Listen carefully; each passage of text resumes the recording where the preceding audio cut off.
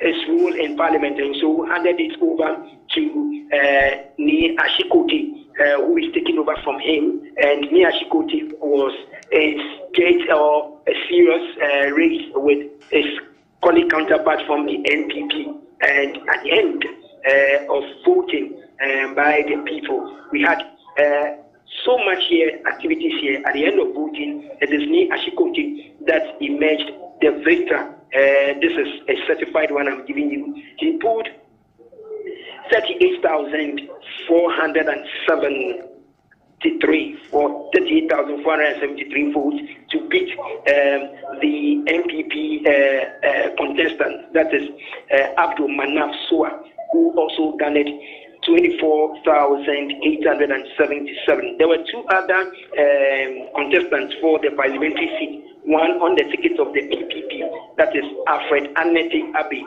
He had 193 votes.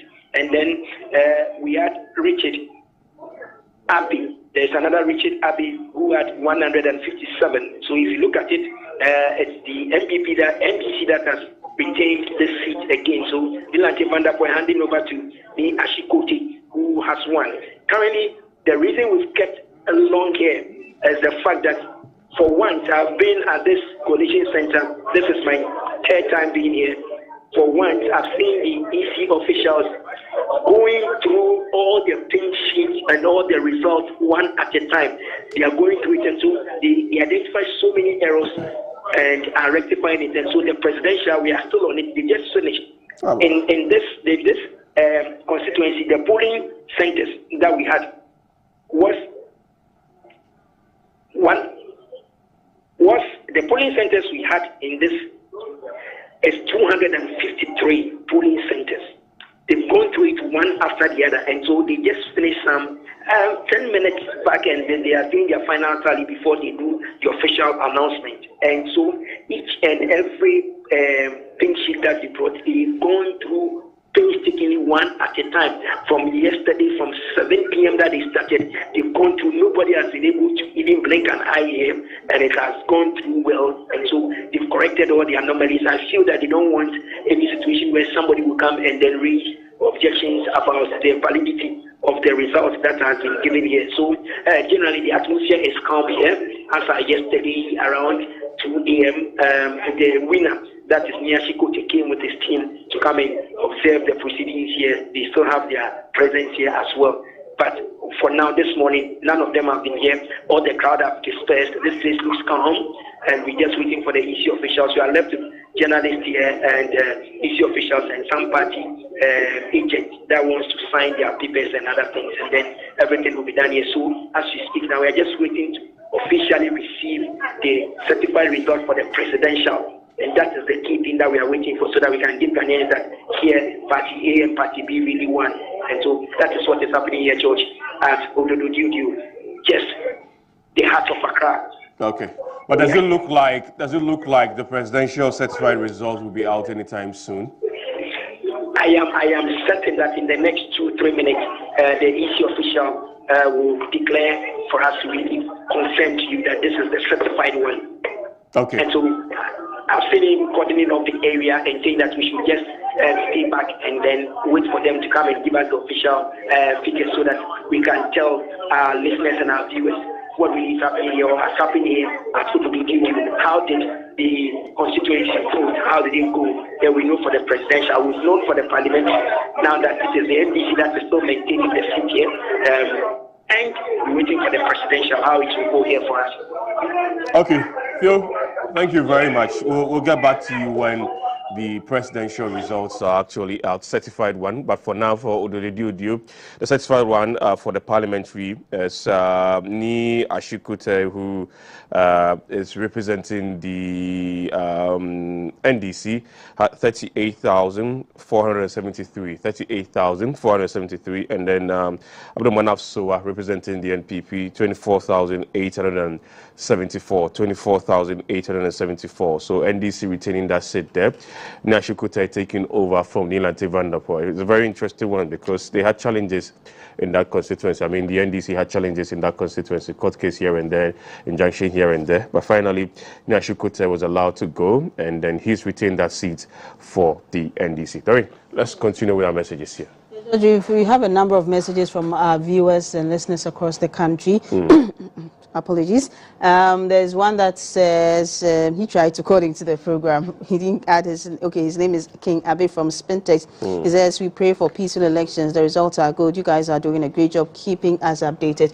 Thank you for your kind words, Abe. Then there's one from Bright Eli Naku Sachipan. Okay, I hope I pronounced your name right. He says, good morning, Mr. George. We thank God for helping all Ghanaians for peaceful elections. You people are trying your best. May God bless you and your people. But we are still praying for a good leader to take over. There's one from Idris in Kanda. He says, good morning to you all. You guys are doing a wonderful job. I wish Mahama and NDC a big congratulations in advance. There is also, hey, this is quite a lot from, okay, so I'll try. That's Raphael Goza. He says he voted at Accra Zongo Lane peacefully.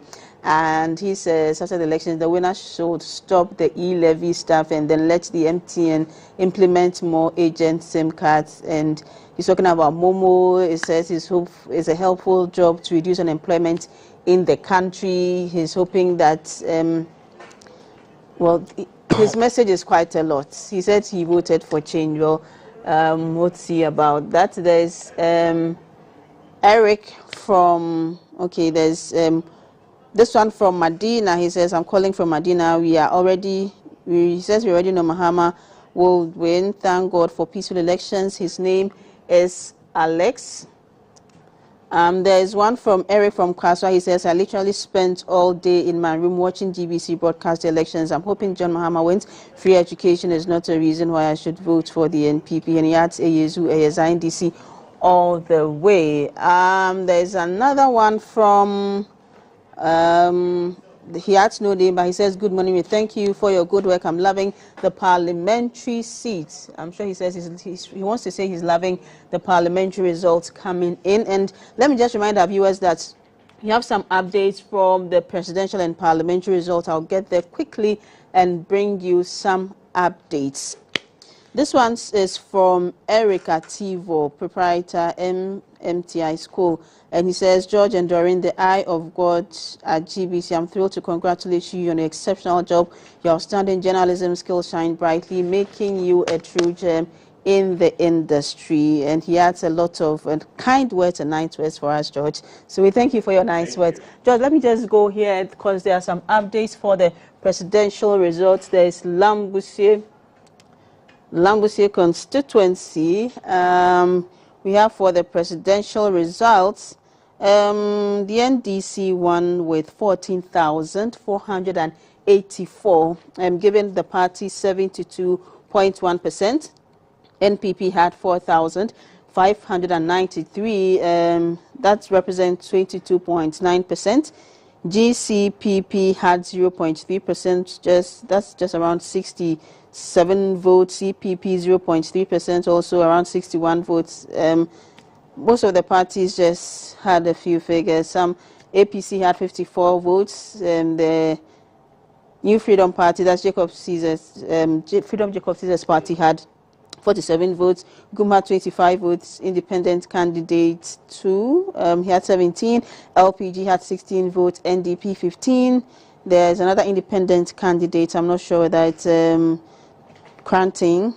He had 10 votes. Yes, Kofi Cranting. He had 10 votes in the Lambusie constituency. Now let me go to the parliamentary elections. So Titus Bayu, Dr. Titus Bayu, he was with the Ghana Medical Association. I think he was General Secretary of the Ghana Medical Association. He actually won. He got 13,551 votes in the Lambusie constituency. His other contender, the NPP's Bright Bachi Yelville Baligi, got 6,000 279 votes, representing 30.28. So Titus Bayo, Dr. Titus Bayo won with 67.50% of the votes. And let's go to Sefiri. And the Sefiri constituency in the presidential elections, the NDC won with 34,356 votes, representing 57.9%. NPP 22,778 votes. NPP representing 38.4%. Other candidates are 302. GUM had 93. CPP 90. GCPP 89 votes. APC 86. Okay, so Alan Tremantin had 74 votes. Independent candidates, I think that's Kofi Kranting, had 20 votes. LPG had 15. The other independent candidate, that should be George Chumberima, he had 8 votes, NDP 6 votes, and GFP, I mean, they were not really contesting, so they got nothing over there in the votes. Now, let's go to the parliamentary side. We are yet to populate that, input that into our data. As and when we do get that, we'll bring you some more on the results in that constituency. Pando just came in, and the presidential, actually, the NDC had 88.6% of the vote. That's 22,205 votes in the Pando constituency. The NPP had 2,211 votes in the Pando constituency, representing 88.8% in the Pando constituency. The Jacob Fried Chada, he had 0.4% of the votes. That's just around 94 votes. CPP 57 votes. APC 41, GUM 20. The independent candidates, Alan Tremantin had 19 votes. LPG 14, GCPP 13 votes. Kofi Kranting had 6 votes. NDP 3 votes. The other independent candidates, George Chumberima, had 3 votes, and GFP had 0 votes. All right, Doreen, let's get some figures coming from Ho Central. I'm going to talk to Jones Salima. Jones, good morning to you. George, how are you doing? I am well, Jones. How are you also doing? We are fine. Great. All right. Let's hear you. What do you have for us? Yeah, so we are still at the Ola premises in the Ho Central constituency of the Volta region, awaiting the collation figures from the electoral commission. Hello, Jones. Yeah, hello. Can you just reposition yourself so that at least we can have some bit of clarity in your sound there? Hello, George. Is it okay now? I think this is better. Let's hear you. Yeah, so we are still at the Ola Assembly Hall at the Ola, the Volta region. I am still awaiting the collated figures from the Electoral Commission.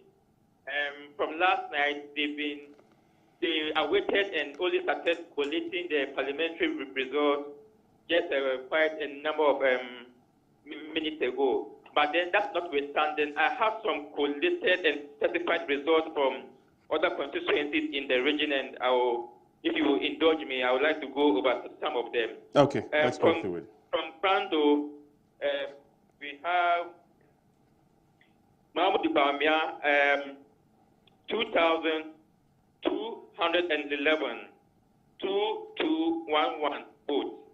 We have Daniel Augustus Latte.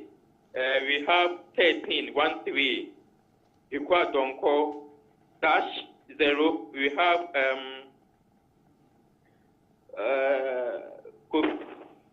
Kofi Akpalu. We have 14. We have Mohammed Frimpong. We have 3. Nana Akosua Frimpoma. We have 57. John Dramani Mahama. We have 22,205.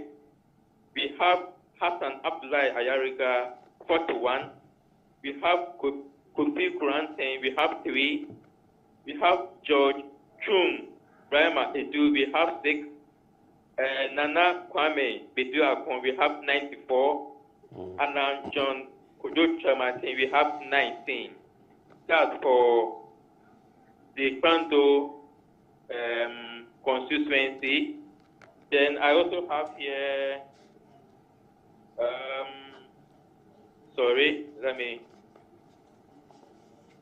Akachi South. I also have here Akachi South. Akachi South, Mr. NPP, that's Dr. Mahmoud Baumia. We have 2,195. I repeat, Dr. Mahmoud Baumia, 2,195. Then we have Daniel Augustus Blasi Jr. We have 29. Nothing for Dr. Donko. Christine Kwabena Andrews, we have 10. Kofi Akpalu, we have 13. Mohammed Primpon, we have 9. Nana Akosua Primpoma, we have 65. John Dramani Mahama, we have 31,564. I repeat, 31,564. Then we have Hassan Abdullah Ayariga, 53. We have Kofi Kurantin, we have 5. We have George Chum Brahma Edu, we have 5. Nana Kwame Bediakon, we have 87. And then we have 74 for Alan Kojo Martin. So these are what I have currently, which are certified from the Volta region. I'm still at the EC Coalition Center for the whole central constituency. And then in between two, I'll be moving towards the regional coalition center where all the presidential related figures will also be collated in and then announced at the main regional EC office there as well.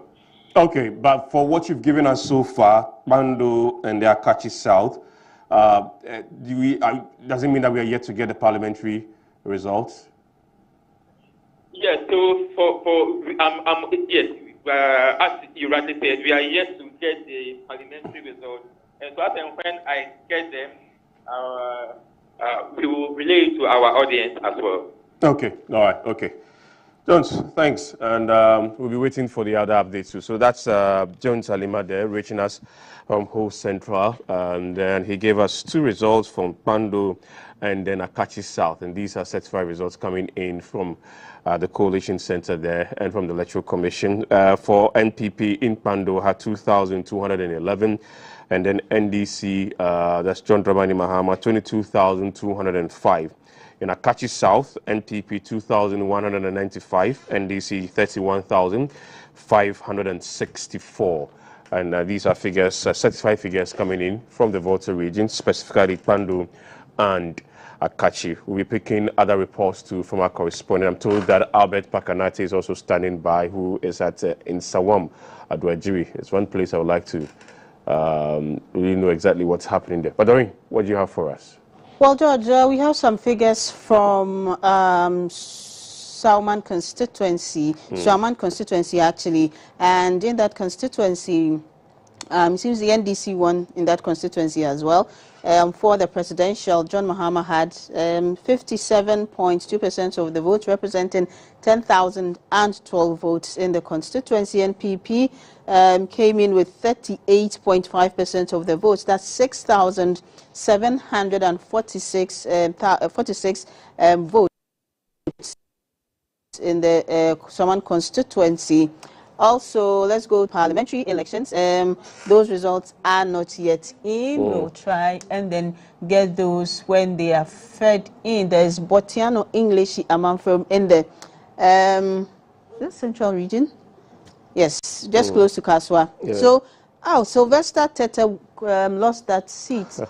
He lost that seat in the constituency. He got 27,888. That's Sylvester Tete. The NDC candidate Okle Felix Akwete got 37,000. Sylvester who pulled down some buildings of GBC on Oh, the yes, building. yes, he did that recently. That's just about 2 weeks ago, Yes. I think.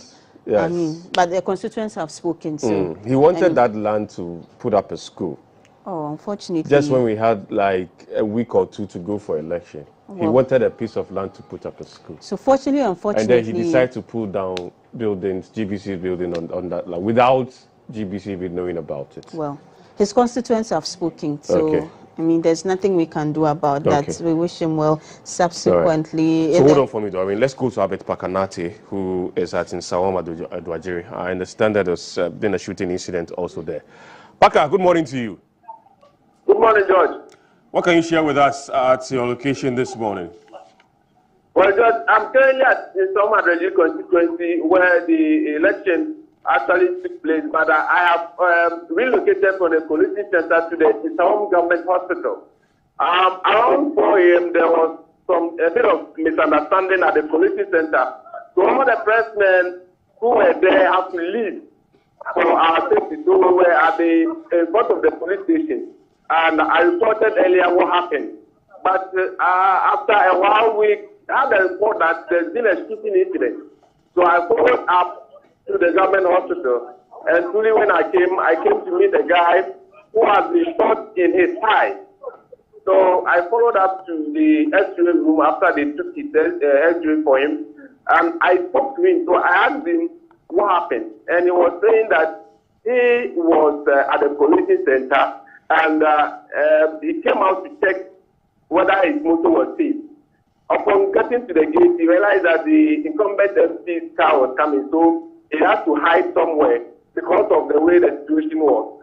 But when he felt he was safe enough to, get up and go, he bumped into another umbrella, and because of the skirmishes, the man just pulled a gun and asked him why didn't you do anything. He said no, he didn't do anything. So he was trying to run away, and the MP shot him from the back through his thigh. So I have sent a picture of it, and I spoke to the guy. So his thigh has been shot currently, and the supporters of the NDC just left here, including the parliamentary candidate, as well as the police hierarchy. They were also at the hospital to ascertain the situation for themselves. So currently, that is what has transpired at the Nsawam Government Hospital, and then Nsawam Adwajiri constituency to be precise, George. Okay, all right. And what was the result from that constituency?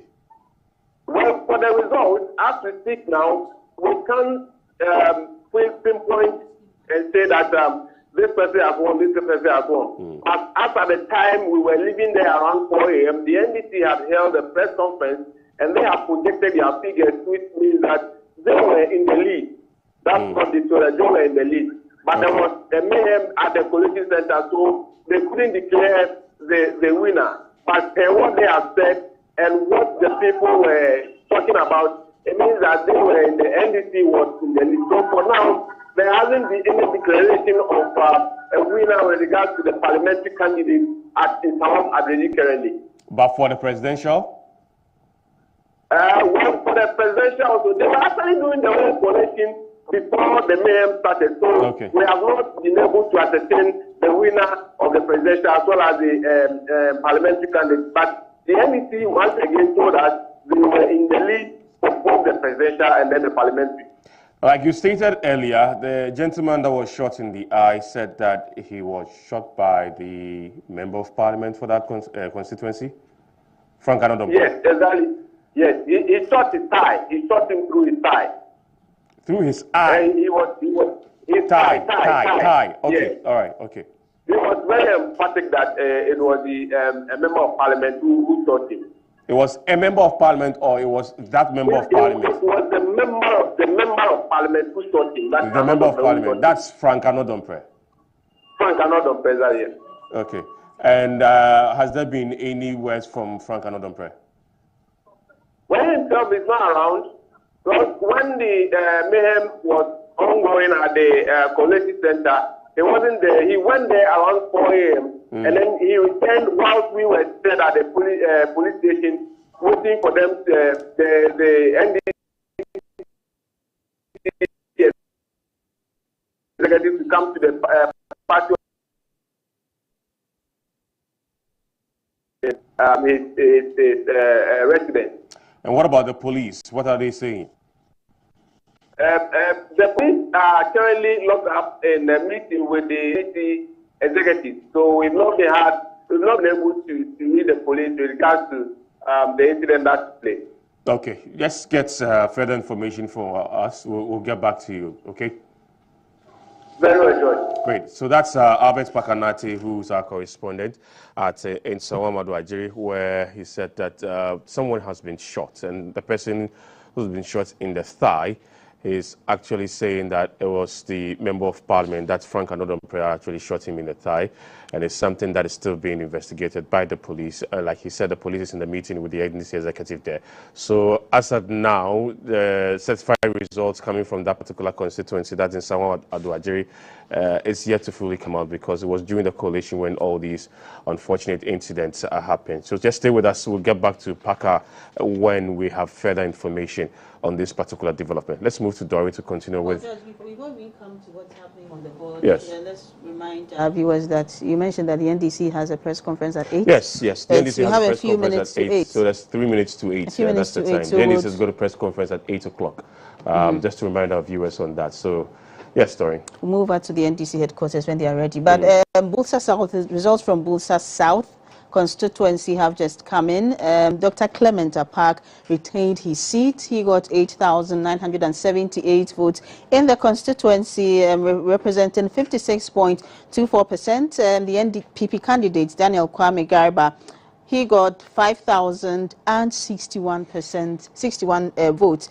That represents 31.71% of the votes. Let's see if we have the presidential results in. Well, that is not yet in. There's a South North Dai constituency. That result is in. For the parliamentary, the NDC still won the North Dai constituency with 12,778 votes. The candidate Jocelyn Tete. The NPP candidate Edmond Atakuju, he got 4,723, representing 26.66% of the votes. The LPG candidate Gloria Yaira Agbenoto got 134 votes in the constituency. Currently on our board, we have I think we have around 23 results from 23 constituencies. The NDC is currently leading with 17 seats in Parliament. The NPP has 5 seats, and then the independent candidate A+ winning that constituency. There's one from Yagaba Kubori, and the NPP won that constituency with 18,917 votes, representing 62.43. The candidate, Mustafa Yusuf, he won that seat. The NDC candidate had 11,385 votes, representing 34.57% of the votes. Let's see if we have anything for the presidential from there. There's nothing. We'll try and then bring that to you subsequently, George. And that's all we have now, the latest we have now from the constituencies. So take note, the NDC has 17 parliamentary seats. As at now, the NPP has 5 independent candidates. What do you call it? What do you call him? Cheddar? No, not Cheddar. A+. A+. Okay. I can't seem to remember his actual name because I'm used to calling him A+. We all call him A+. Please, wherever he is, just forgive me. I'll please try to call him. Always call him A+ because that's what I can easily remember. He has won the seat in the central region. So he's the independent candidate who has won the seat, the constituency seat in the central region. George, that's all for now. We have some messages, but because of time. Okay. Since we have to go to the NDC. No, we're not getting the signal yet. So we can do a lot more messages, right? What I even find intriguing, and Divine, you can even comment on it, what I even find intriguing was that the Interior Minister issued a statement before the poll, closure of the borders and all that. And then he lost. He was just performing his duty. It's quite intriguing, though, you know. That's what I find intriguing in all of this. But the Electoral Commission is also set to organize its press conference, the first one for today.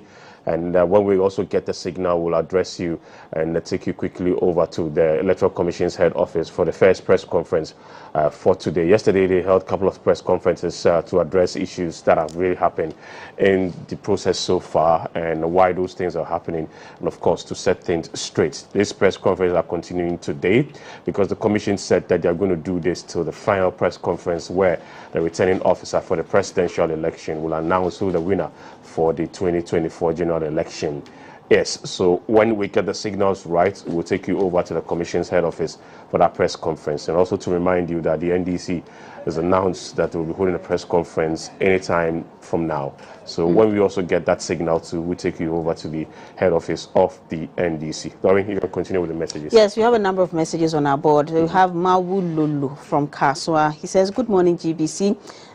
He's a member of the NDC, and he says they have won the election, so he wants the Electoral Commission to declare them winners so they can start jubilation early. That's from Mawu Lulu in Kaswa. Then okay, sorry, let's go to the Electoral Commission for the press conference. All right. We'll be right back. Stay with us to the Commission's head office.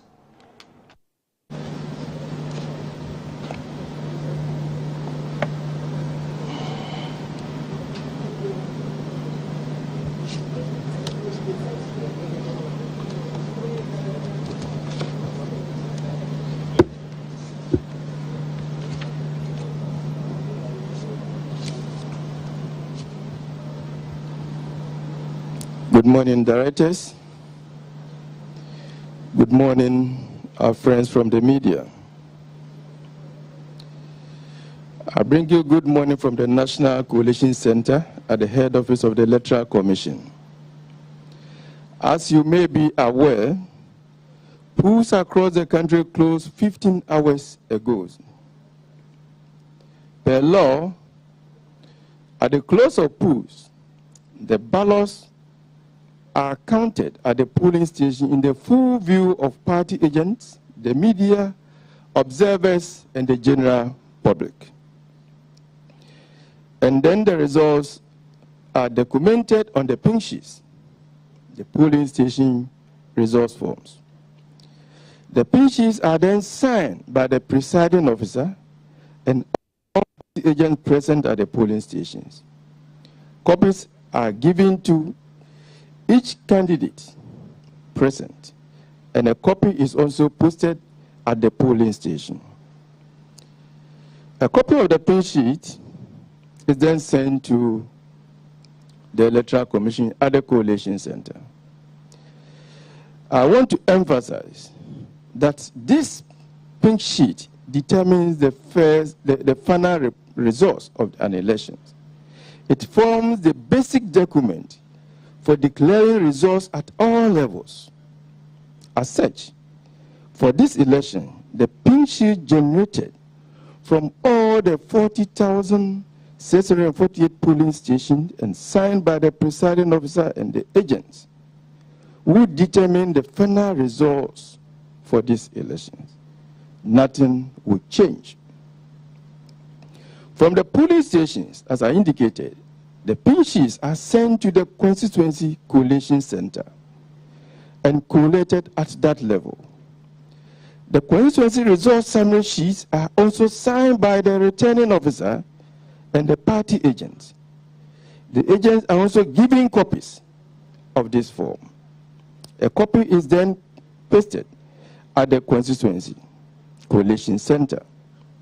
From there, the results are sent to the regional coalition centers. And then at that level too, the results are collated in the full view of the party agents, who then sign and receive copies of the results. A copy is also posted at the regional coalition center. It is from these forms that the results are sent to the National Coalition Center via fax. The results, the regional results summary sheet that are completed at the regional coalition centers and copies given to the agent are the very forms that are faxed to the National Coalition Center. Once received, The results are also collated in the full view of the party agents who are here with us, and a copy given to each agent present. The results from the National Collation Center are also posted at the National Collation Center.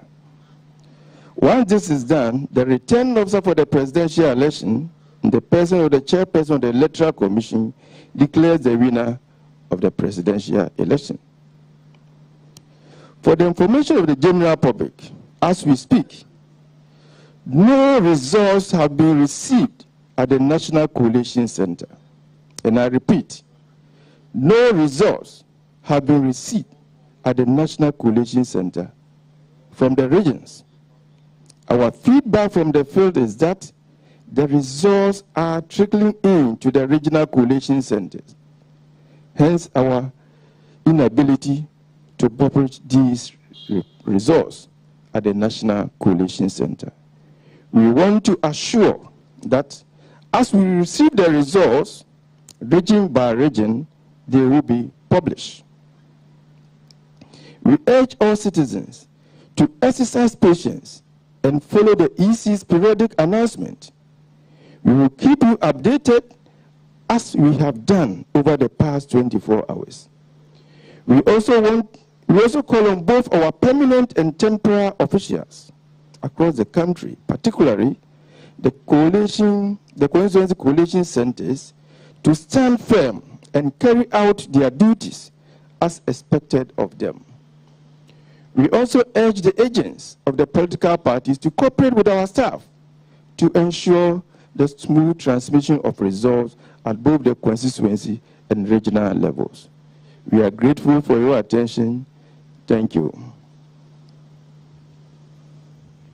Thank you, Director, Electoral Services.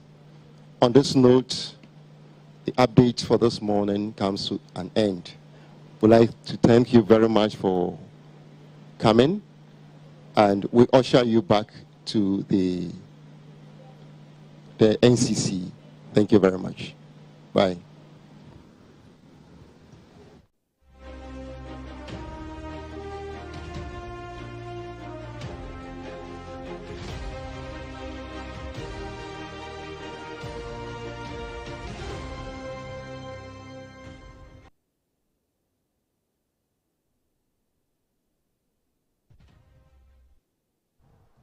All right, welcome back. That was the Electoral Commission there. The first press briefing for today, getting us into the process of how everything is collated, and then finally the results also announced. And like I stated earlier, the Electoral Commission has actually announced earlier again that they're going to do this press conference periodically, just to keep us informed and to keep the process very smooth, and to keep the process very much fair, so that there will not be any bit of misinformation or disinformation out there. The Commission started doing this since yesterday, and it's continuing into today. And today happens to be the first one for the day, and we're expecting other ones to follow suit. That's if the final declaration has not been done by the Electoral Commissioner herself, and that's the chairperson for that matter. Let's continue with our conversation here, and Divine is still here with us before we move over to Doreen with those messages that our viewers are sending through. Divine, let's talk about some of the results actually coming in. Pandu, which is one. I mean, you're telling me that that's your constituency. That's where yes. You vote. Okay. Yes. And the NPP 2,211. And then the NDC, and this is the presidential, and then the NDC 22,205. That's quite big. Or it's not something that's a surprise to you? No, it's not surprising at all. Ekpando traditionally has been an NDC stronghold. NPP has never won. NDC always wins with this margin? NDC always wins. With this margin? Yes. When the Honorable De La Soa was there, Honorable Senator Dansua also was there before. They've all won with large margins and all that. So it's not surprising that NDC has won. Now, the former MP was there for 12 years. She was attempting to go for the fourth term, but unfortunately she lost. Kpando's situation reflects the general feeling within the Volta regime, where the people there vote for the NDC party, but when the party comes, they get neglected. There is this particular road in Kpando, Kpando Toko. Okay. Yes. That road is a disaster, and it caused the MP to lose her primaries. Okay. So it's a road that the coming MP will have to take a critical look at it, and the government, the NDC government as well. Because before the NDC left the last time, there were attempts to do that road. And what is shocking about that road is that it leads to the Volta River. And that's where all the foodstuffs from the Toko and Jigbe areas, the fish, all the fish that we eat coming from Kpando to Accra here, passes through that road. But There's one fish. It's called what? Bovilolo. Bovilolo. Oh boy. And then Gefia. Yes. There's Bovilolo, and then there's Akpakalami. Akpakalami. Kanami. Akpakalami. If you have that Bovilolo at Akpakalami, yes, with some good pepper. Yes. And then some Banku or Kinky. Yes. You're good to go. That's a savior for the day. And it passes through that road. Oh, okay. But that road has been neglected for so long. And we've had even a massive demonstration on that. To draw the government's attention, we wrote a petition to the government and all that. Nothing was done about it. So it's a road that the government coming into power will have to take a critical look at it. Because just as it's cost the last MP, it will cost a government that will come and neglect that road. So it's going to be top on the agenda for the people, not only in Kpando, people in Ho and all that. I mean, Volta region in general must be looked at seriously. Yes, because the foodstuffs, as I've said, the okra that you eat in Kpando and the surrounding areas passes through that road. Yes. Okay. And that is a major road that links the town to the Volta River. All right, let's talk about. It's not surprising. Let's talk about Sin North. That's James Jechikwe Sin, and we all know what really happened in that constituency, the legal challenges. Yeah.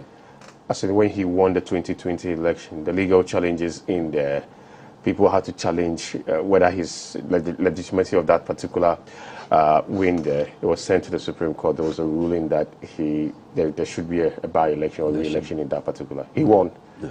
He contested against Charles Oku. And now in this one, 2024, he's actually won again. I mean, it looks like the people have actually kept pace with him. Yeah. Yeah.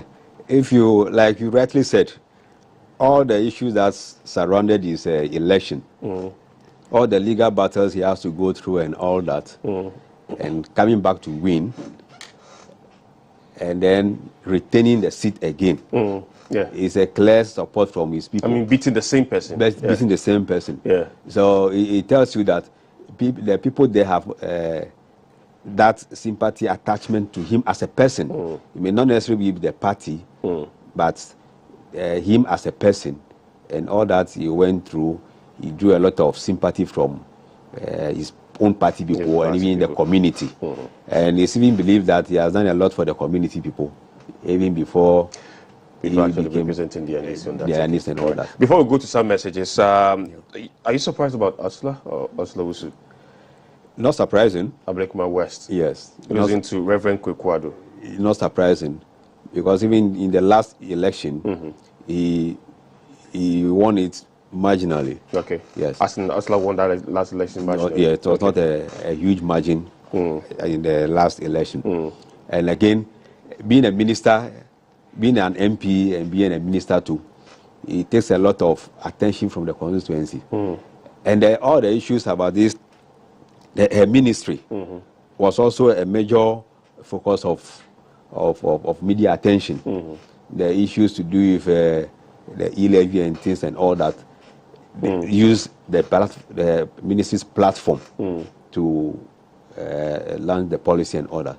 So generally, people were having issues with her, and some of her utterances or even the scaffold they have in Parliament, where she sort of became attention, a center of attraction, negatively, when they had that issue of the chair between the minority and the majority and all those things. With all other these things, I think her time is that's due. Yes. Okay. All right. We have to go back and let's pick some messages and what our viewers are saying whilst we wait for more certified results. But for what we have here, we have so far 21 of the 276 constituencies, and these are results that have been certified by the Electoral Commission, and those are the ones that we're actually projecting on the screen for you. Yes, Story. So let me just also tell our correspondents on the ground to always do well to keep updating our platform or the app with the results from their constituencies, because we are relying on them so that we can know what's happening across the country. And on our messages, we have one with no name. He says, good morning, GBC, for the good work you are doing for Mother Ghana. Watching you live since yesterday. No sleeping, everywhere green. Well, that's it from him. There's also one from... So you guys are not sleeping. You are going to work tomorrow. No sleep. No sleep. You've not slept all the way from yesterday. You are going to work tomorrow. Don't forget about that. And there's another one who says, good morning. The 8 is solid. Nothing can break it.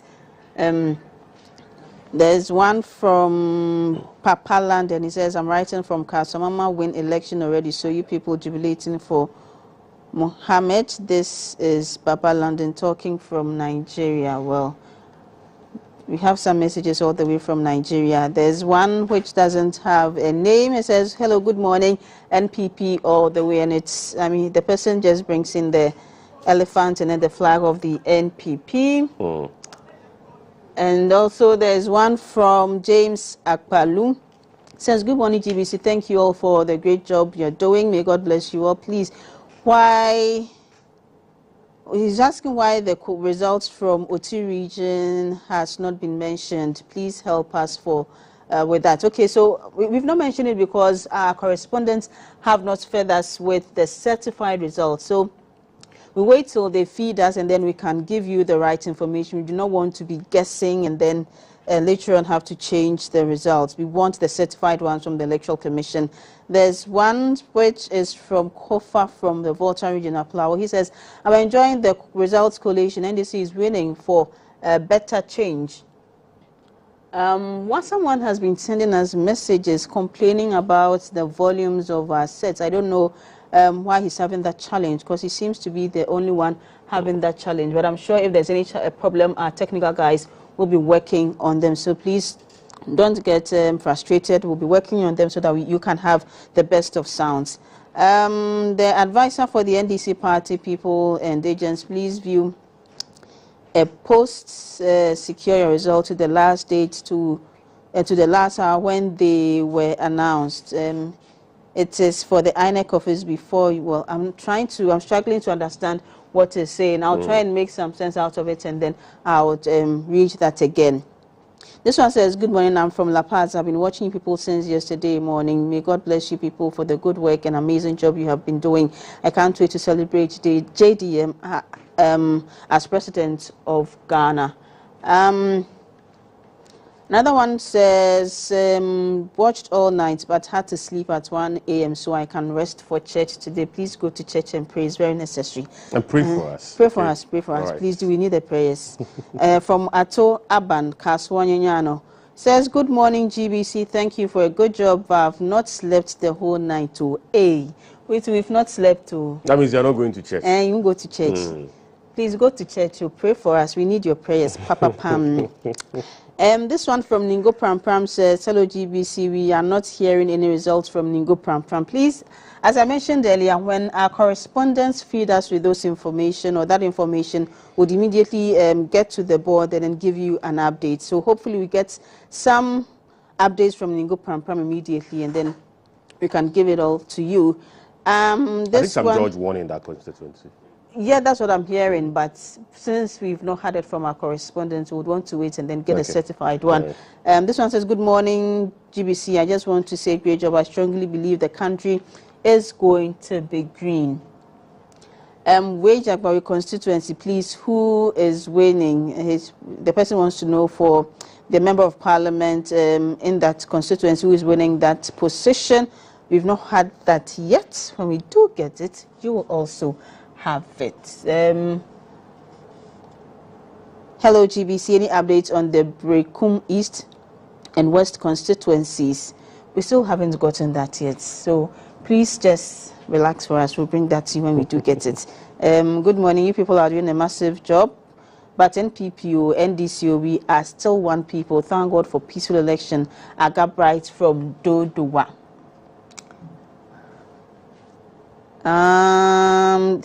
This one is from Clement in Sunan. He's saying that the NPP will pay for not paying APCO trainees allowances and leaving them jobless. Another one. Hello, good morning, GBC. God bless you for a job well done. NDC all the way. And he's actually sent that twice. I don't know whether he wants me to repeat it, but I think saying it once is enough. Your message has been has gone across wherever you wanted to go. So there's Kenna from Kutunse. He says EC had made us change our victory due to the delay, but all the same, we're still wearing our white. Yes, you can wear your white and wait for the results, certified results from the Electoral Commission. Good morning, GBC. Please, I want Zebula, Swaman, and Esunafo South results. I think we shared the one from Swaman. If you were following, you would have you would have found out. We shared the results from Swaman. Hopefully, I'll get back to the board and then I can repeat that for you. This is from Bernard. We ain't breaking no it. We're just pushing it aside to stand on it. Eyezu, he adds that one. Adobia Legon, he says, good morning, Doreen and George. You are both doing an excellent job. Keep it up. Please, any update on Ablekuma Central, Asen South, and Iswejaman? Adobia, are you from Ablekuma Central and Iswejaman? Because I'm also looking out for those results from those constituencies. I have an interest in those constituencies. So I think we went to Ablekuma Central. They were not yet They were not yet done. You were not done yet. Humu was on that particular one for us. So when we'll just quickly get in touch with Humu and find out what the update is on when it comes to Ablekuma Central. Yes, Story. Okay, so I think we've done almost all. Okay, we have a lot more on this side. Okay.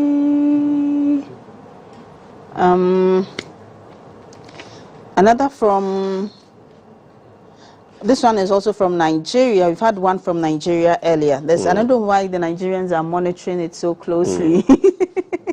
It says, good morning, GBC. Great work to you all. I am. I think he's a Nigerian actually, but he may be in Ghana. But I want NDC to win for change for Ghanaians. George, too many messages. All right. Okay. And thanks a lot. Keep your messages coming through. The number again is the WhatsApp number 02640000996 02640000996 02640000996 02640000996. I understand that some of you are having challenges with our sound. We'll quickly work on that and hopefully rectify those challenges that you're having with our sound output. But I understand the NDC is ready with its press conference. So when signals and if signals are clear, let's move over now to the headquarters of the NDC for the press conference.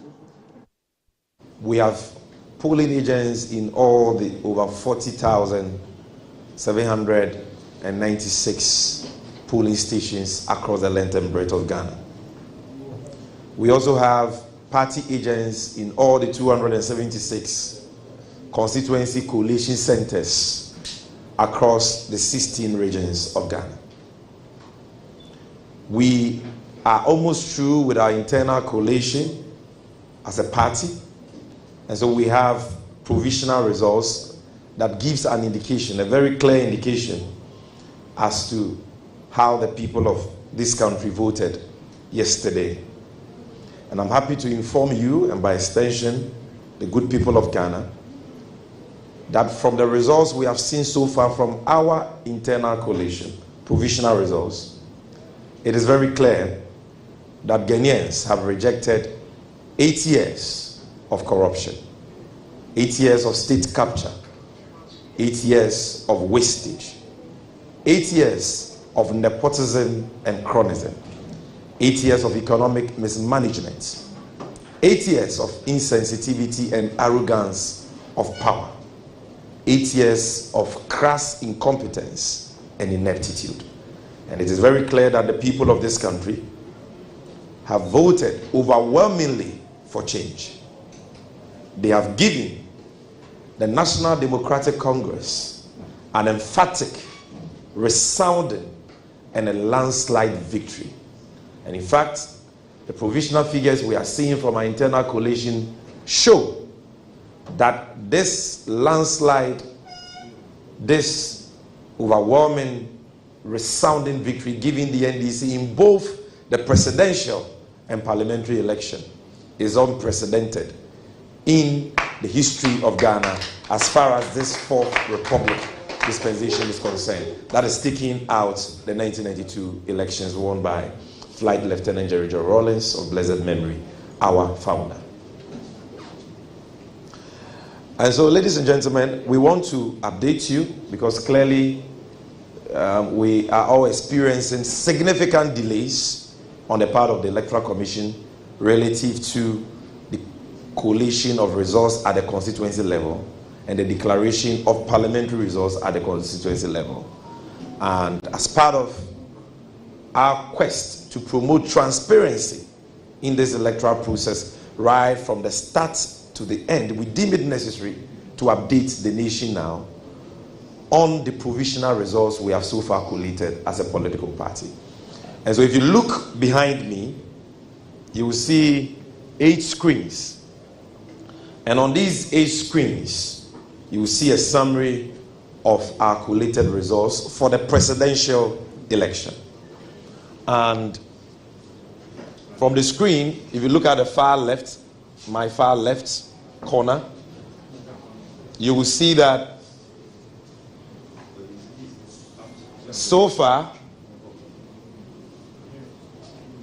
of the results that have been collated, the National Democratic Congress has garnered, even before I get there, you look at the far left corner, the bottom part, and you will see that out of the 40,976 polling stations, 40,976 polling stations, we have received results from our agents covering 38,896 polling stations. And these are results backed by pink sheets. We have pink sheets from our agents in 38,896 polling stations out of 40,976 polling stations in Ghana. The total valid votes involved in these 38,897 polling stations are 11,159,430. The total rejected ballots that we have recorded is 228,443. And if you look at the results summary between the two main contenders, the presidential candidate for the NDC and the presidential candidate for the New Patriotic Party, you can see that John Dramani Mahama has garnered, per our internally collated provisional results, 6,286,600 votes, which is equivalent to 56.33%, whilst the failed presidential aspirant of the NPP, Alhaji Mahamudu Bawumia, has managed to garner a paltry 4,614,606, representing 41.35%. And let me emphasize that we have pink sheets to buttress this. And so it is very clear that the people of this country have voted for change.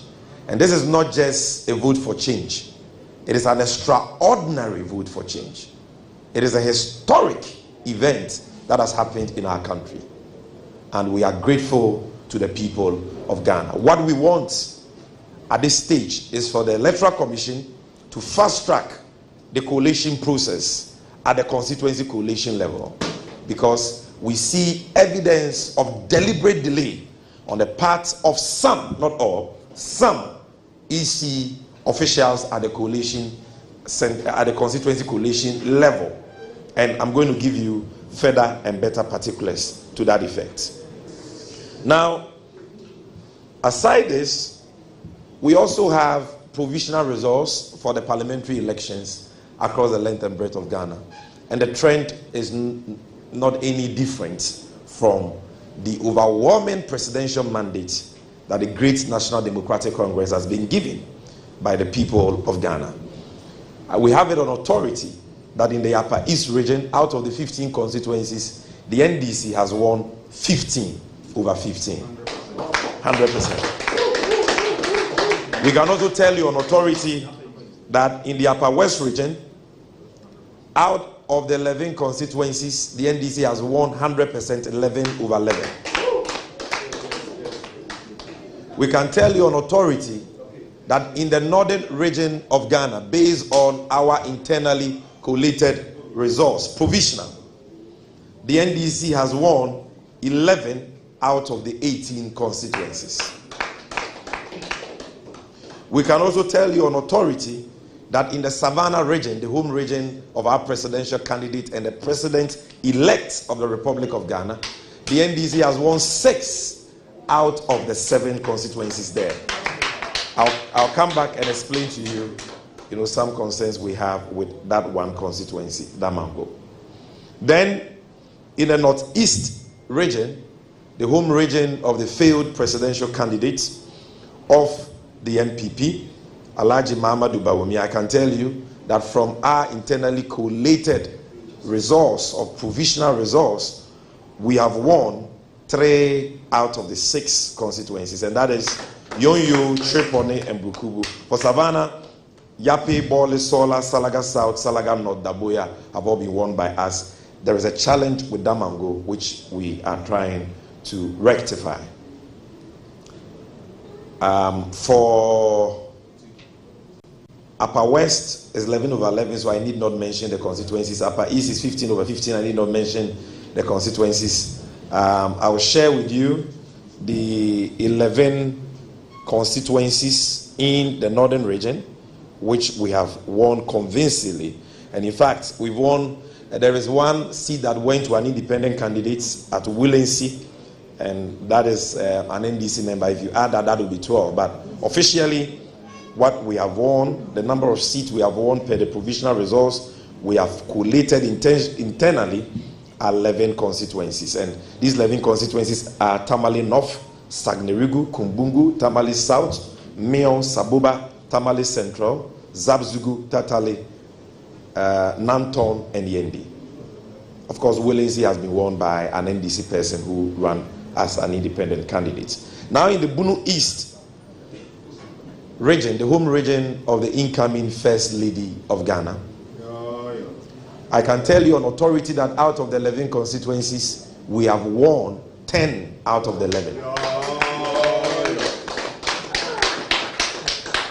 And the only one that we didn't win is Techiman South, but all others, so I need not mention them, we've won. I can also tell you that in the Bono region,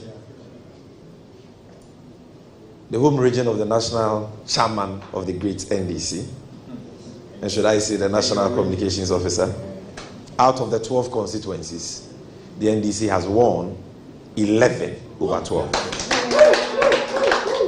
And we have won in constituencies that the NDC has never won since the 1992 elections. And it is unimaginable, unbelievable, incredible that even some of us struggle to believe the scale of the victory that God has graced us with and the people of this country, have given us. Then in the Ahafo region, out of the 6 constituencies, I can tell you on authority that we have won 5 out of the 6.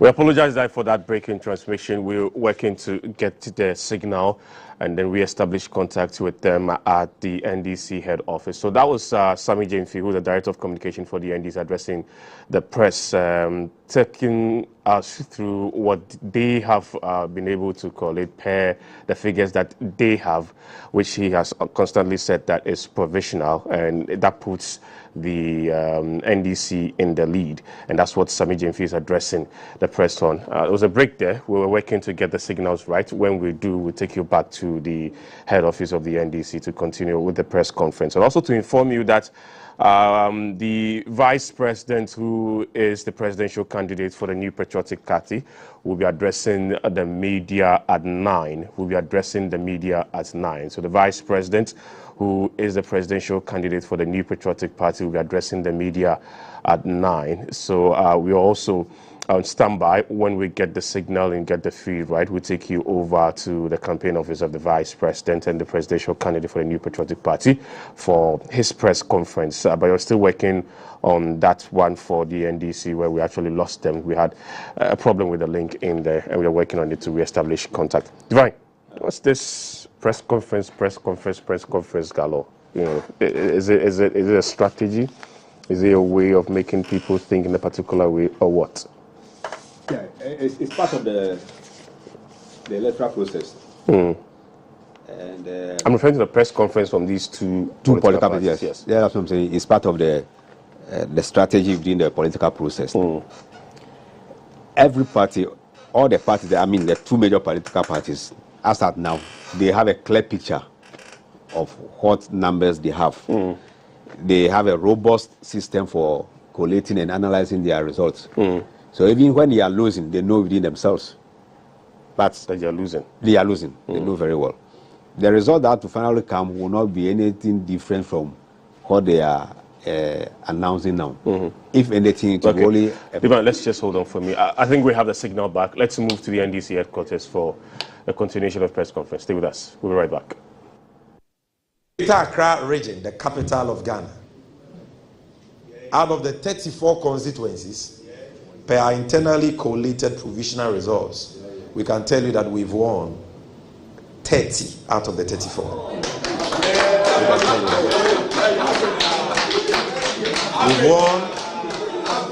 We've won Adan, we've won Sege, we've won Ligo Pram Pram, we've won Po Katamanso, Shai Osudoku, Ashaman, Tema East, Tema West, Crowell, Lejokuku, Ladadi Kutupong, Klote Kole, Odododio, Ablikuma South, Ablikuma Central, Ablikuma West has been declared. Osla is a goner.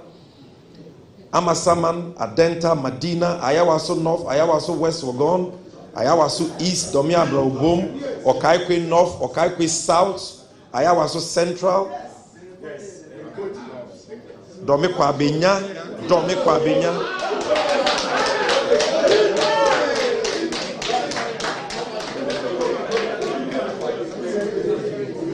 And I'm just receiving confirmation that we have won Botiano, English, and Manfrom as well. Now we've won. There are a few others in contention that we are still battling it out with the NPP and the Electoral Commission, and I'm going to speak about that. But if for nothing at all, we know that Ayawaso Central and Ablikuma West have been declared by the Electoral Commission. We've won that without any question. In the Volta region, the World Bank, the proud World Bank of the great NDC, there are 18 constituencies. One mistakenly went to a man called Peter Mewu in 2020. Now that constituency, the Hohoi constituency, has come back home to the NDC. And I can tell you that we've won 18 over 18. In the OT region, out of the 9 constituencies, the NDC has won 9 over 9. 100%. In the central region, the home region of our mother and the incoming first female vice president of the Republic of Ghana. The region which also happens to be the home region of the current majority leader of parliament, Dr. Casey Latofosen. I can tell you that out of the 23 constituencies, we have won 18.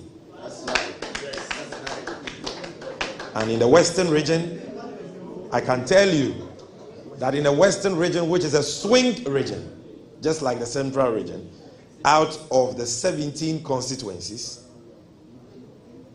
the NDC has so far won convincingly based on our internally collated provisional results, 15 out of the 17. The only ones that we didn't win from the results we have are Takrade and Ifia. In the Western North constituency, which has 9, in Western North region, which has 9 constituencies, I can tell you on authority that we have won 8 out of the 9. The only one we did not win is Swaman. Bibiani has been won by the NDC. And so if you do a brief summary of the tentative provisional results we have collated, so far, even if you take out the contentious ones, the NDC is hovering around 185 parliamentary seats out of the 276. And as you saw from the results we showed you, the presidential results, we are hovering around 56%. And for your information, in nominal terms, the difference between John Mahama and Alhaji Bawumia is over 1.5 million votes. And that number is bigger than the population of about 5 countries that I know. So we are not talking about an ordinary victory here. That is why I said this is an emphatic, resounding, overwhelming, historic, and unprecedented victory that the NDC has struck. If you take out 92, and I don't even count 92 because of all the challenges we had with that first. All right. So I'm even hearing that some of the constituencies that we had issues with, we are working on them. Techiman South, we are working, and other constituencies. I'm just talking about the ones that are not in dispute. And it is very clear that by the close of day, we would have resolved all the other ones with disputes, and this number is likely to go up. Now, ladies and gentlemen, the most worrying issue for us at the moment has to do with the attitude of some criminally minded EC officials in some of the constituencies. Not all of them. Some have been very professional and they have done their work dutifully. But others are deliberately delaying the collation of results at various constituency collation centers. That is escalating tensions and leading to violence. In some places, our supporters have been shot at. Some have been murdered. Already you know that in Tolon, a supporter of the NDC has been murdered by thugs of the NPP under the instructions of the PC for the NPP there, Habib. We had the same incident at Kaswa, Awutu Senya East constituency. One supporter murdered, another seriously injured. By the way, that gangster woman is out of parliament. She's a goner. She's lost. Hawa Kumse. And the day of accountability and reckoning is coming for her. But aside these sad events we have recorded, only last night at Mankranso would be what? Ahafwano Southwest. Ahafwano Southwest constituency, ladies and gentlemen. From the collation we did internally, we knew that we had won the constituency. But we had to go to the designated constituency collation center to go through the collation process, the official collation process with the EC. When we went there, there was a dispute about one polling station results, which our polling agents had objected to at the polling station level, which had to do with overvoting of about 3. Overvoting. And our agents were of the opinion that that case of overvoting also existed in other polling stations. Chairman, so correct it at once. Okay. So, so at Mankranso, there was overvoting in connection with one polling station, and the votes involved were about 3 more. And we had cause to also believe that the results from other polling stations also had the same irregularity of overvoting. So a protest was made. Now, as we were trashing that out with the Electoral Commission, we saw some EC officials coming to the collation center with a ballot box. And so our people resisted. They took the ballot box, and when they opened, the ballot box was full of ballot papers, and all of them had been thumb-printed for Alhaji Bawumia. And so they destroyed the ballot box. And so in the heat of the moment, in the midst of that pandemonium, the EC officials called the military to come in. When the military got there, the reasonable thing they ought to have done, because none of those supporters were holding any offensive weapon, and they could have simply engaged them to restore calm and order to the place. But they just got there and fired at the people, and they murdered, one person at the spot and injured over 4 people at Mankran. So that is what has happened there. I know, don't worry, I'm live.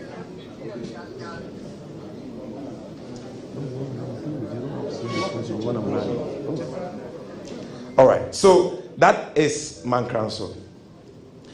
Please, let me just put out this information. It is very, very important, ladies and gentlemen. I'm also receiving the final internally collated provisional results for the Techiman South constituency in Bunu East. And contrary to the earlier indication we had, it is very clear that the NDC has also won the Techiman South. So overall for Bunu East, we won 11/11. 11/11. That is the indication we have for Bunu East. So the earlier communication from the regional secretariat has been amended. I told you that there were some contentious issues over there, but they've been rectified, and we have our pink sheets, and from our pink sheets we have won. And so it is now left for the Electoral Commission to do the needful. Thank you. So the challenges we are having has to do with number 1, Mankran. So the same thing has also happened at Tepa, where from our internally collated results, we won the election. We went to the Constituency Collation Center for the collation. All pink sheets were present, were there at the center. Yet the EC official was pussyfooting, dragging her feet, refusing to commence the collation. Our people, led by the parliamentary candidate for the NDC, pressed on her to commence the collation. She still refused without giving any reason, because she had the full complement of all pink sheets. And we didn't understand why she had to delay the collation process. Ladies and gentlemen, one of our agents decided to go behind the collation center to go and urinate.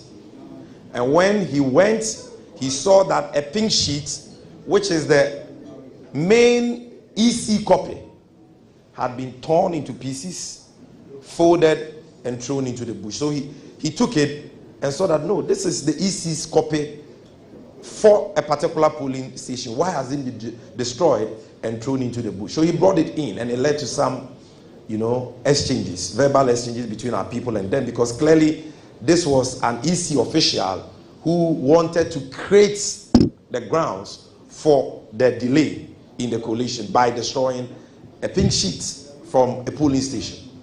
So we protested, and our people decided that once they have done that, we are not going to allow any EC official to come to the collation center with any new pink sheets, because that is their game plan. They have a lot of ballot papers, and by the way, this is the only election in the history of Ghana since '92 that we have seen printed ballot papers and pink sheets flying all over. We've never seen this in the history of Ghana. So they have it in ballot boxes with seals from the Electoral Commission, ready for ballot box swapping, pink sheet swapping, and so on. But thanks to the vigilance of our polling station agents, observers, and supporters, we have been able to block this evil plot of the MPP. And so because our supporters decided to prevent EC officials from going to the collation center with new pink sheets, which obviously were concocted and fabricated. They called in soldiers. Soldiers got there and started shooting indiscriminately. Thankfully for them, nobody got injured, nobody got murdered. But they scattered the place and destroyed all the ballot papers and all the electoral materials. So that is a challenge we are having there. And we are having a similar challenge with collation in Obuasi East as well. The NPP is refusing to allow the collation, to take place. So that is what is happening in Ashanti region. In Wenchi, I don't know the situation now, but before I came to address you, the brief we had was that everything is ready. The results, all the pink sheets are ready. The EC official responsible for the collation is dragging her feet, refusing to do the collation. And that is escalating tensions in the area. If you go to, even here in Greater Accra, I spoke about Ayawaso Central, which has now been declared, we thank God.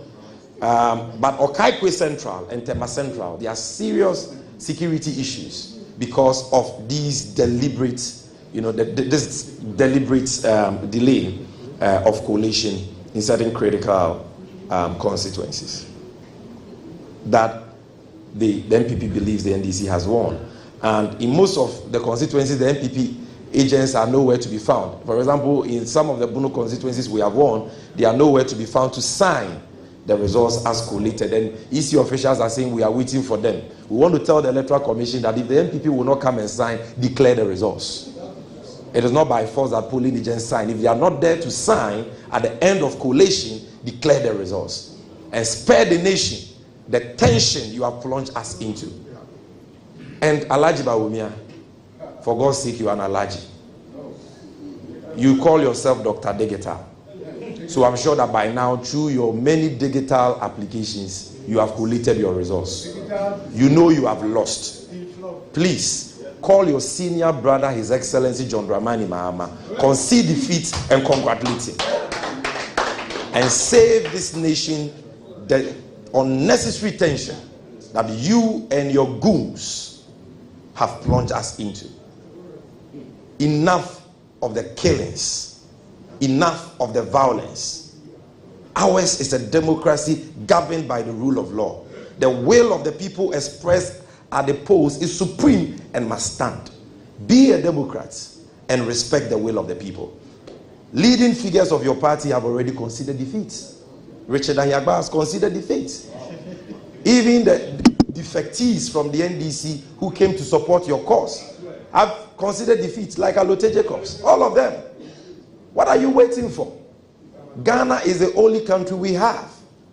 So please, do the needful. Concede defeat and call your supporters to order. And IGP Dampare will continue to commend you and the Election Security Task Force for the yeoman's job you have done. But your job is not done because we are nowhere near the conclusion of the electoral process. Your work is being undermined by certain elements in the New Patriotic Party and their collaborators in the military. What we are seeing at constituency collation centers is not what the IGP promised us, and it is not what the CDS promised us. And we know that they are not a party to what is happening. But only they can stop the nonsense going on. And they have to put their foot down. They have a choice to make. You choose between the NPP and the Constitution of Ghana. Choose between the outgoing government and the supreme sovereign people of Ghana. Your fidelity is to the Constitution of Ghana and not the NPP. They have lost. Nothing can save them. They can't kill all the people in Ghana. There is no way you can overturn this result through violence. There is no way. So, if they will not do the needful by conceding defeat, we want you to put your foot down and stop the nefarious activities of these MPP thugs who have been clothed in military uniforms. And in some cases, real military men who have been given directives to go to constituency collation centers, scatter the place, shoot at people and all that. Human lives matter. Nobody is supposed to lose their life because of an election. We are appalled and disgusted by what is going on. The NDC has lost elections before, even when we were in power in 2016. We handed over power peacefully. Nobody died. Nobody was murdered. Even under Flight Lieutenant Jerry John Rawlings, who was a soldier in 2000 when we lost power, not a single Ghanaian lost his life.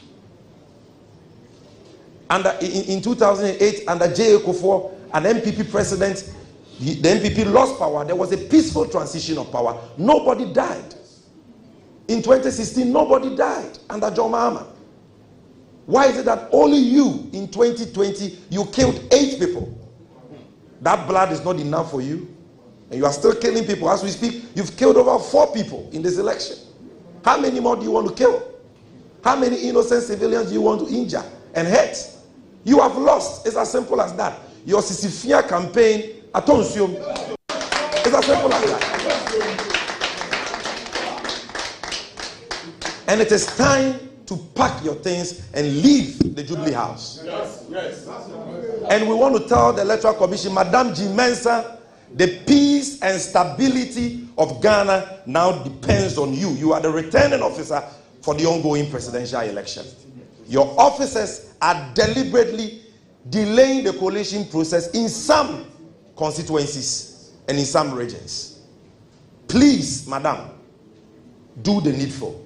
Direct them to fast track the process. Where they have the full complement of pink sheets, there is no legitimate reason why they should delay the process.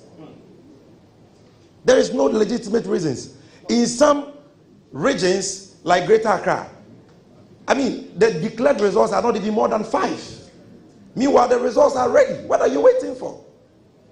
And the situation is not any different in most of the regions. And so please, we call on the media, the Peace Council, the chiefs, the pastors, to call the EC to order. This is the time for them to intervene. The NDC has remained law-abiding and peaceful. We've acted responsibly against serious provocation from the NPP. Our people have been murdered, beaten to pulp, attacked, yet we have exercised restraint. But we will not sit aloof for EC officials to deliberately delay the electoral process in cahoots with the NPP for the sole purpose of giving room to thugs of the NPP to manipulate the results, at least at the parliamentary level. We will not allow that. So they must fast track the process. In constituencies where there are no disputes over polling stations, they must fast track the process. Ladies and gentlemen, we thank you very much for your attention. And let me quickly do a brief, and I'll be very brief. Let me do a brief summary in P of the presentation I just did. Abusian for your friend Moha and your bonnet.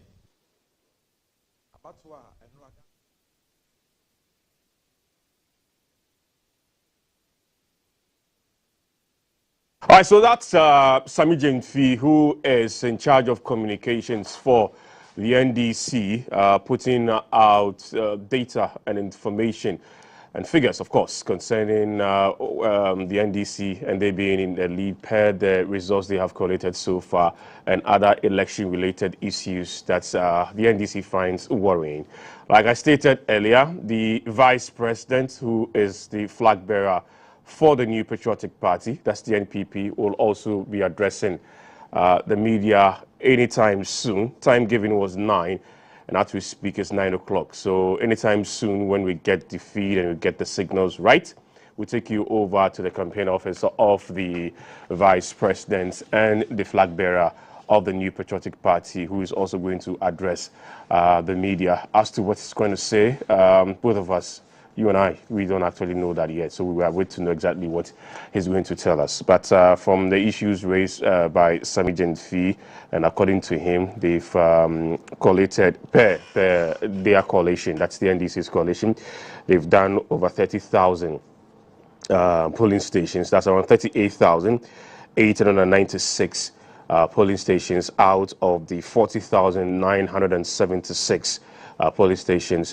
put together by the Electoral Commission. And according to Sami Jemfi of the NDC is in the lead with over 6 million votes. That's 6,286,600 votes. 6,286,600 votes, representing 56.33%. And again, this is according to figures coming from Sami Jemfi, that he has also said that these are just provisionals. And then again, in his press conference, talked about the figure got by the NPP. That's 4,615,606. 4,614,606, representing 41.35%. And he further projected about over 180 seats for the NDC so far, coming from Sami Jemfi. But we are still working with certified results and verified ones coming from the Electoral Commission, which is what we are also working in. But that's the summary of the press conference that was put together by the NDC, addressed by the communication director of the NDC, Sami Jemfi. We're getting ready to take you over to that of the vice president, who is the flag bearer for the New Patriotic Party. He will be addressing the media anytime soon. And I guess I'm working on the feed. When we get the feed, we'll take you straight to that. But I guess it's still here with us. Divine is here with us. And Divine, we're talking about the whole press conference strategy and all that. And you're saying that's part of the political system and political strategy. Yes. The press conference will come. It will always be executed by the parties that are in a clear lead. Now, 8 years ago, when we heard of 1 million votes difference between NDC and NPP, it was a huge margin then. But if what Sami Jemfi is announcing today is anything to go by, that is almost times 2 of that margin, that 1 million votes. So we are talking about 2 million vote difference, which is very huge. And that is going to be a serious damage to the NPP brand, losing up to about 41% as against 56%. And the last time we had that kind of margin, 56% was within the Jerry John Rawlings era, when NDC was, when even the NPP boycotted the election. The election, yeah. Yes. After that, we never had that sort of huge margin. So if this stays, it will be going to the history books as one of the highest margin ever. That's interesting. We'll quickly pick some more messages, Doreen, as we wait for the feed of the vice president and the flag bearer for the New Patriotic Party to get it through. We'll quickly pick that feed, and then when we are done with that particular press conference, our next team will take over. That's Morris and Gloria. So if you're just joining us, this is Ghana Television, that's GTV. This is also GBC News. And we're also live on Facebook, Ghana Broadcasting Corporation. On the internet, it's gbcghanaonline.com. Also on Facebook, it's GTV Ghana. It's a continuation of our coverage for election 2024. We started this coverage yesterday when actually polls started, way before 7 o'clock, and we've taken you through everything that you need to know and what is really happening around. And we've been with you throughout the night and continuing into this morning. We are only going to take leave of you when everything is said and done, when the Electoral Commission finally announces who the next president is, and that will be done by the chairperson of the commission. That is Madam Jane Mensah. She is the returning officer for the presidential election. That's when we're going to take leave of you. But for now, thank you very much for choosing us. Thank you very much for allowing us into your homes and wherever you're watching us. And we're so grateful that you've made us your companion and your partner in all this coverage that we've been having since yesterday. And we promise to give you more till we wrap up when everything is said and done. Doreen, what messages do you have? As usual, they keep coming in. And let's take this one from Muller. He says the communications director of the NDC must mind his speech. He's addressing Ghana and not the NDC. That's just his reaction from the press conference. Some GF's press conference, which just ended. There's one from Okay, so he says he's just he's sticking with us. I didn't get his full name. There's this one from... That's one you had from French. George. It was No, a lot. I mean, George, seriously. No, like, seriously. was what? I'm sure the person is watching us from one of these francophone countries. I would have loved to read it, but French. George, I'm French challenged. But I have the translation, so... You have the translation. Yes. Subsequently, I'll try reading it. There. So you are going to read it for the person. I'm going to do the translation in English. So and I'm going to do the translation in English. Yes. It starts with bonjour. Bonjour, yes, GBC. Yes, it starts with bonjour. Yes. Bonjour, GBC. Yes. Yes. Wait, so he says that, hello, GBC. I thought you were going to allow me to read the first one, maybe. Okay. Let's hear. Okay, let me try my French. Okay, all right. Bonjour, GBC. Je me expériment votre bon travail. Please, continue with the English. He says, good morning, GBC. I would like to place your good work in the hands of God Almighty and ask him to guide all journalists who have been making efforts to guide us Ghanaians through the 2024 election. To the new government, as you work towards this victory, you have conducted yourself with such humility, grace, and kindness towards others. I appreciate how you always share your success with your team, and our love for your community is one of the reasons you actually rise to the top. You have worked so hard and pushed your ability to the limits. So that's what the person said in English. Okay, thank you for all of that in English. So thank you for what? All of that in English. Yes, because the French was just you don't want to know. And there's Israel Jaka from Volta region. It seems lots of our messages are coming from the NDC. So let me just take a few and then we'll try and get some on the other side. Let's make our voices heard. I'm rooting for NDC all the way. Together we can bring about the change we need. NDC is going to win and a brighter future is on the horizon. And the hashtag is NDC, hashtag time for change. Israel is from the Volta region. There's another one saying, okay, Sami Jemfi, I have heard you. So are you people saying you have won elections? If yes, are you going to accept the election results from the EC? He wants Sami Jemfi to answer that. Professor Kindele says, greetings GBC and well done for the good work you are doing. I commend the EC, security agencies, GBC and Ghanaians for the historic election. We Nigerians have few things to learn from the way you conduct your elections and the levels of fairness and just display by the aforementioned agencies. Ghana have shown they are resolute and determined. God continue to bless Ghana, Nigeria and Africa. That's Professor Akindele.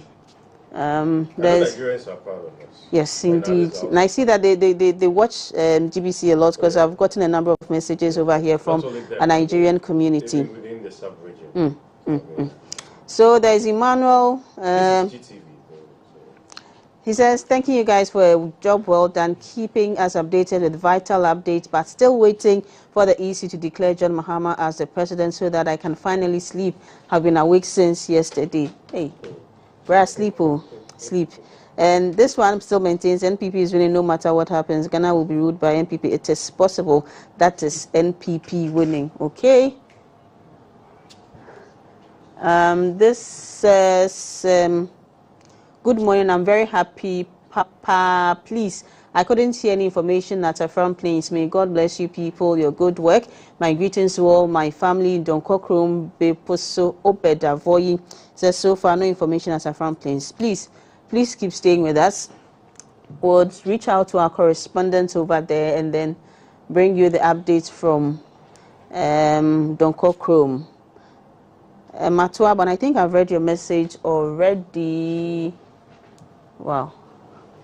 And there's Nani from Upper East region. It says, good morning to you, George, and your adorable, able team. In fact, we appreciate you guys. Ghana is a peaceful country, which we all know. So at least we should stop the violence and live peacefully as a nation. Whosoever wins, so be it. And there's one that says, good morning, GBC. I've been watching since yesterday. And can you update us on Okai Kwe South? You know, some figures have been on social, been on social media, but because you've not gotten that from our correspondents, we want to be cautious and then bring you some more on this, on the updates. And there's one from, this one says, good morning, GBC. Thank you guys for the good work done. It is possible JDM Yezu is going to win the elections. Now, let's come to our board. We'll come back to our messages subsequently, but let's come to our board. And from what we are getting here, it seems the NDC now has 21 seats, the NPP 6, still independent candidate A plus with 1 seat. And I'm sure there is, let me see where the results are coming from.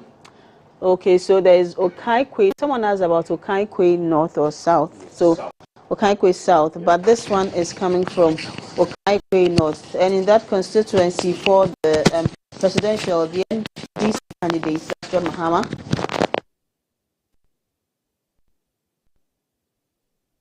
710. The NPP, the NPP's Dr. Baumia had 37.9% of the votes. That's 18,890. The rest of the figures are spread across the other candidates who are contesting in this election.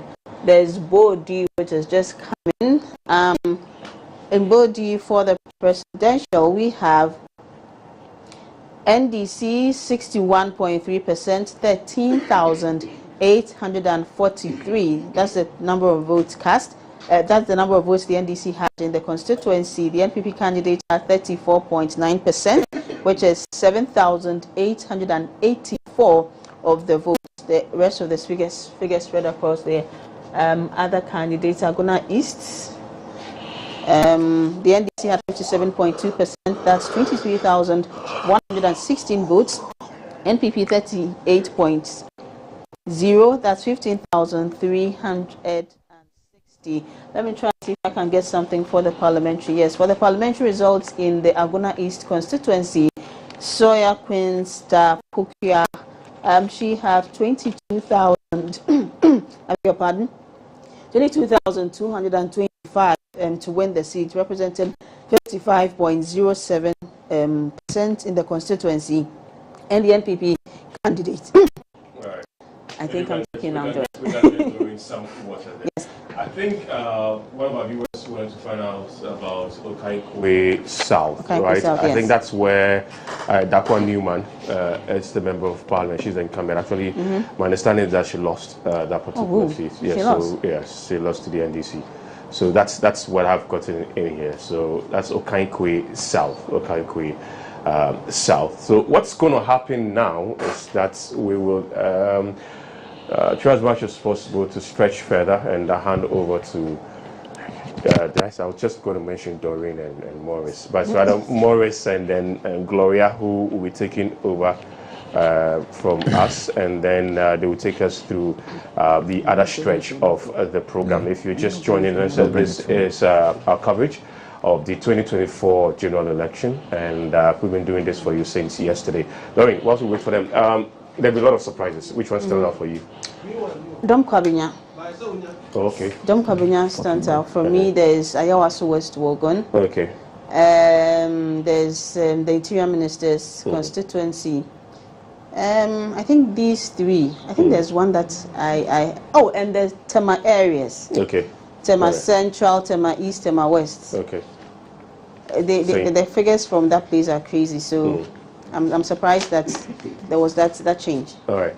And Ivan, which surprises also stood out for you? Yeah, I think the one from Isawam.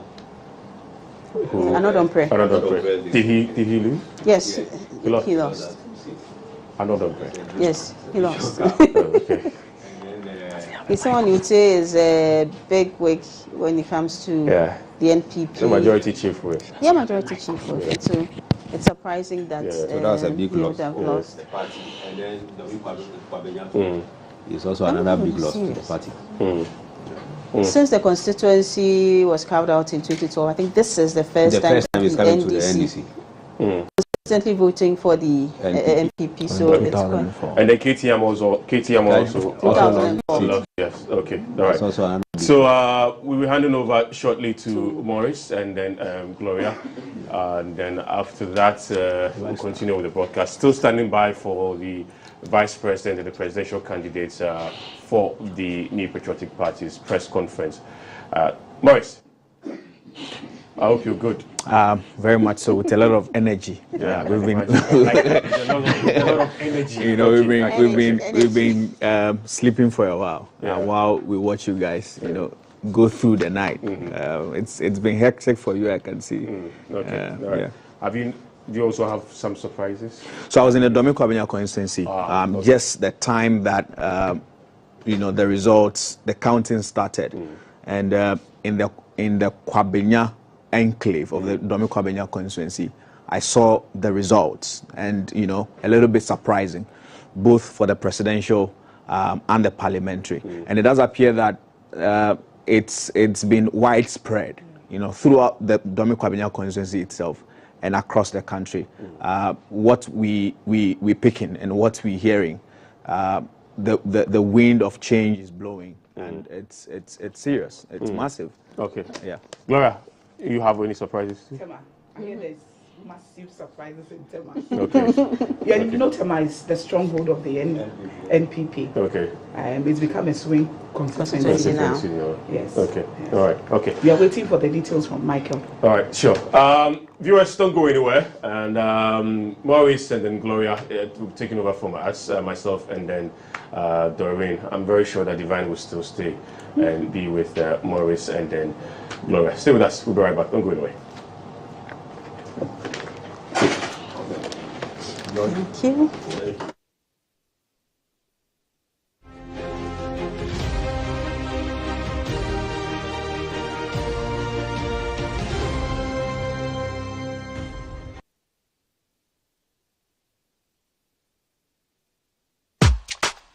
Misinformation is real, so think before you share. Hi, I'm Ajite Anand.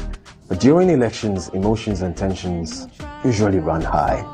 Unfortunately, this is also the time when people choose to create and share information that is abusive, divisive, and emotionally charged. Refuse to be an enabler or victim to this. Media content, especially on social media during this election period, may contain dubious facts, abusive and hateful language, which seeks to trigger an emotional reaction from you. Chances are the information is false, or the complete picture hasn't been presented to you. So why don't you take a second or two and calmly investigate the claim before you share or act on it? If you find the information to be false or inaccurate, speak up, report it. Don't be a silent enabler of misinformation online. My name is Ajite Anand, and I think before I share. Do you? This message is brought to you by the Department of Communication Studies, University of Ghana, with support from the Canadian High Commission in Accra. Misinformation is real, so think before you share.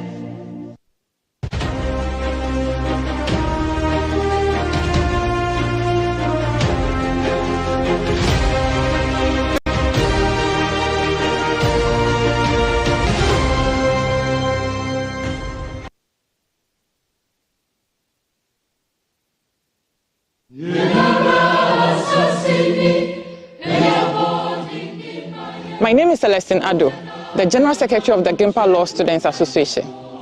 It is that time of the year again, and we are here with a peace message. The Gimpa Law Students Association, in collaboration with the Gimpa Law School, is organizing a peace campaign dubbed Peace Through Democracy. Are you ready to vote on the 7th of December 2024? If you are ready, let's do this peacefully. We need you alive. Thank you. Hi, my name is Kweku Ajiman Budu, Dean of the Gimpa Law School. The peace and stability of our dear nation, Ghana, and our democratic credentials is what is at stake on 7 December 2024 when we go to the polls to choose a new president and members of parliament. Here at the Gimpa Law School, where we are training the next generation of leaders of Ghana, we believe that it is imperative that we protect and preserve the successes chalked so far in our Fourth Republic. The truth is that democracy has not solved all of our problems. But to quote Winston Churchill, Democracy is the worst form of government, except for all those other forms that have been tried from time to time. So as we approach the 2024 general elections, we at the Gimpa Law School pledged to choose the path of peace. And we encourage all Ghanaians that as we exercise our franchise, let us do so in the knowledge that the ultimate winner is Ghana. God bless our homeland Ghana and make our dear nation great and strong. Hello, my name is Lukman Mohammed Adams, and I'm the president of the Gimpa Law Students Association. As we approach the 2024 presidential and parliamentary election, let us all remember one thing. Peace is the bedrock of our democracy. Without peace, our election will be meaningless. To the various stakeholders in this presidential and parliamentary election, including the various political parties, the Electoral Commission, and the Ghana Police Service, as well as all other law enforcement agencies, let us all remember one thing. Let's be responsible. And to my fellow youth, let us all be responsible for peace during and after the 2024 election. I stand for peace. How about you? God bless our homeland Ghana. My name is Jael Godfrey Akwasi. I'm the chairperson for the Law Students Association Congress. Peace is the hallmark of many Ghanaians, an attribute not spoken of well enough. Peace doesn't benefit just me, it benefits you, the old man and his wife, the young ones going to school, and the generations unborn. There's nothing more soothing like walking with no fear of harm. As the elections draw nigh, and we are determined to choose the right leader for ourselves, let us make the sanity of our beloved Ghana our priority. We should not let the red exceed the yellow and the green on the flag. We are one people choosing a leader, not enemies battling on whose leader wins. There's nothing more like home. Let's love lead, let's peace lead, let's Ghana come first. Thank you. Hello, my name is Joel Naribonajiwi. I am the Chief Justice of the Judicial Board of the Gimpa LSA. As a student of the law, I would like to borrow the words of the Venerable Soa JSE in the classical case of Tufuan Attorney General, where he said, our Constitution is a reflection of our history, of our hopes and aspirations of the people. The people of Ghana, through our Constitution, have chosen the power of the thumb to choose our next leader. In all we do, let's ensure we have peace. Let's all remember, it's only peace, and we only have one Ghana. Thank you. Peace through democracy. I stand for peace. Peace through democracy. I pledge peace. Peace through democracy. I pledge peace. Peace through democracy. I pledge peace. Peace through democracy. I pledge peace.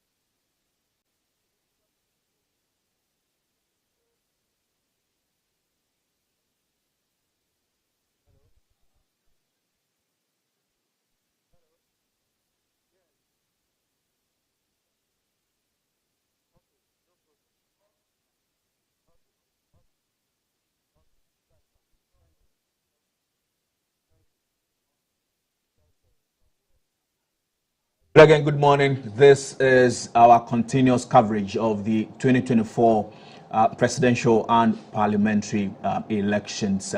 We've been bringing you the results from across country. We've been bringing you the analysis. We've been touching base with our reporters, bringing us the incident as to what's happening in the various regional coalition centers. As we speak, the presidential candidate of the New Patriotic Party, His Excellency Dr. Bawumia, is preparing to address the media, and so we'll be crossing over to the campaign office of the MPP to hear Dr. Bawumia speak to the nation. So as and when we get that particular feed, we'll be bringing you the live address of the presidential candidate of the ruling NPP, Dr. Bawumia, is going to be speaking to the nation anytime soon. Not too long ago, we saw that particular press conference from the NDC addressed by their National Communications Officer, Sami Jemfi, and they are saying that per the results and the figures that they have collated from their strong room, they are leading in this particular election. So they're calling on Dr. Bawumia to say some words of congratulations to their candidates. We hope to see exactly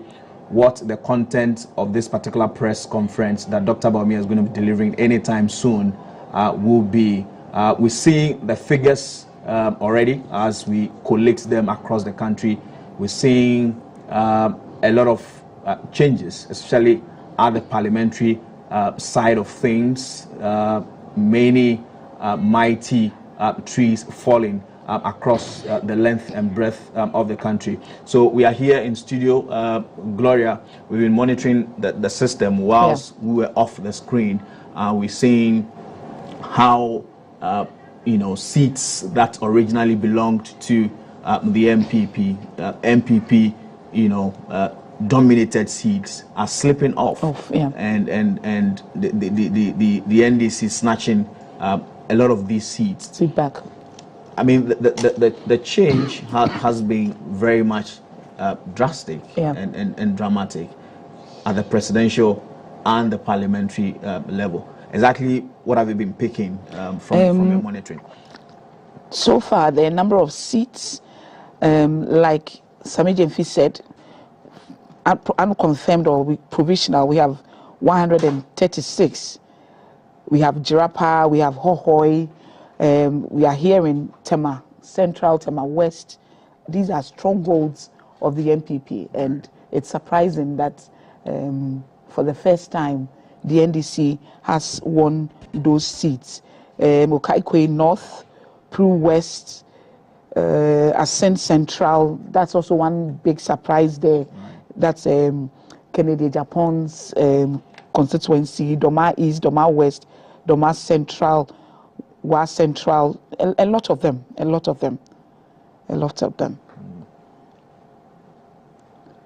Right, so we're still waiting for that feed from the campaign office of Dr. Bawumia. Anytime soon, he is set to address the state or address the media based on what's happening so far, and based on the results as they have also collated them. So Domi Kwabenya, slipping off the hands of the MPP, that's very much of a huge surprise to many, both presidential and parliamentary. Very much interesting changes we're seeing. I'm just imagining how Parliament is going to be looking like. Yeah, with the margins in the next government,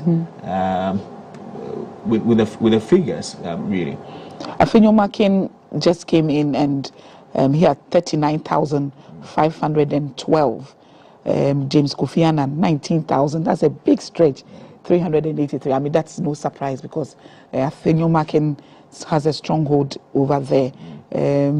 We go to Agona East. Asamoah Hannah had 17,256. Asian Eric 334. It doesn't state the parties. Queenstown Pokua 22,225. Rejected ballot 546. The total vote cast 40,336. Then Agona East, Mahmoud Bawumia 15,360. Then Daniel Augustus has 43. Christian Andrews 62, Kofi Akpalu 28. This is for the presidential. Then Mohammed Frimpong 16, Nana Akosua Frimpoma 145, John Dramani 23,116. So in Aguna, I think that John Mahama won in Aguna. And then this, I've mentioned this, Afenyo Markins. Right. So these are the results as we've collated them so far from our collation center here at GBC News. We're making sure that we only display certified results from the Electoral Commission, so we get the figures right. So far, in terms of the parliamentary side of things, based on the figures that we have collated, the NDC has 23 seats. 23 of the 23 parliamentary seats. Okay. The MPP has 7. We have 1 independent candidate, A+ in the central region. So we've done so far 31 out of the 276 constituencies, and this is how the results are looking like. So His Excellency John Dramani Mahama of the NDC is leading with 60.5% of the total valid votes cast by close of poll. Is leading with some 526,481. Dr. Baumia of the MPP comes second with 328,911, representing some 37.8% of the vote. And we also see Nana Kwame Bediako Cheddar, the new force, having some 5,651, representing a 0.6% of the polls as cast. If you look at the polls prior to the 2024 elections, Cheddar, or for that matter, Nana Kwame Bediako, had always been placed third. A lot of the polls had suggested he was going to garner around 2.2% really surprising of the votes when everything is said and done. So this is how the results are looking like from across the country, as we've been monitoring here at GBC News. So this is how the figures are looking like so far. We've done 23 for the NDC in terms of parliamentary, and then the MPP has 7 seats. We have an independent candidate. Let's look at the presidential results. 561,079 for the NDC, represents 60.0%, and 357,931 for the NDC. We're still waiting for that particular presser from the camp of the NPP. Dr. Baumia is getting ready to address the media. We get to hear exactly what he says to the nation. Gloria. One of the regions I'm waiting to look at is the Ashanti region. They had about 22 independent candidates vying for the parliamentary seats. It will be interesting to see how that unfolds over there and see how many of them won their seats and what the outcome will be in Parliament, whether they will still remain independent or would want to align with any of the political parties in there. And Gloria, I mean, one of the incidents that has brought us where we are today, for me, is the incident of the apathy, the voter apathy, the low turnout. And so in some constituencies, right, so here we have Dr. Baumia now, so let's join the feed.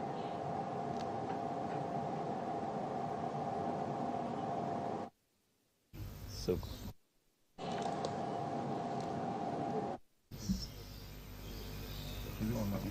is it okay?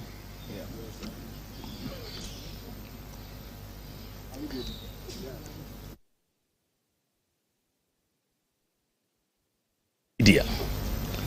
Following yesterday's presidential and parliamentary elections, Ghanaians at home and abroad have been sitting on tenterhooks awaiting the outcome of the election. Let me say that the data from our own internal collation of the election results indicate that former President, His Excellency John Dramani Mahama, has won the presidential election decisively. The NDC has also won the parliamentary election, even though we await final collation for a number of seats.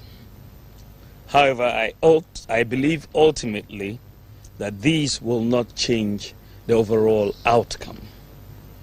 I have just called His Excellency John Dramani Mahama to congratulate him as President-elect of the Republic of Ghana.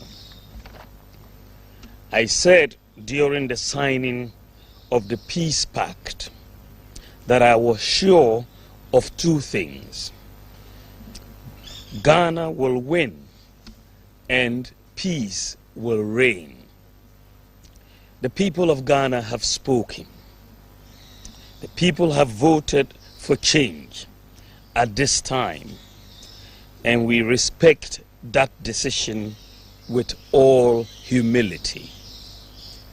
I thank God Almighty for how far He has brought me, and I submit to His will.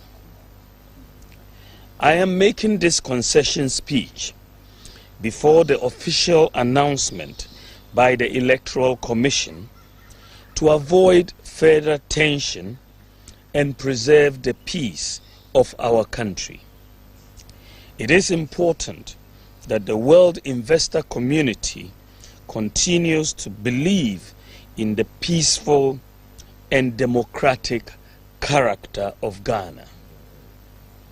These are our most important assets.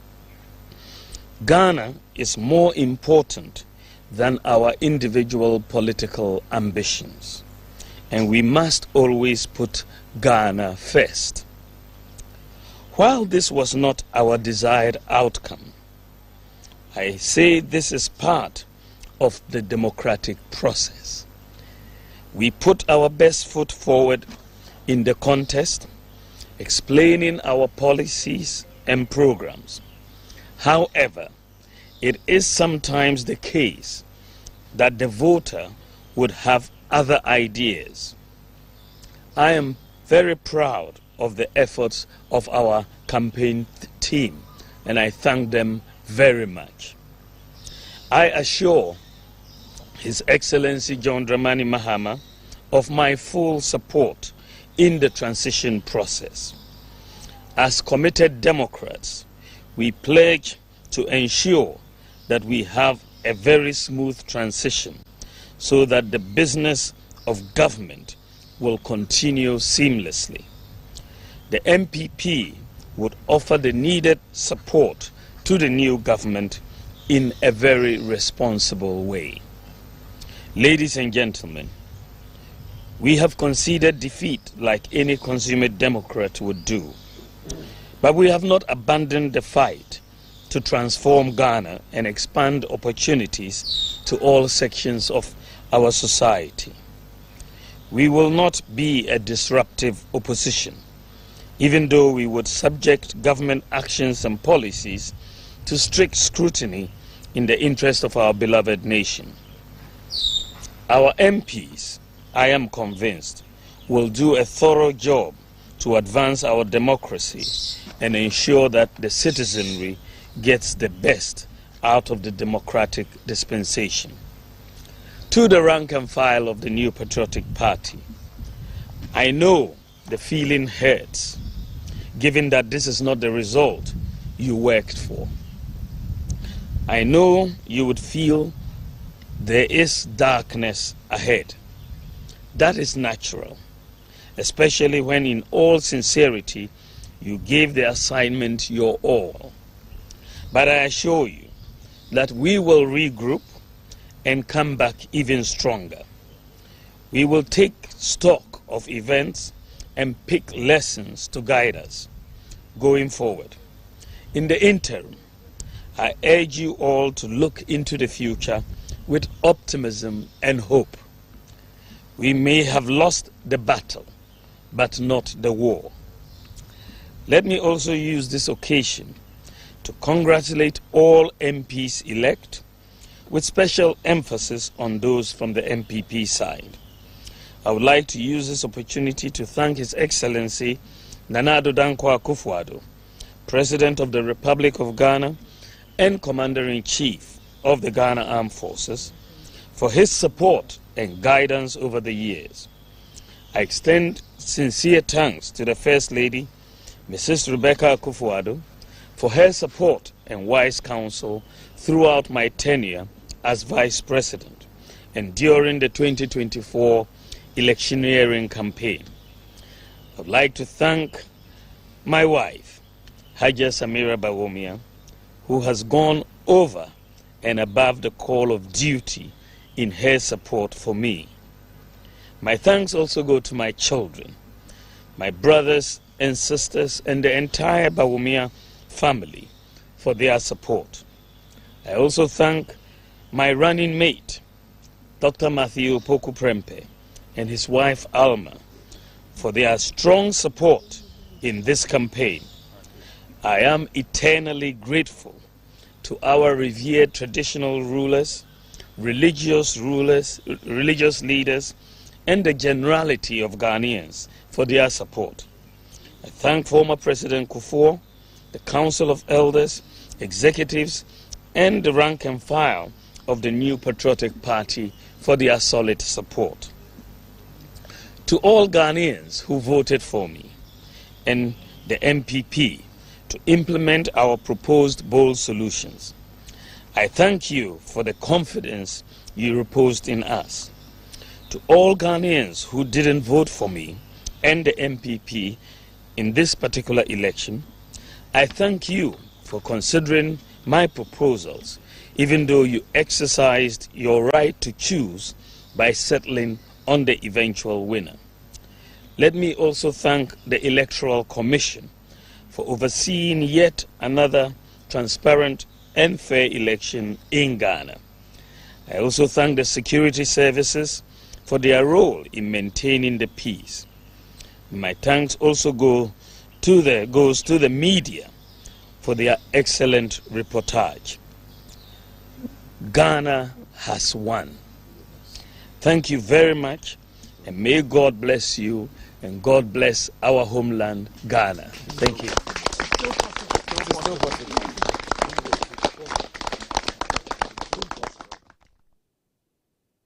It's Dr. Bawumia, the candidates of the MPP in the 2024 presidential elections, conceding defeat officially. He says that the data that they have collated from their own strong room indicate that the candidates of the NDC, Mr. John Dramani Mahama, has won decisively, even though there are still some results to be collated at the Electoral Commission. He admits that those results are not going to change the figures that much. He says he has called His Excellency John Dramani Mahama to congratulate him.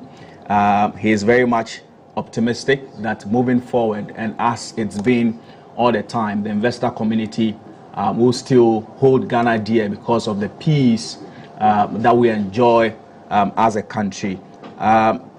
He says that the result is not what the party, for that matter himself, expected. But at the end of the day, the voter will have his or her own idea. He's assuring the next government, he's assuring Mr. John Dramani Mahama that he will be a supportive candidate in the transition process.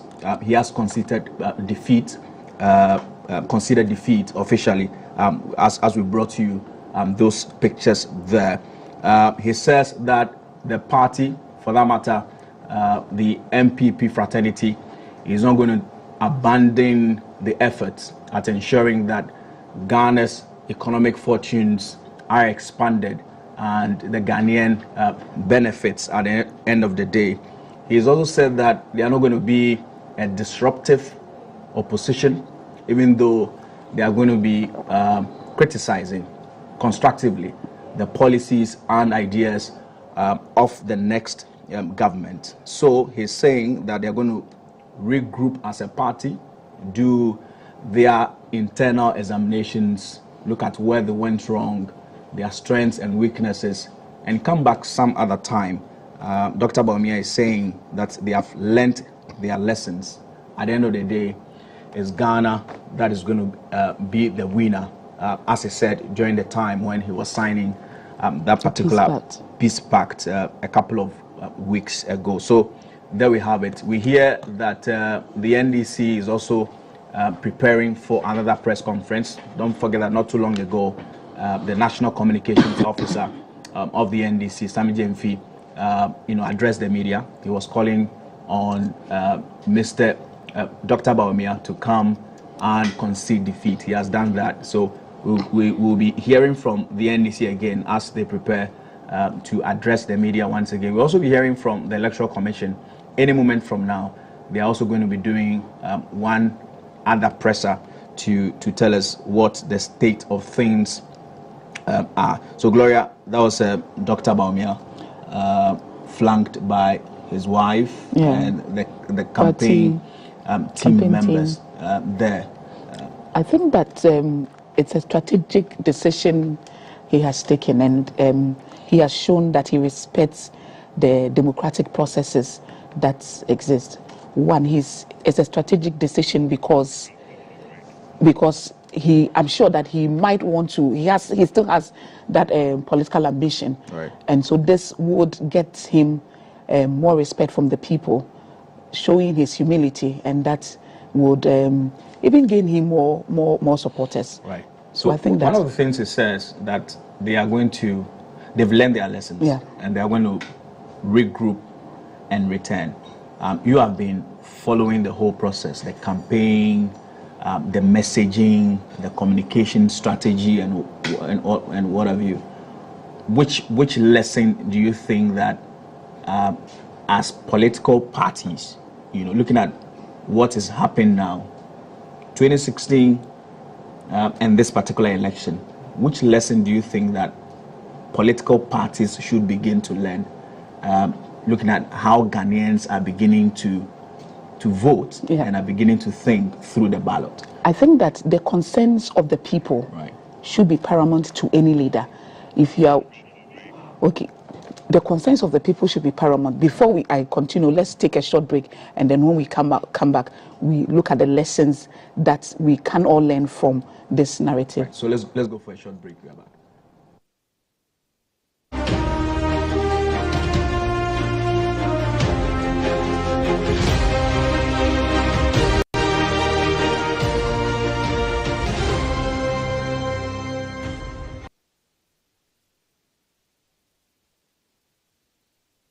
Peace. It's a word that means different things to different people. For me, it is what unites and bonds us. Working as a communication professional, I craft various messages to reach different audiences. I work for brands that thrive only in a stable environment. To aid my work, I need our society to be free of conflict come election 2024. That is why I am calling on all stakeholders, government organizations, political parties, civil society groups, and the youth, particularly you and I, to ensure that there is peace before, during, and after election 2024. I am Jacqueline Johnson Kwe. I pledge to choose peace.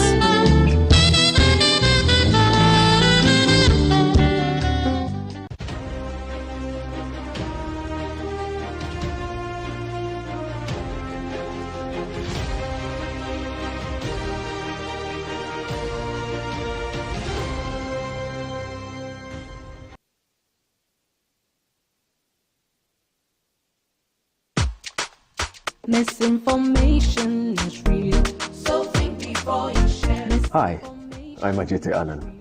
But during elections, emotions and tensions usually run high. Unfortunately, this is also the time when people choose to create and share information that is abusive, divisive, and emotionally charged. Refuse to be an enabler or victim to this. Media content, especially on social media during this election period, may contain dubious facts, abusive and hateful language, which seeks to trigger an emotional reaction from you. Chances are the information is false, or the complete picture hasn't been presented to you. So why don't you take a second or two and calmly investigate the claim before you share or act on it? If you find the information to be false or inaccurate, speak up. Report it. Don't be a silent enabler of misinformation online. My name is Ajete Anand, and I think before I share. Do you? This message is brought to you by the Department of Communication Studies, University of Ghana, with support from the Canadian High Commission in Accra. Misinformation is real, so think before you share. Misinformation is real, so think before you share. Jama, you haven't carried your me hikuta. Pampana dunenga timbenga. Bonga na sara mbona information. Munam BJ jang, kinan di phone, kinan kara TV, kinan bi internet chung ana bambona information.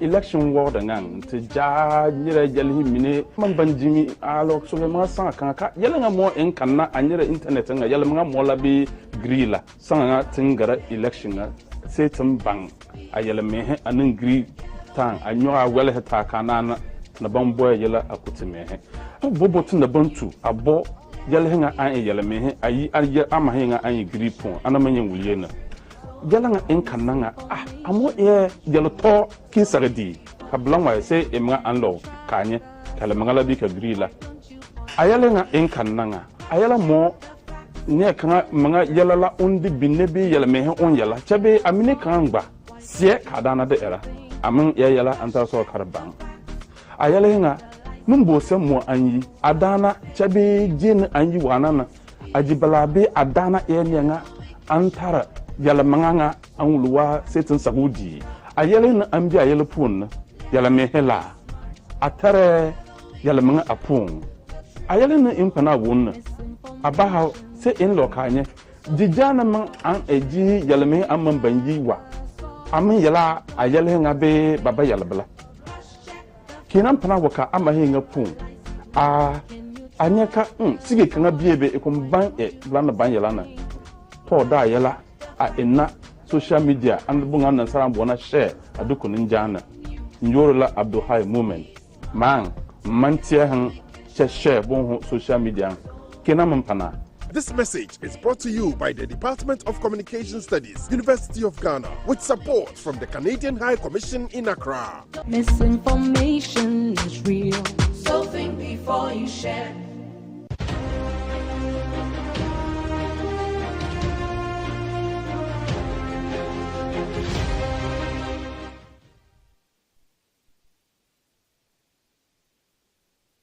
Welcome back. In case you just tuned in, not too long ago, Dr. Bawumia, the presidential candidate of the MPP, conceding defeat and officially congratulating His Excellency John Dramani Mahama as winner of the 2024 presidential elections. He says that per the data that they have put together from their strong room, John Mahama has won this particular election, and that even if all the results that are yet to be collated were added, it wasn't going to make any significant change. So we have in studio Mr. Divine Akwensivier.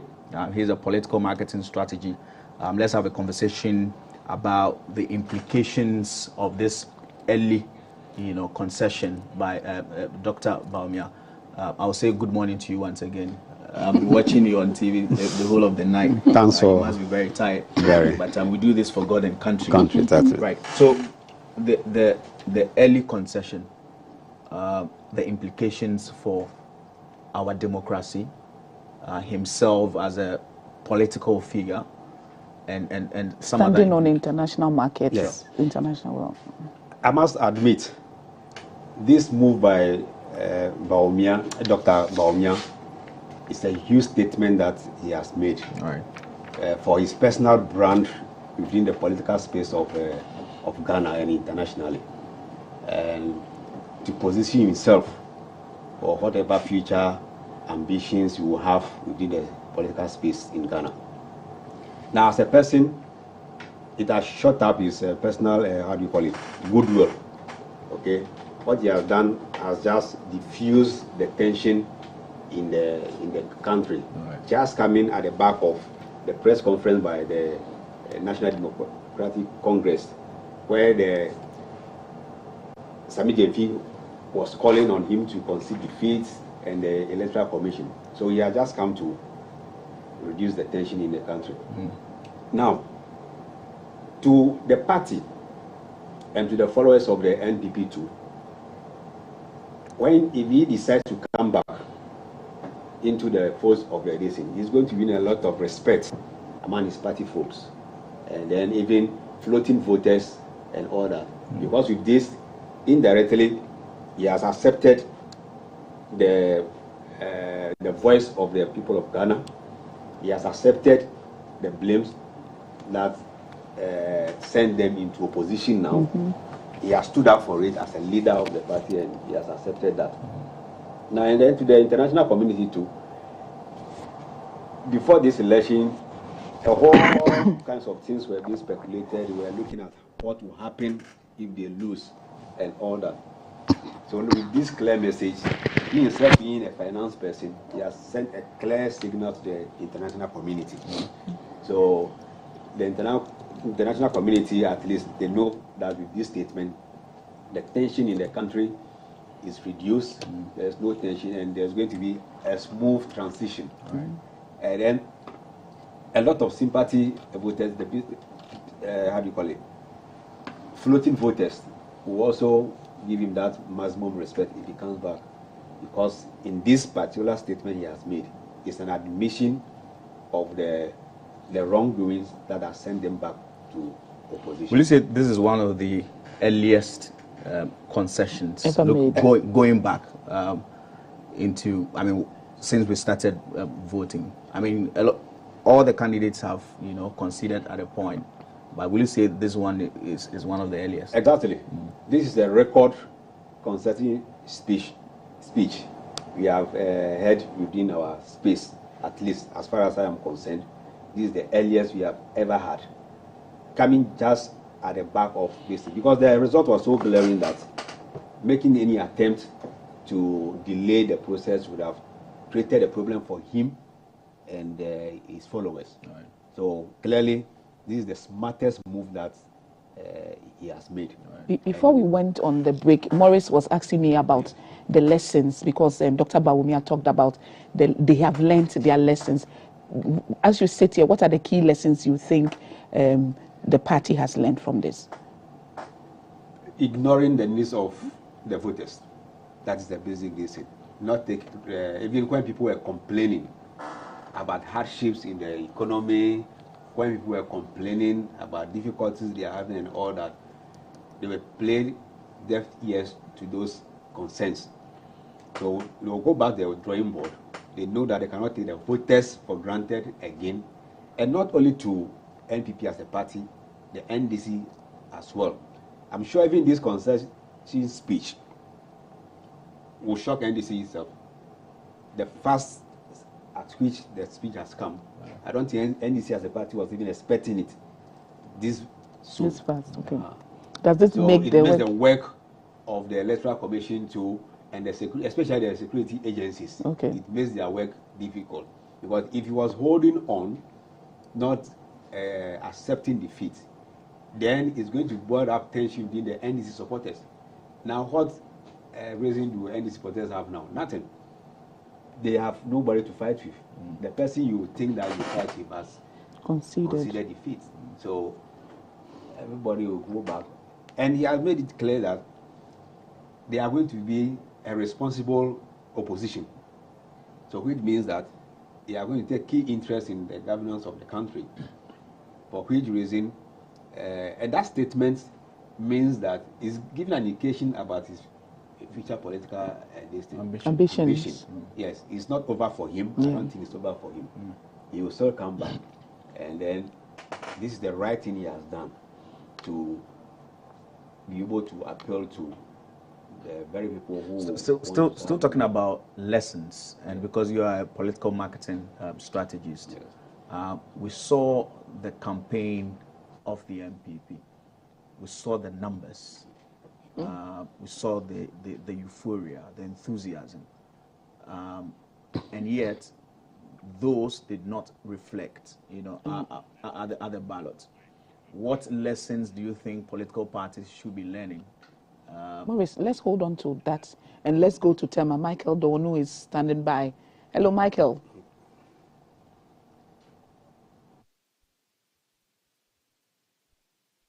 Good morning to you once again.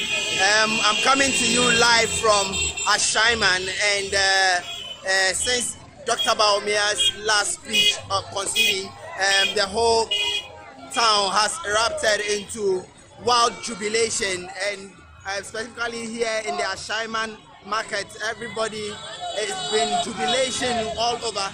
It's been jubilation. Hello? It's been jubilation all over here in Ashaiman, and a lot of people in parties and also celebrating and jubilating. Yeah, so how do you see that celebration? Yeah, so these are parties.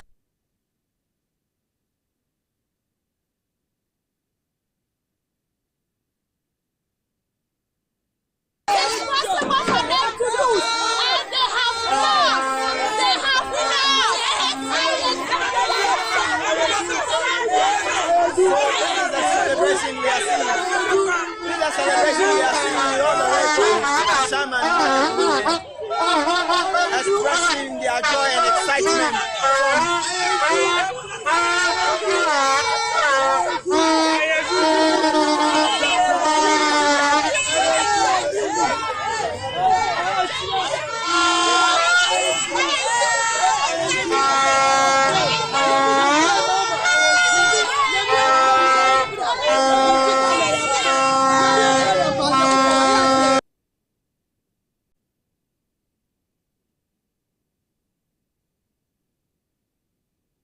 The excitement is so high here.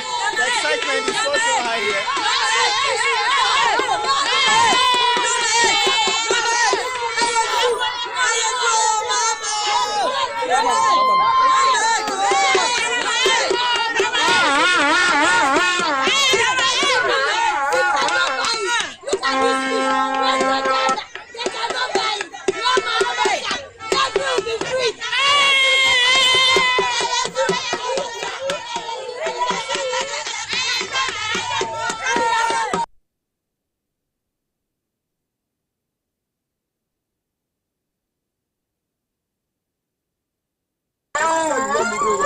So just so that Mama to come on power. That's what I have to say. So you are happy that Mama finally won the election? Yes, I'm happy that Mama to come on power. That's what I need. And so it's excitement all over. We can see some people clad in party colors, and the whole town is...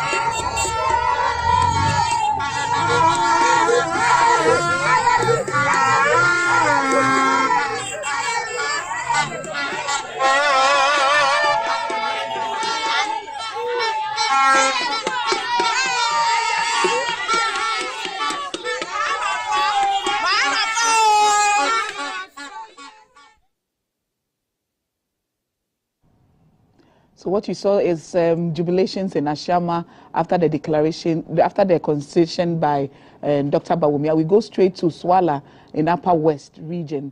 Hello, Swala. Hello, Swala. What can you report?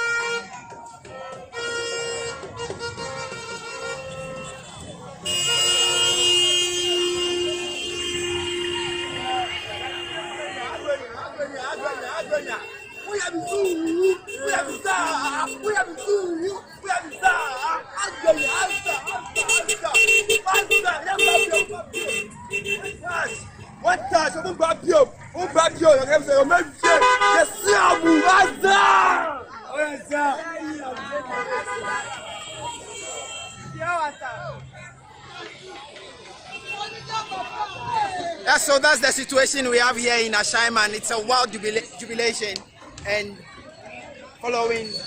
Hello.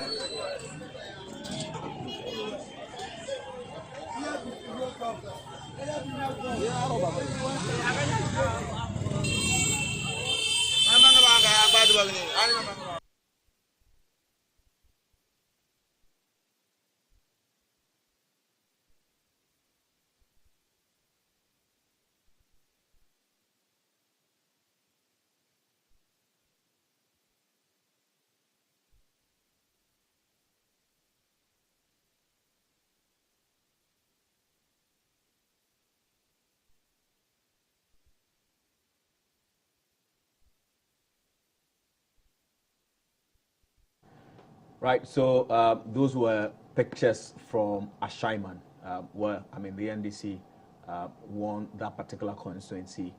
They retained the seat, actually. Let's go to the Ashanti region. We'll speak to our Ashanti regional correspondent, Nicholas Osewusu, to bring us some of the results and the happenings in the Ashanti region, which is the stronghold of the MPP. Good morning to you, Nicholas. If you can hear me, what do you have to report?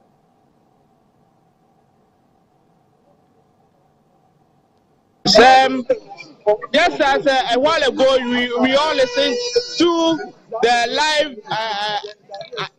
address to the nation by the sitting Vice President, Dr. Mahmoud Bawumia, conceding defeat and indicating that he has already called to congratulate the presidential candidate of the NDC. We have had to come to the party's office here in the Ashanti region to gauge the mood here of the party faithful who are here.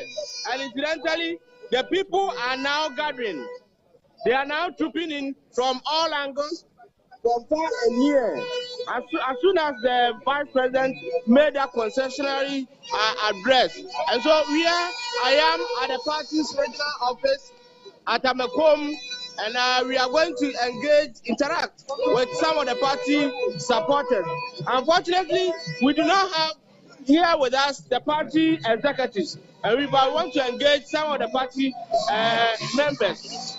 We are going to engage them. Hello, good morning. Morning. Yeah, who are GTV? So yeah, but we did the same. We did David. I can't remember, the trend of the election. What you say? We know you say also. Aha. If you are office, people. And you go and say, Yambe Cherry to me. Yeah, Mamma. Namu victory, I say. I just say, Abana more in the moon is saying, oh, yeah, put in a jabba, and I say, because you don't know that's why. Yo, let us see. If I can't super body, who are you to so? What did they say? Okay, then I'll super cover and couldn't be a baby. If we had a professor, Mayor, and if Papa Maya on the Pian Martin. No, but so the Pian Martin. Okay. So I'm going to engage all of the people now. Yes, they are now trooping in one after the other to the party's regional office here in the Ashanti region. So I'm going to engage some more of the party people to find out what they make of the victory that has come. Good morning, sir. Good morning, sir. Who are GTV, sir? Who are GTV, so? Yeah. What did they say? We didn't have a baby. I then send I will see who and could you obey? When you're too much. Massive. Apart from former President Jerry Jawrole, Onukwana breaking the record. Apart from Ogan breaking the record, the NDC, how I need you. The NDC, a bit through 100 years, no Munyamba. Sabina, who ever carbon. Sabine. Morris, I'm going to engage more of the people. Yes, madam. Sorry. Who are this? They were GTV, so but you did the same. But you are not Kataka. Now, who could you say? Oh, we're so excited. We want them to know that when we meet something, we mean it. When we sit on it, they're still to get up from it. So we are telling next time, they should know the kind of people they are dealing with. For the next NBC, don't be up like that. Did you foresee this coming? Oh, yes. How? When we see it, we're not here. You are guided by angels. We should know where we're coming from. These are our class. We are telling that for the NBC, what we say, we mean it and we do it. So after the victory, what are your expectations? Oh, I don't know what to say again. I don't know what to say. But for me, I'm going home to dress and come back and jubilate more and let them know that we are in for them. Thank you so much, madam. I'm going, Morris, indulge me. I'm going to speak to more of the people, party faithful, who have already gathered here. Some of them are already doing business with the paraphernalia of the party. People are not coming in one after the other because the party has already changed. So you see them coming in one after the other. And so I'm going to engage some of them. Good morning. Good morning. But the process, okay, so I see this victory to be a very significant victory for the NDC and also for Ghana. You can see that the country is very, very hard, the economy is very, very hard, people are suffering. And all that the NDC could tell us that there's a free education for Ghanaians. It's not only about free education. You can see that in NDC, people are suffering, market women are suffering, and usually the youth, you can't even afford to eat twice a day or 3 times a day. You eat 0-1-0, and this shows that Ghanaians are voting for change that we want. So we are praying that Dr. Mani Mahama, as an NDC leader, would deliver all the promises that he made, and we are willing to help the party grow. What are your expectations? So all my expectations is that all the promises that he delivered, he will come and fulfill it. All the education reforms, the reform that we need in the education sector, it will be fulfilled. And all the economy, the ones that the NPP will handle, will come and do the necessary things for us. The dollar and the city will come and do the necessary things for us. Thank you. Thank you so much. Correspondent. We're seeing pictures of jubilant NDC party faithful. We saw those same pictures in the Ashaiman constituency. Let's go to the northern region. Our northern regional correspondent Mutala Isa is also bringing us, some pictures from where he will be reporting from. Good morning to you, Mutala. Is the story the same where you are? We've been talking about, right? So there we see the pictures of some NDC party faithful beginning to celebrate their victory. Mutala Isa, let's hear from you.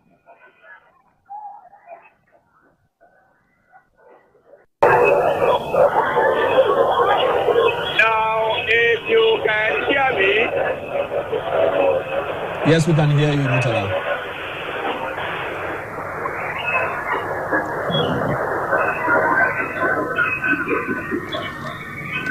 Mutala, we can hear you.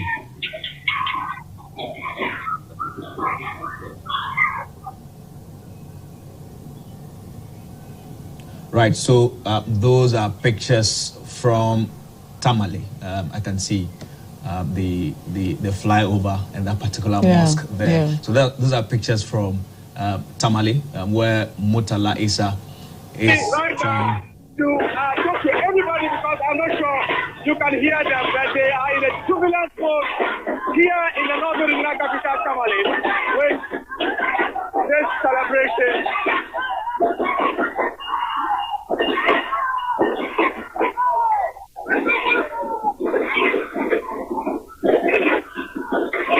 It is not clear where exactly they are going to. But let me try and talk to somebody. How are you? Let me try and talk to some of them. Lady, how are you? You're on Ghana television. Tell us your name. Why are you celebrating?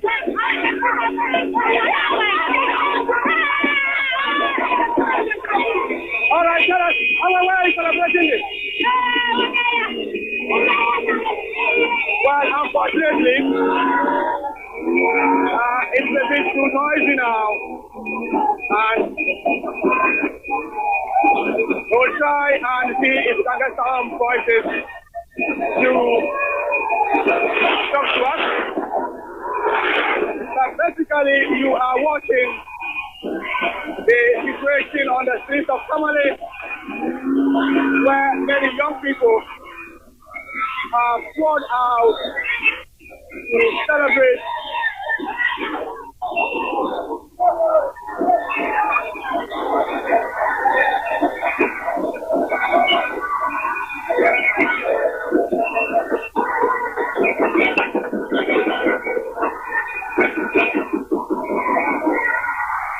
and we are heading towards the taxi rank, and many of them are trooping in from various directions towards town center. And I must indicate that this celebration is going to just increase with time, and you will see more and more people jumping onto the street. Sadly, there is another dimension that is not too palatable, which is the nature of motor riding in town. Let me try and talk to some people here.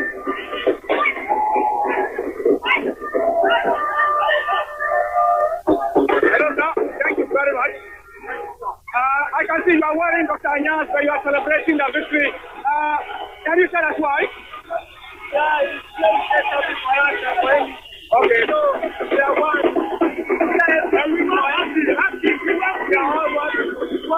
Are you an NPP supporter? Okay. Okay. What are your expectations? Your party has won the election. So what are your expectations? What do you expect the president to do for the youth of Tamale? Yeah, what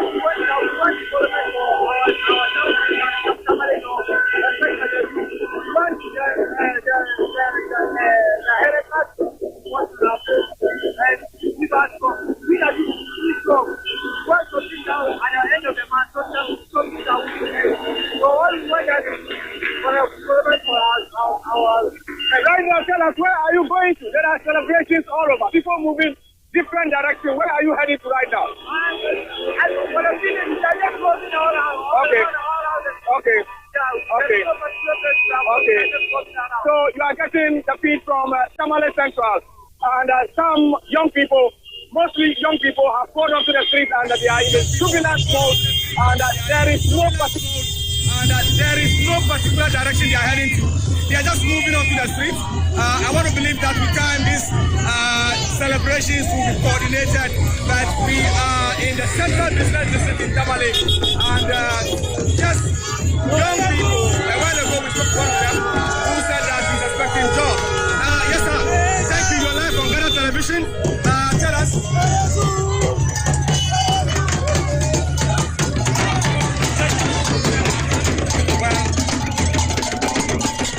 We will try and get more people to talk to. Are you one of those celebrating? Can you share with us? Good morning. Tell us, how are you feeling right now? I'm very, very excited right now. Everybody's happy and blessed because really change. And change is here. And it's very good. Yes, let's turn the camera this way because of the sun. The light is not so. Yeah, let's get you. Okay, we are very happy. As you can see, we are here in Tamale, we are jubilating, we are happy. We want all our parliamentary seats, including the presidential, and we are very happy. Now you're wearing the t-shirts of the NPP. Why this? Yes, if they cannot wait to jubilate, we have to help them to wait to jubilate. So it's very important that we wait to jubilate on their behalf. So right now you are just celebrating, you are moving all directions. Yes, all directions. There are streets here, if you can see, this street, there are people moving there. There are people moving this direction, there are people moving that direction. It looks like the campaign is not coordinated. The celebration is not coordinated. Okay, I want to leave you here and try and talk to you, madam. Good morning. If you can come down for me. Madam, how are you? That's fine. Tell me, how do you feel right now?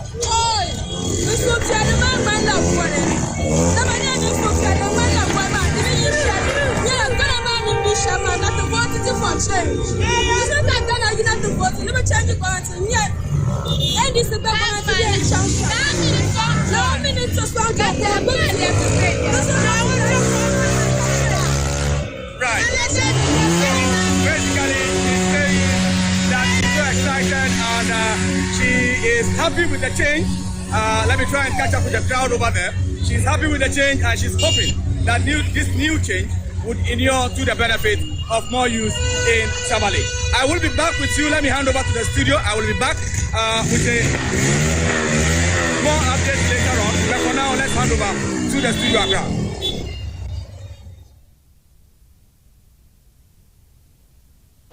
All right, so those were pictures from the northern region. NDC party faithful jubilating on the streets of Tamale. It does appear the numbers would be increasing as the day go by. Let's go to the Upper West region as well and speak to our Upper West regional correspondent, Swala Abdul Wahab, who will also be bringing us pictures,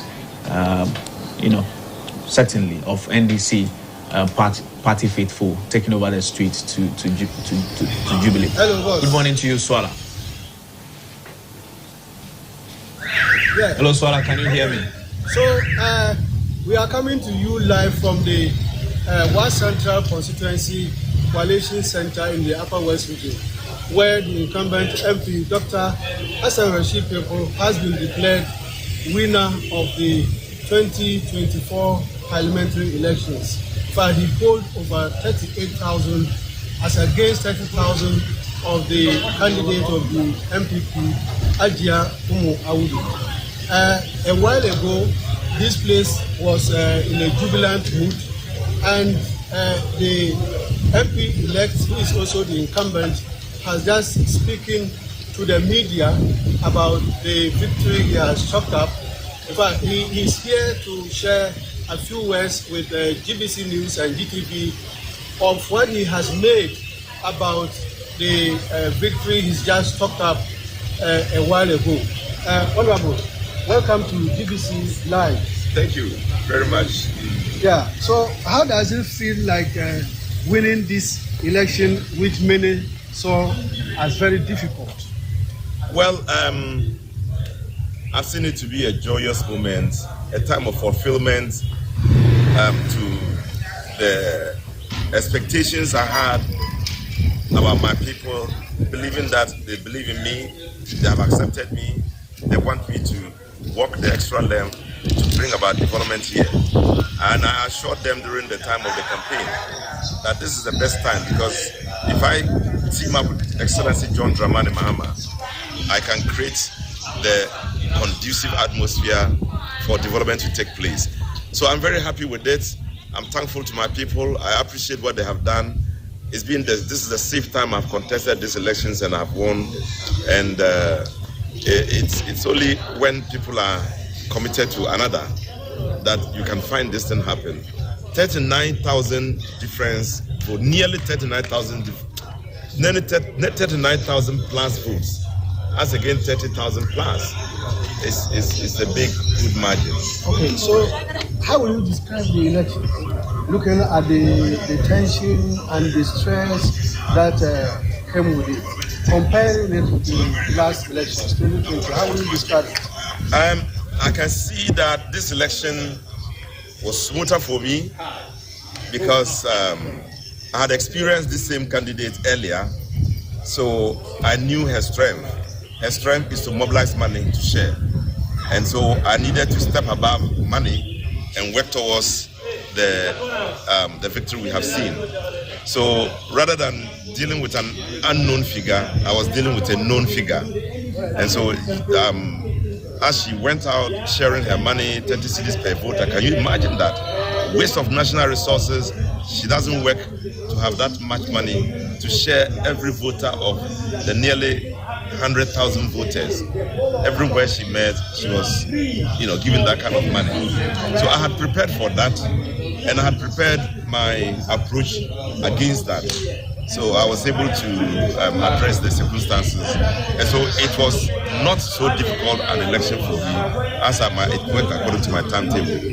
So you have won for the 6th time. Yes. What are you going to do exactly for your people? Well, I'm going to work along the president and the NDC manifesto promise we presented to the people. We have said that we want to support our women to establish themselves. These are young people. These are people who are often in small businesses. Those have the small businesses there. We want to make sure some of the rules that have been ignored for years, we work towards addressing the problem. And we want to make sure that we tackle the young people who have been left with a record number of unemployment for a very long period of time. So I'm now going to tackle this issue in a more comprehensive manner, working with my government and creating conditions and value to make sure the people benefit in the maximum way in all the things we want to do. So, and I also noticed that the classrooms have been ignored, chairs and tables have been broken down, and all that. I've tried to address many of them, but with power, we can do more. Many of the classes that are torn apart by the bad weather and or an age, have to be addressed. So I'll tackle some key issues which are going to be peculiar to this place, but I'll tackle it also from the generality, which are the promises we made towards Ghanaians. Okay. So you've been listening to Dr. Hassan Rashid Papo, who has just been declared the parliamentary candidate-elect for the 2024 parliamentary elections. He says going forward, his focus will be on providing infrastructure in the area of schools. He will also look at high employment among the youth. And of course, he says he will work on the deplorable nature of the roads, not just in his constituency, but possibly the one that links other regions to the Upper West region. We want to engage my colleague here, Emmanuel Mensah-Brody. We have been in this coverage for the past 2 days. I want to engage him to tell us what he has made of this year's elections as we covered it in the Upper West region. As we went around, we see that the people were more energized. And I don't know whether they feel there's something key at stake and related to movement around. And besides, it seems the advice, that pieces of advice that were given that people should make sure this election can have to further improve the quality of election we over the years. Thank well for the people. As a result of that, they received it very well and they behaved themselves. Aside only some few glitches that we meet at the police station, I would say this one is the top-notch election so far. So, Ima is saying that this one of the best elections he has covered so far, and the hope is that the jubilation that has just started will be done in moderation, so that at the end of the jubilation, people will continue to be alive and healthy, so that they will live to see the fruits of what has just happened a while ago. Back to you in the studio. Right, thank you very much. That was Swala Abdul Wahab. He is our Upper West Regional Correspondent, speaking to the incumbent MP for 6 consecutive times. He's been representing the people of Wa Central, Honorable Rashid Pelpo. There. Let's quickly go to the Bono region. Our correspondent, John Sam Arthur, joins me with some updates from the Bono region. Good morning to you, John. Hello, good morning, John. If you can hear me, exactly where are you and what's happening?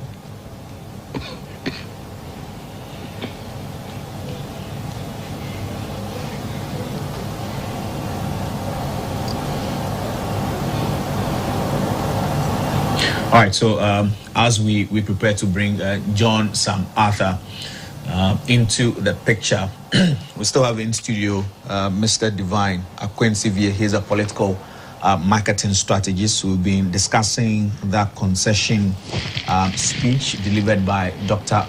Bawumia a while ago. So we're looking at, all right, so let's go back to the Bono region and talk to John Sam Arthur. I'm at the Coalition Center for the Sunyani East constituency. The process started late last night and is still ongoing. As I speak, out of the 260 polling stations in the Sunyani East constituency, only 108 have been inputted into the collation system. And so we are still waiting for about 152 polling stations to be worked on before we can get the certified result. But I quickly want to run you through the numbers as at the 108 polling stations that we have completed in the coalition process. So out of the 108 polling stations, the NPP has 11,237. The GCPP has 12. GUM has 35. LPG has 5. NDP 5. CPP 19. NDC 11,033. And APC 17. And then the independents, Kofi Cranton 10. George Chumema Edu 3. Bediako 4th 33. And Alan Chomateng 75. The total rejected so far is 321. So like I said earlier on, more before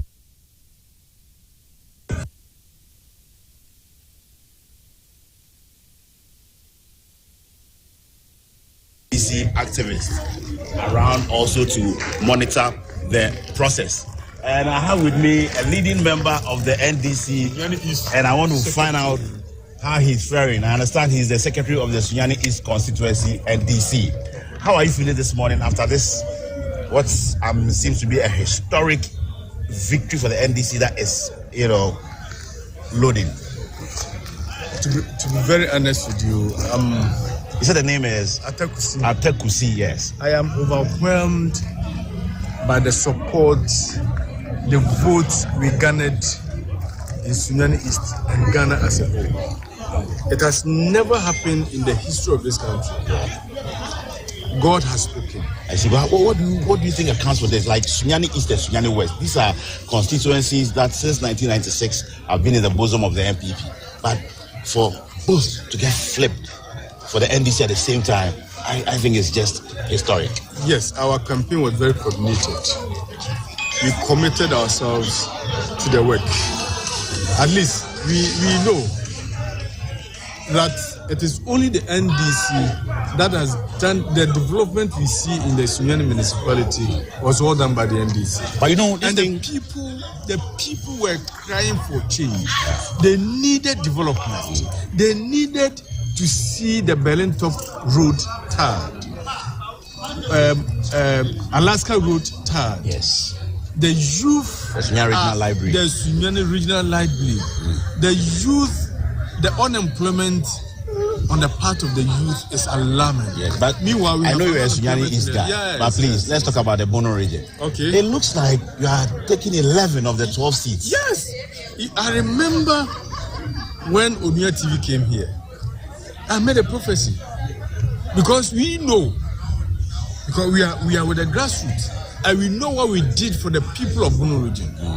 I told Captain that we are going to get not less than 10 seats. Because any good thing you can talk about in the region was done by the NDC. Yes, but for me, what this election tells me is that you don't win elections with projects. Yes. It's all about the needs of the people. Yes. And as I speak right now, it's about the economy, job creation, and all that. Development. So what lessons as a party have you learned from this predicament of the NPP? To be very honest with you, today, I reflected over a lot of things. Even though I am overwhelmed and happy about our win, but we have a lot of work to be done. We have a lot of work to be done. Exactly. Ghanaians repose their trust in us, and there's no way we will disappoint them. Because this victory, the Bible says, we prepare the horses for the race, but victory cometh from God. We visited the churches. We made a pledge to God that God should intervene, and God has spoken. We cannot disappoint God. Great. And viewers, we in the Bono region are still shell-shocked. And it's not just the Bono region, but the Bono East region as well. We getting indications that the NDC is sweeping all the constituencies, the 11 constituencies in the Bono East region. So now, It's 12. It's 12. 12 over 12. Okay. Yes. So, what do you have to say about the Bono East as well? Because there were some areas that sometimes the MPP can win, like Kechima South, like Ketapo South. Yes. But this time around, you remember. You guys are being greedy. We are not being greedy. The people are speaking. You see, the people are speaking. In 2020, the NDC won almost all the seats in Bono East. It was led with that guy. Unfortunately, they marshaled forces and took over the will of the people over there. This time around, we were vigilant. We were very vigilant. We made sure, I don't know whether you came to our coalition center yesterday. It has never happened. It has never happened. You see how we're able to collate our results. Yesterday, after the elections, the counting and everything, just an hour later, we knew we had won the elections. And that was replicated across the length and breadth of this country. Right. So, boss, hold your horses for now. I want to show the people We are a little bit we are also very grateful to you guys. Yes, you have been here since yesterday. Yeah. God bless you. Thank you. And congratulations. I'll come back to you to ask about the promises. Okay, because you guys have made a lot of promises. Exactly. I want to know We are going to your deliver thoughts the are. promises. Great. So, as you can see, supporters of the NDC are beginning to, come over to see what is happening with the coalition. Because it started yesterday night, it's still not complete, and they are wondering why. And as you can see, the security presence is very strong because yesterday night there were lots and lots of NDC activists milling around the coalition center. Originally, the coalition center was at the Sunyani Municipal Assembly before it was moved here later for security purposes because this place is a bit more secure. That is the University of Ghana Learning Study Center. So if you can turn around for viewers to see the University of Ghana Learning Center, which is the main center for the coalition. And these barriers have been put up to ensure that nobody goes beyond this area to cause trouble at the coalition site proper. I'm going to try and talk to some of the NDC people here because I'm sure they are all very shocked, I should say, about how the election went. Hello, everybody. You are live on GTV, and you can speak Twi, Ga, Hausa, anything you want. But what do you make about what seems to be shaping up as a historic victory for the NDC?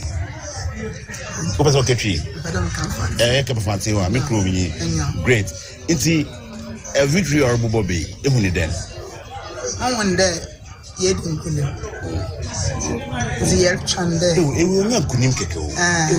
1996, Sunyani East, Sunyani West, NDC, MPP, the waiting seats now in one fell swoop. Flip to NDC.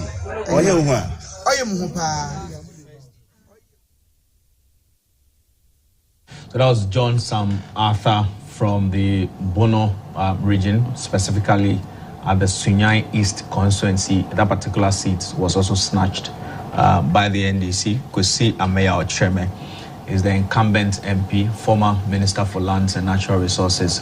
He's lost that particular seat to the NDC, the Sunyani East constituency seats. Let's quickly go to Nima and talk to our correspondent, Mark Agodua, who is bringing us some updates from that particular area.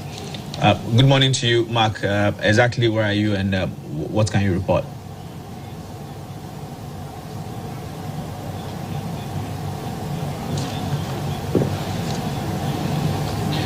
Hello, Mark. Can you hear me? We see the pictures of excited.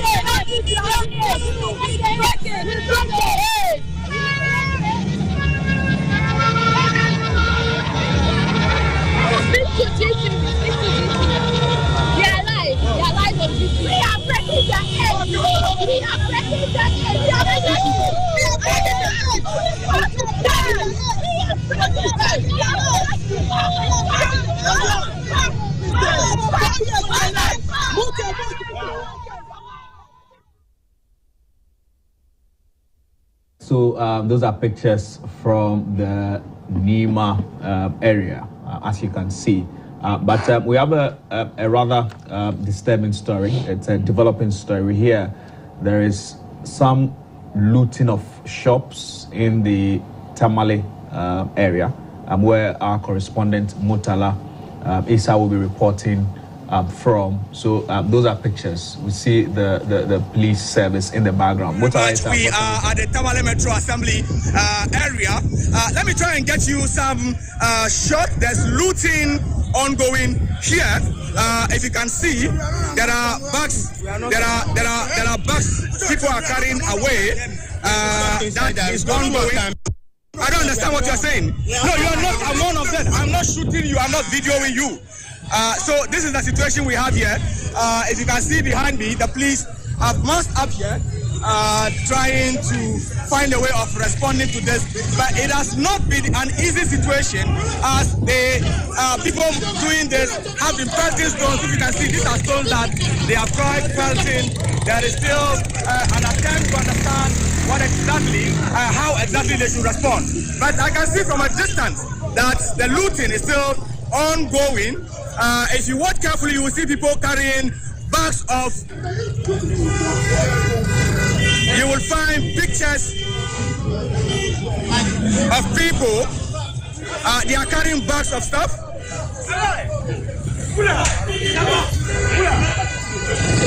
If you observe carefully, you will see they are carrying desks, they are carrying chairs, they are, I'm told people are even carrying motorbikes away. It is a developing situation here, not too comfortable for even media persons here. And so this is the situation we have around the Tamale Assembly area.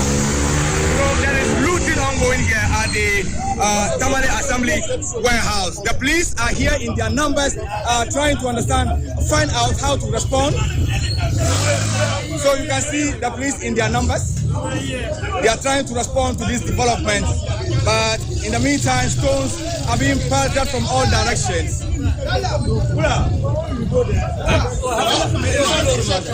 There are some youth leaders here trying to intervene to ensure that law and order is restored here. And this happened spontaneously when the youth poured onto the street to celebrate the victory. But no one anticipated that there was going to be this development here in Tamale. It was just a jubilant mood as we painted, or we showed you much earlier.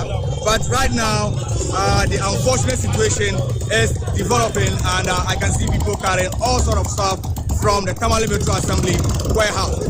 TT, it is getting too dangerous. I may not be able to continue reporting, and so I will want to go off for now. I will be back if I get a much safer location to do this report.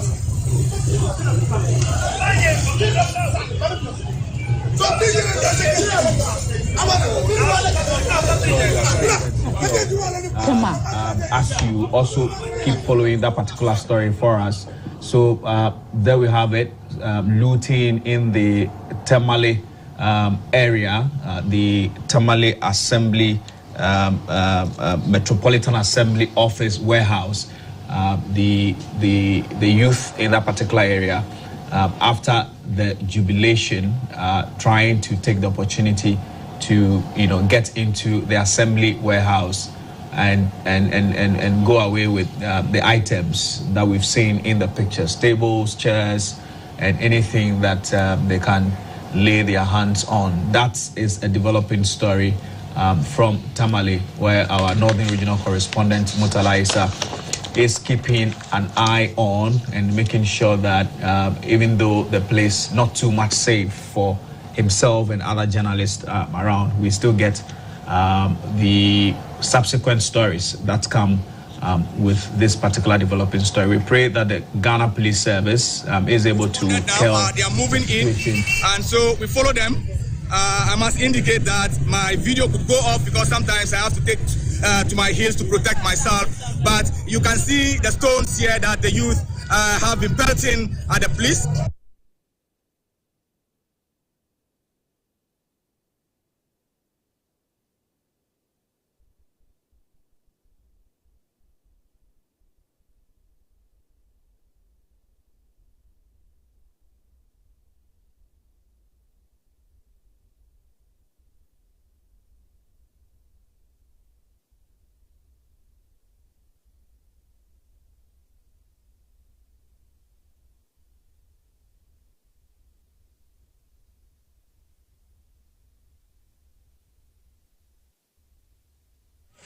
So Accra, if you can see them, they are trying to respond to the development. So this is a developing story in Tamale, where the youth, following the celebration on the street, entered the Metro Assembly warehouse to loot.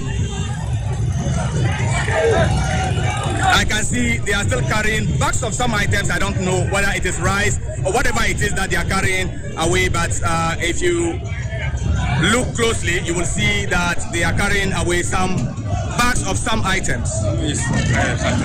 Okay, I am told that it is fertilizer for farmers and rice, and there are some bags of rice and other cereals also part of this, but the police are here in their numbers. The military have joined them, and they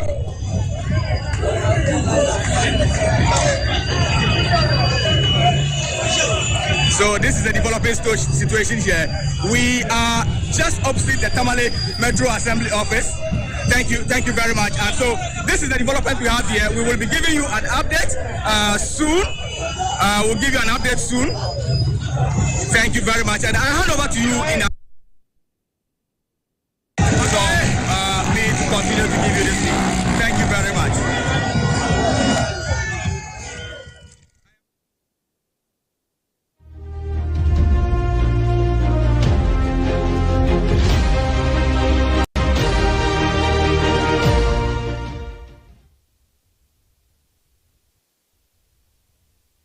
So those were disturbing pictures from Tamale, the youth in Tamale.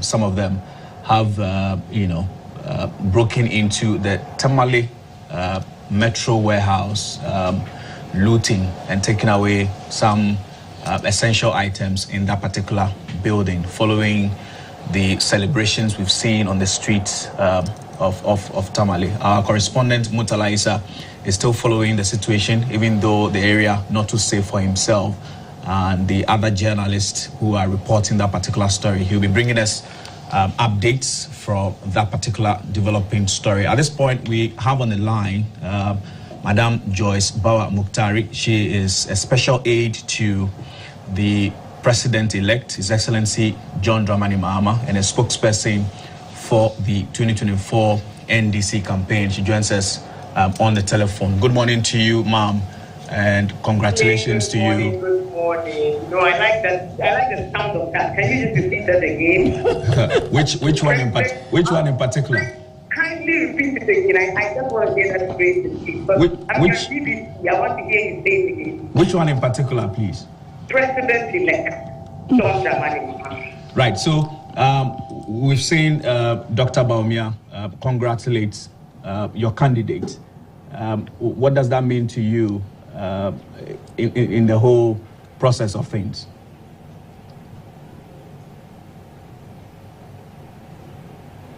Hello, can you hear me?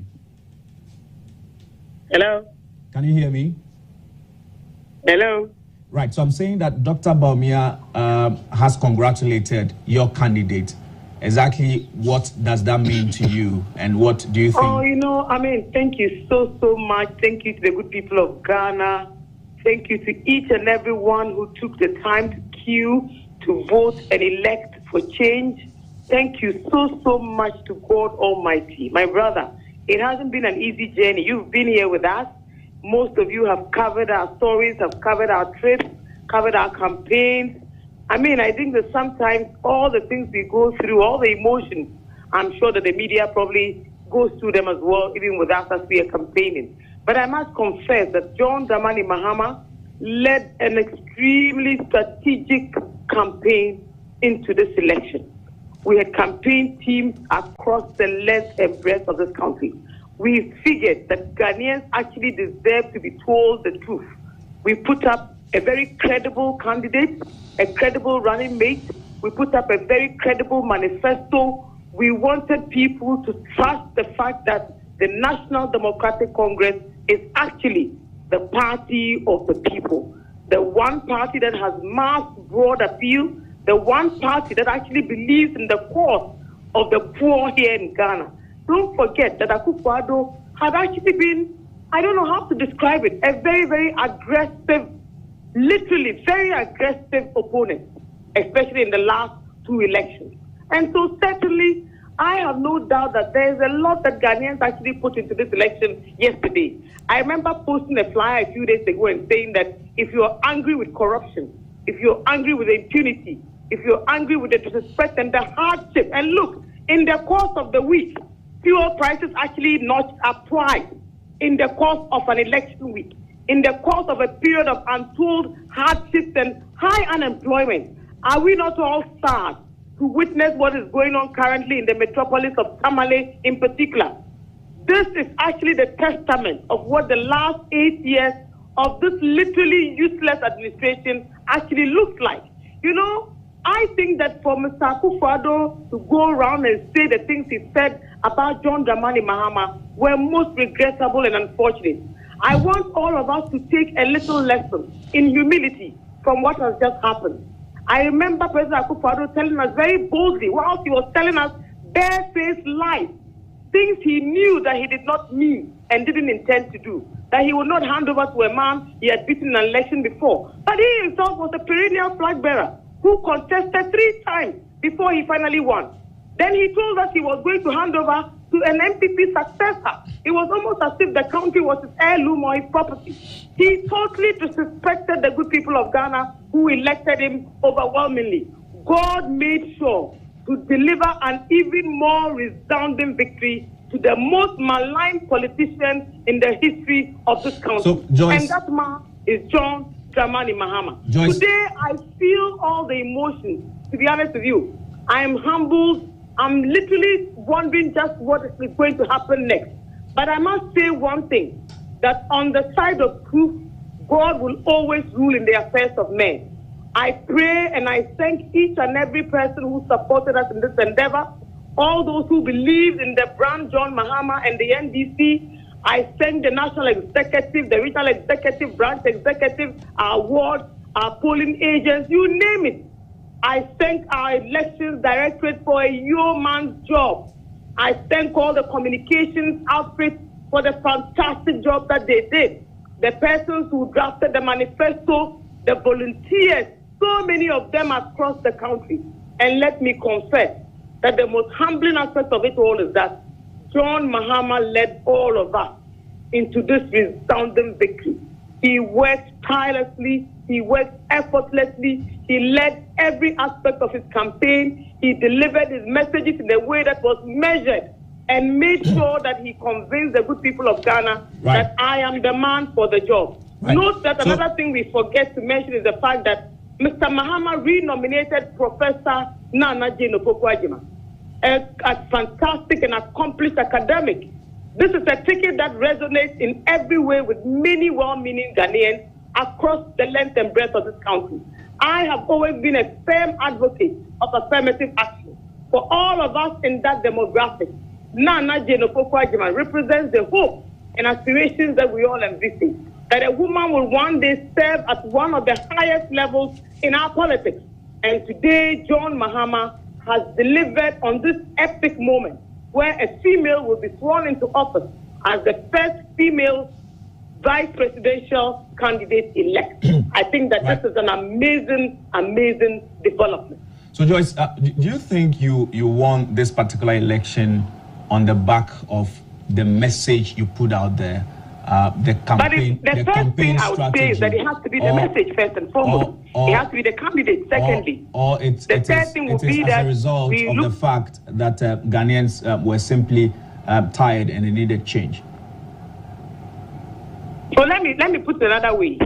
Do you think that in 2016, when the Ghanaians went out there to elect President Akufo-Addo, what were the reasons why they elected him? No, so I'm asking you. And when you take those reasons 8 years ago as against what we have now, things are a lot worse. So I have no doubt that first and foremost, Ghanaians elected John Dramani Mahama because they trust him. Ghanaians elected John Dramani Mahama because they trust Nana Jane Opoku-Agyeman. Ghanaians also elected them because they believe that the NDC is a better alternative. Ghanaians also elected them because largely Akufo-Addo and Bawumia had failed woefully, abysmally to deliver on their promises. So it's the potpourri of all of these things. And I believe that, look, make no mistakes, Ghanaians are very discerning people. Very, very discerning people. But for the violence, and I am disappointed that President Akufo-Addo and Dr. Mahmoud Bawumia have both not spoken to the violence. That is a narrative about our elections that ought to change. And I do hope that history will allow that narrative of violent elections to stay with Akufo-Addo and Dr. Mahmoud Bawumia and end with their time in office. So why would we kill people because we want to win an election? Why will you deploy armed men into any electoral area? This happened in Ayawasu, West Wagon, you remember? They tried it in Asin North, you remember? And then it has happened again. We must all together work very hard to change the narrative. That is why I call on all of us who have gone out there to queue to elect John Dramani Mahama, who believe in the agenda for change, who believe in the agenda for hope, who believe in the agenda for better job creation and better opportunities, who believe that John Mahama is a modest honest, decent leader and the kind of man that Ghana needs at this time. He will lead us to unity. He will lead us to prosperity. He will lead us to even better opportunities, not just for a few, but for all of us. So, Joyce, Dr. Bawumia has said that this particular victory has taught them some lessons. There are some lessons they've picked up. They'll have to regroup and rework. Certainly, there are also lessons that your party should be learning from the results of this particular election. What are these lessons that, as a group, the NDC, you've also learned, looking at how the results... let me say the first thing before I even continue is that this is the referendum on the ineffective administration of Akufo-Addo and Bawumia. It is a wide referendum, a resounding referendum. It reflects the fact that Mr. Mahama called them what? Failed and zero. So Ghanaians have actually endorsed the fact that they have failed. Secondly, there are many lessons to be drawn from this. That arrogance in power doesn't pay. That impunity doesn't pay. Disrespect for the citizens who elected you doesn't pay.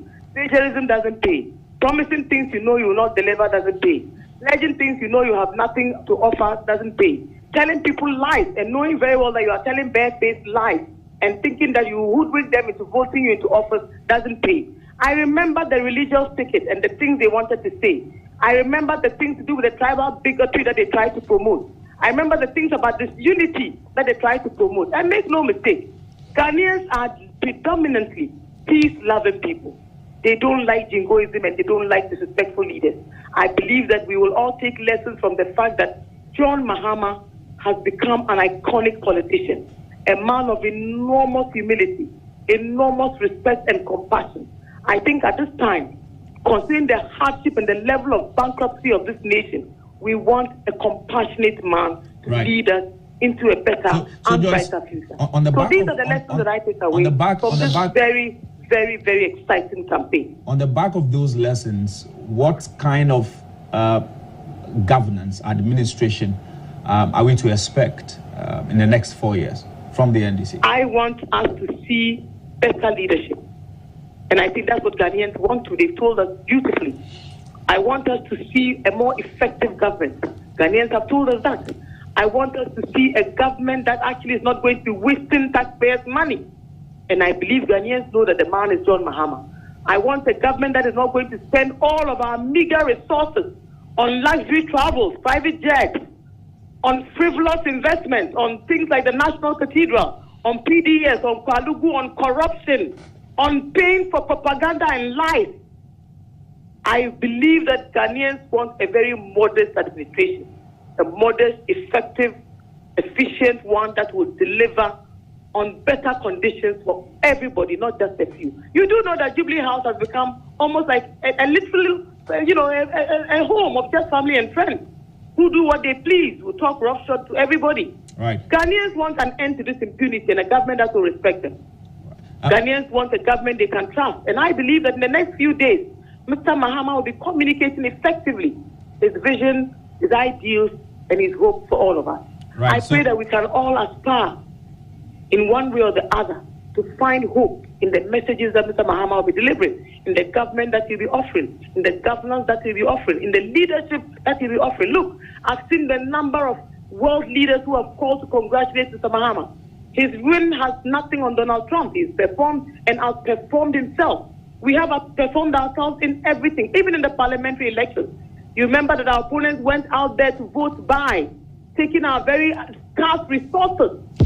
In all the corruption that they are mobstered in, they tried even to buy votes, to suppress votes and to suppress people coming out. They exported fear and panic. They shut down the borders. My brother, we must all come together to change this narrative.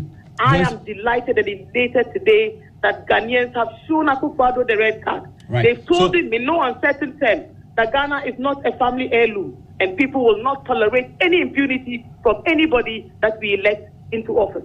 Right, He is actually to serve us, not to serve himself. Joyce, I know John Mahama very well. Joyce, and I know that on this occasion, he will deliver on a performance that all of us will be happy and proud of.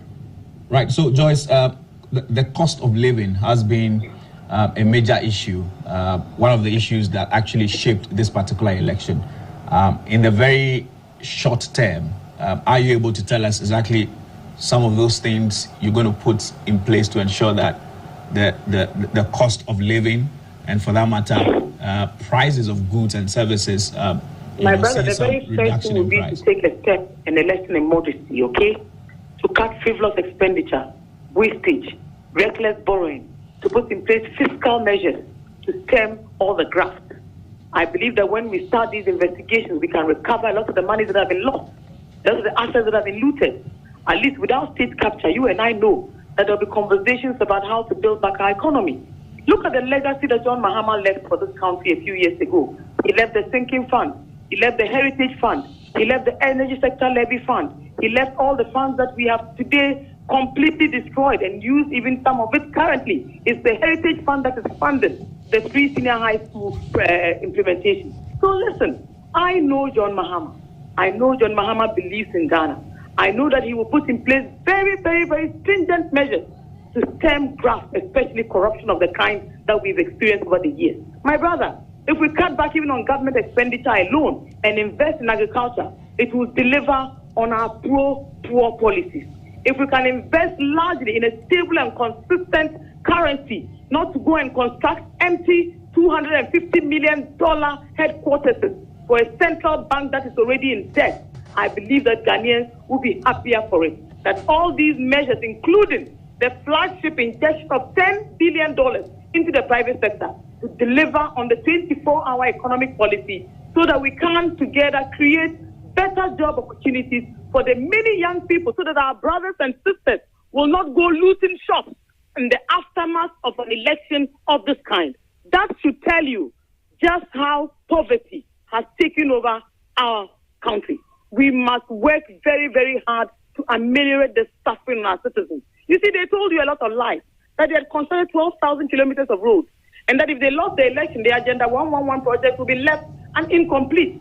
Did they complete the 126 key blocks we left behind? The answer is no. Did they complete any of the hospital projects that they met? In my own father's backyard in Salaga South, the hospital is still there. They didn't touch it. They told people that if you didn't elect us into office, we will not give you development. We had a lot of talk. Let me tell you one thing. Mr. Mahama is a man of very few words. And I'm hoping that on this occasion, we won't spend too much time on too many lengthy speeches, that we'll be talking and walking in action to deliver on better lives, better livelihoods for the good people of Ghana. That is what I look forward to, and I'm hoping all of us can help build that Ghana that we want. You should be condemning the looting in You see, my brother, I have literally said that is unacceptable behavior. But you must also remember that this is actually also an opportunity for people just to live and be free. You heard people talk about the fact that this was Ghana's next independence, right? What does that mean to you and I? But it means differently to other people too. And which office is it that they are ransacking? It is the office of a governance institution in that metropolis. Wrong as it may seem, wrong as it sounds, I would say it is also wrong that the Electoral Commission has sat there and allowed for all these things to happen, deploying military and telling us they didn't know about it, going out to go and do an exercise such as the registration exercise and deceiving all of us into thinking that they had put in place measures to work hard in the register when they hadn't done that. Having such a partisan Electoral Commission is all part of the challenges that we've inherited from this useless administration. Let me tell you one thing. I know Mr. Mahama will be speaking to all of us in a few minutes.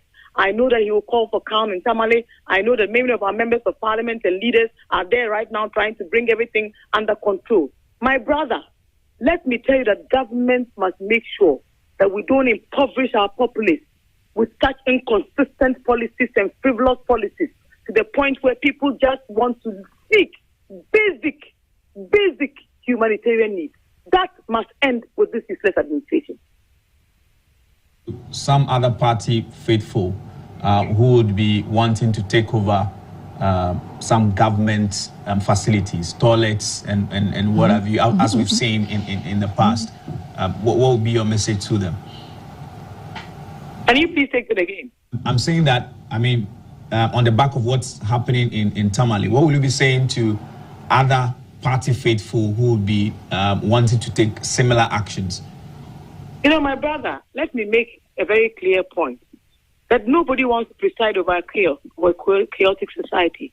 Nobody wants to win an election and preside over chaos. I know that Mr. Mahama is a man of peace. Many people know that this is not actually the best example. And I'm sure that everything will be done to bring all these things under control. To be honest with you, there's only one thing that our Vice President Mahmoud Bawumia said that I agree with, and that he will actually be supporting Mr. Mahama in a very peaceful transition of power. They didn't give us that. We handed them a peaceful country, but look at the acts they gave us. They drove Mr. Mahama out of a government accommodation, if you remember. It was big news. They literally chased him out of office. And you know all the other conversations that took place in the aftermath of our loss in 2016. I'm delighted that he doesn't want to be treated the same way as they treated John Dramani Mahama. That is another lesson. And so certainly not a good way to end it. But I believe that God works in the affairs of men, and God is not mocked. Dr. Mahmoud Bawumia did not deserve on any occasion to become president of this country or to lead this country. And Ghanaians have proven that to all of us. I know the failed economist, let him go home and reflect on his time in office. Opportunity to have a longer conversation some other time. But I mean, one of the promises we've made is to fight corruption. And one of your policies is to recover the loot. Are we, likely to see any action in the very short term? I said in the next few days, you will see action immediately. To be honest with you, the country is literally bankrupt. If we don't recover these monies, even we will struggle to settle. And people don't have any patience. Ghanaians are not willing to give you any time and wait for you to waste their time. If we want to prove to Ghanaians that we're serious about fighting corruption, we ought to immediately take some very good steps. I would want to look into the crucible and reflect very carefully on what I would want to see Mr. Mahama do in the next few days. I would want him to nominate a sole commissioner to investigate all the raft of allegations of corruption, of wastage. The Public Accounts Committee has put out quite a number of very rich material that nobody is investigating. I want to see that kickstart the process of recovering all that has been looted and lost to the people of Ghana. Ghanaians listen to that conversation and it resonates with all of them. I believe that it's something that everybody is looking forward to. So I'm hopeful and looking forward to the fact that together, and of course, you can't fight corruption without the media. However you want to do it, we will need enormous support from those of you in the media. We need support from the good people of Ghana. Make no mistake, a leader will lead to the best of his ability, but he needs to carry the people with him. On this one, I know that the good people of Ghana will literally be marching towards Mr. Mahama and hoping that immediately some action will be taken to investigate. Look, Palugu is in the Upper East region, where the NDC has won literally 15 seats in one swoop. So tell me, how do you think they feel to know that $11.8 million has been sunk and there's nothing to show for the Palugu Dam? Dr. Bawumia told us that was the single largest investment in northern Ghana. And you guys didn't even ask him where the money went to. But today I'm delighted that Ghanaians have actually shown him the red card, that you don't disrespect us and lie to us, and we will continue to endorse from his behavior. I believe that I'm delighted he looks so humble. He actually even should have offered Mr. Mahama an unqualified apology for all the negative invectives that him and his wife spewed on John Dramani Mahama. Invectives he did not deserve, because judging by his short time in office and judging by what they have done over the years, a total destruction of all our governance institutions, what are we expecting? We expect our leaders to respect us, to serve us in all humility and with compassion, not highfalutin jargon and big language and plagiarized speeches and all sorts of things that really have no place in our democracy. He is a consummate campaigner, a man who contested more than 3 times before he won. So he ought not to have said the things he said about John Mahama. Democracy gives you 4 years in every term. For him to say that Mr. Mahama will remain a one-term president, as though Ghana belongs to his father. Look, let's end this disrespect of our people and our sensibilities. And I hope that all of us will come together to build a better democracy, one that we'll be proud of. A democracy where our leaders show us enormous respect. Look at Nana Ajino. She has carried herself with decorum all through the campaign. No insults, no attacks, just focusing on what her message is. This is the sort of woman that we want to see in the seat of government. A woman who will take care of all the SDGs that matter to women. A woman who will supervise the Women's Development Bank. And I have spoken to many young women who are entrepreneurs. I expect that they will be investing largely in the Women's Development Bank, that they will be investing also in the fund that will be setting up the Mahama Care Fund to literally work on women and children and their health needs. Fertility issues are a serious challenge. We've heard about dialysis. I tell you that, I could go on and on and on and on. I believe that in all humility, God has spoken out for John Mahama. And John Mahama knows that God did not do this by accident. God expects him to deliver on a sterling performance and do his very best for the good people of Ghana. And I know that all of you will stand up and salute him when he finally has to take a bow from the presidency. Until then, let's look forward to improving on governance, improving on infrastructure, improving on health, building back on our economy. Look, at the bottom of everything that the Akufo-Addo government has failed to do is a poor economy. Who is managing the economy? Who is fixing the economy? Nobody. All we know is that Ken Ofori-Atta took advantage of his choice of, office as a finance minister to receive all the transactions that were coming his way happily.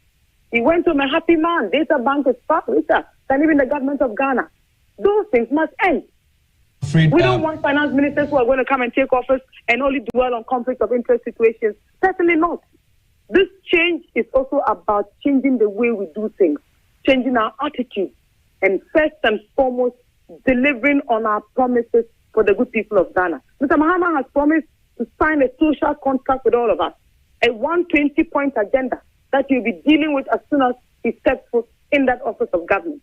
And let's all hold him accountable.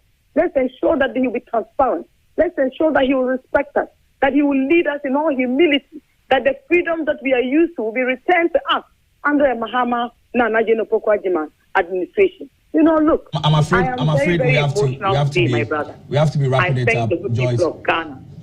I bow and I salute each and everyone who went out there to cast a ballot for John Mahama and an NDCP near you.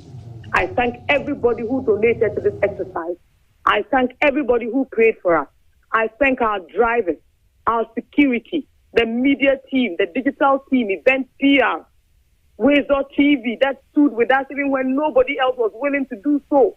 I thank the National Executive, our colleagues, all the former appointees, all the various volunteer associations. My brother, this was one strategy that was built to last, fit for purpose, and has delivered on a resounding victory.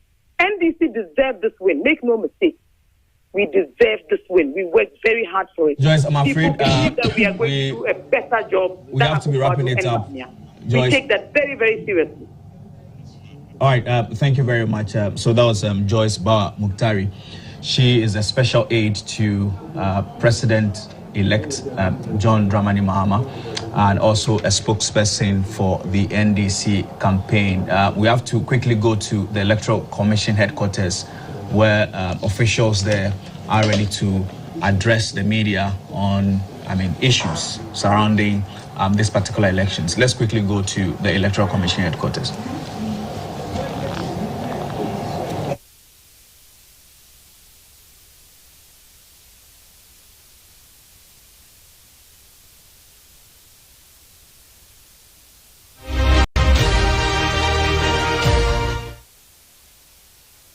Just heard that Vice President Mahmoud Bawumia has conceded defeat and has congratulated former President Mahama. So today we are here to ask some political parties and observers here their opinion and how they think about this, because the EC has not come out to say anything about this event. There are no ballot papers here. There are no regional results in, but former Vice President has conceded defeat. So we want to know. The EC is planning for press briefing, but we want to find out from the other people here what their reactions are. So first, I'll go to Antiama, NDP. Power to the people. We just heard that Vice President has conceded defeat. What do you think about it?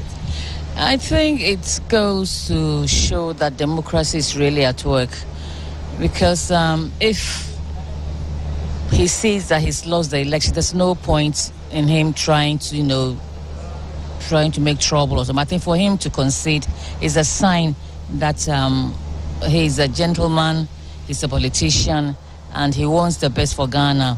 Because going forward, whether we like it or not, he knows he's lost the elections, so he might as well go ahead and congratulate the winner, John Dramani Mahama.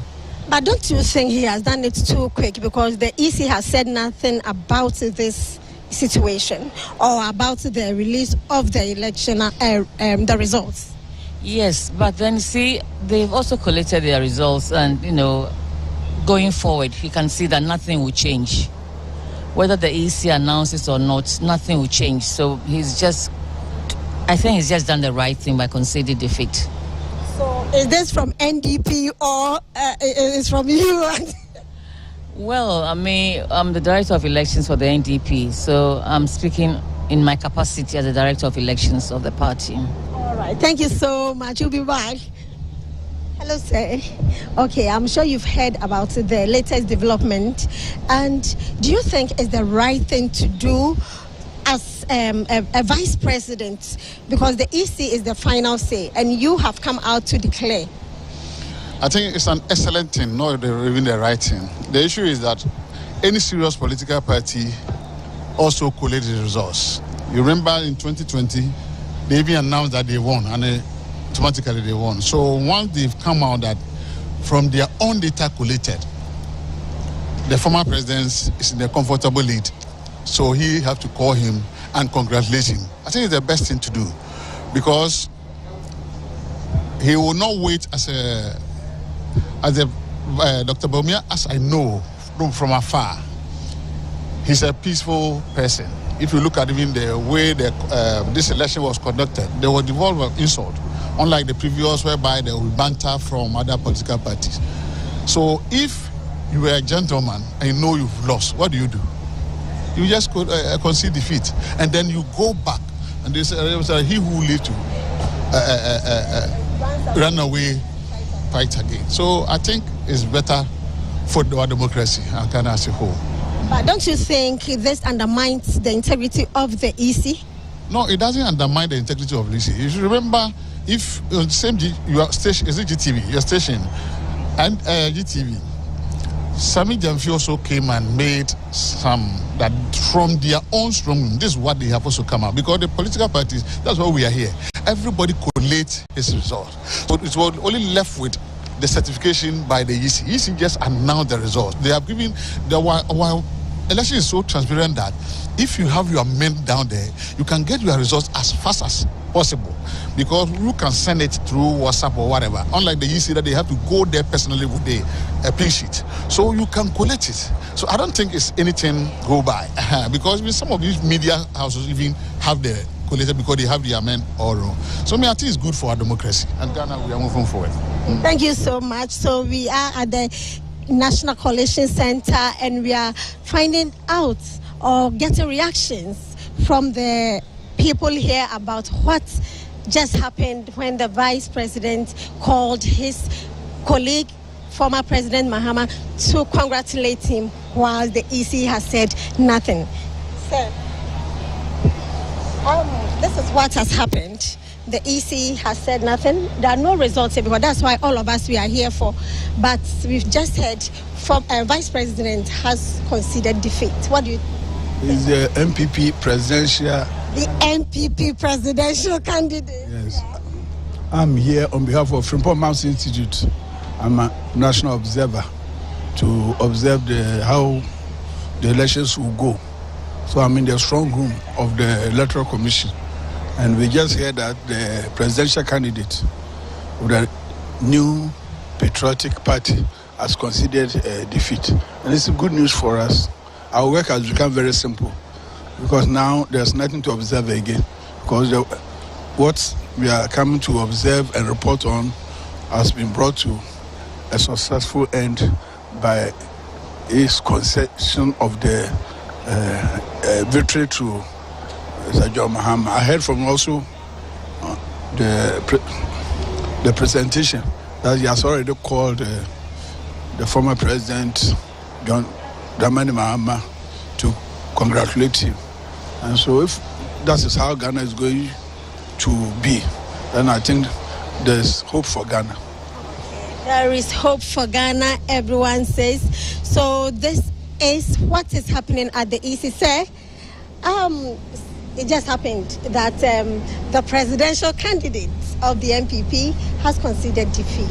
I am continue saying we are here. The place is empty. No results yet, but he has. What is your take on this one? I serve in the same institution with COP, Reta, and Pabeni. For me, Ghana has won, and that is what we all prayed for. And so we want to congratulate President-elect, His Excellency, Mr. John Mahama, and also congratulate Dr. Mahmoud Bawumia, the immediate or outgoing Vice President, for your show of statesmanship. That is how we should run our politics. Politics is not about war. It's about sharing ideas. So if we put forward your idea and the people don't buy into the idea, so be it. The best candidate has won, and we thank God for that. We pray that he will succeed. If he succeeds, we all stand to be blessed. And so we'll continue to offer prayers for him that he succeeds and he makes Ghana what we all desire Ghana to be. Thank you. Thank you, sir. So from the National Coalition Center, we are gathering views of what the public think about the just announcement made by the presidential candidate of the New Patriotic Party. Yes. Now, this is what has happened. We all know the presidential candidate of the New Patriotic Party has conceded defeat. We are here, all of us are here waiting for the counting, but so far nothing came and we just had a conceded defeat. So what is your take on this one? Well, I mean, it just shows the maturity of our democracy, because in an election where you have your party agents at every polling station, by this time you would know the results. So whether you're winning or losing, you know it. And I think that what I heard him say was that what is left to come would not make any difference. So it's a clear maturity of our democracy and also maturity on the part of the candidate. He's really done well to quickly come up and then just kind of reduce any tensions that may arise thereof, because as you well know, since last night, nothing has come up because some of the party rank and file had besieged the coalition centers. So this may make them all leave, and then immediately the EC would start receiving it, because you know the CI must be followed.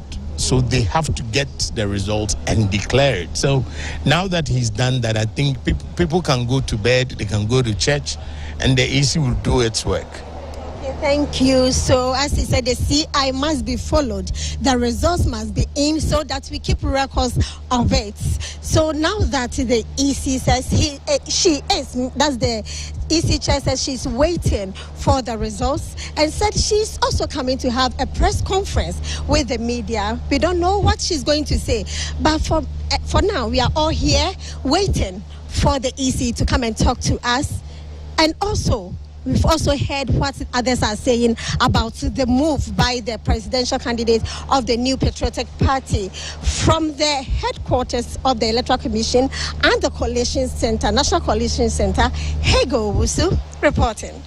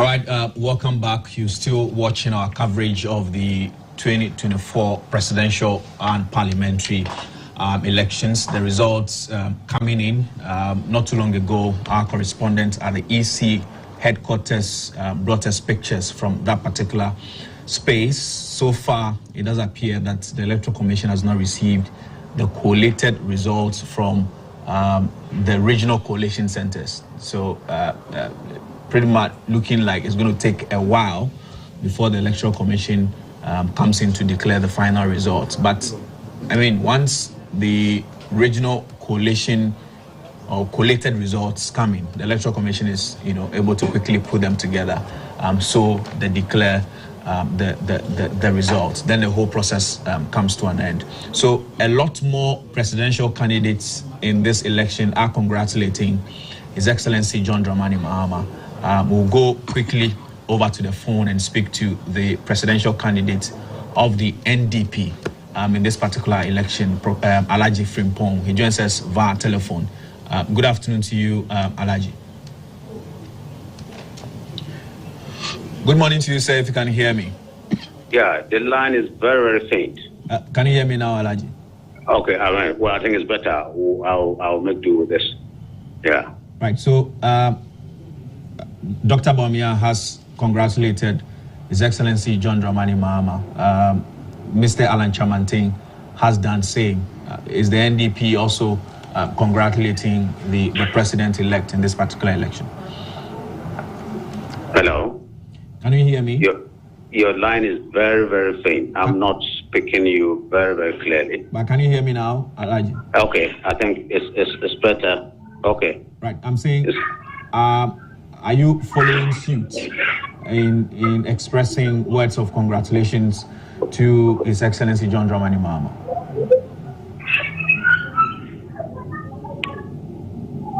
Hello? Yes, can you hear me? Yeah, okay. Well, if I get you clearly, you are saying His Excellency the Vice President has congratulated former President John Dramani Mahama. Sure. Good. Yes. The NDP equally congratulates all Ghanaians for what I call our victory. Victory in the sense that it is a real demonstration of what I call the genesis and source of the mandate of governance that has been clearly exhibited by the people. And we all, of course, appreciate how our democracy has come. It is also highly appreciated, that in such a competitive election, even before the EC declares the total results, what I'm saying, the forerunners, comprising the Vice President and in particular, has come to, as it were, declare that, he accepts what we call the outcome, even though that was not what he's expecting. That is a clear, what I call, sportsman-like spirit, in just expressing, for, our collective peace. This, for us in the NDP equally appreciate and, congratulates the presidential candidate of the NDC and as well as the NDC itself. We will all play our role, as actors, in the political arena, making sure that at least, the most valuable policy in all manifestos is the peace and stability of this country, which we all pledge to. More particularly, after our peace pact, that had been signed quite recently, making sure our country, remains whole. We congratulate everybody, particularly all the institutions that have played all your, expected role. The GBC, you have played a very good role. And we must also pledge to keep into respect of all state institutions, that are, form part, more particularly the EC, in bringing about these good results. Mr. Frimpong, certainly you've been monitoring the elections, parliamentary. Your line remains very faint. I'm not getting you at all. I'm saying you've been monitoring the elections, certainly. What do you make of the process thus far? We've recorded, pockets of violence here and there, but from the NDP headquarters, what is your observation as a political party of the whole election process? Okay, thank you very much. See, it is most unfortunate that, certain areas have witnessed what I call some violence, but this is a result of a systemic deficiency in our governance and leadership that has run over a long period. The people in the anxiety in probably wanting a particular outcome are not very sure that they will have it. Will push for this kind of what I call desire, and that is what explodes into violence. We must work, all of us political actors on the ground, to ensure that at least the mandate that the people offer for governance, must be understood as not having been mortgaged, even though when we take our mandate to exercise what I call to exercise our mandate as a political party, we must know that the very people who have handed this mandate over to us have not mortgaged, their role and their will and power to ensure that at least they also guide and lead us into, what they expect in national aspirations, our collective aspirations. So that's very important. Normally, that is what results into that kind of thing. In future, if all heed, the indications or, the will and power of the people, I think we should be able to avoid, this kind of eruptions, that mar, our electoral process. Right. So the results, as we have collated them here, show that your party has 542 of the votes so far. Are you able to tell us, per your coalition that you're doing from your strong room, what the figures are like for you, the NDP? What have you got? What have you got there? I'm saying we're doing some 542 so far, based on the number of constituencies that we have collected. Yes, we've not got everything. That is why I'm a bit surprised at the figure you're coming out with. We've not got everything yet with us. So I'm not in a position to confirm what you have got. Neither can I conclude, on the figure that we have finally got. So we are still waiting, to gather all the polls that we have. All right. What will be the future of the NDP moving into the next elections? What do you intend to do to ensure that at least the numbers go up for your political party? Well, the NDP will remain as the sole compass of the will of the people in terms of making sure that at least the mandate of governance, is exercised in fulfillment, of the will and power of the people. And that is why election after election, even though we really have not easy, what I call, resources and conditions in making sure that we push our agenda, higher and higher. We still stick on to making sure that at least the will and power of the people, don't get trampled upon, and we keep on at least highlight the need to ensure that the major and primary arm of government remains the people, and that political actors and government,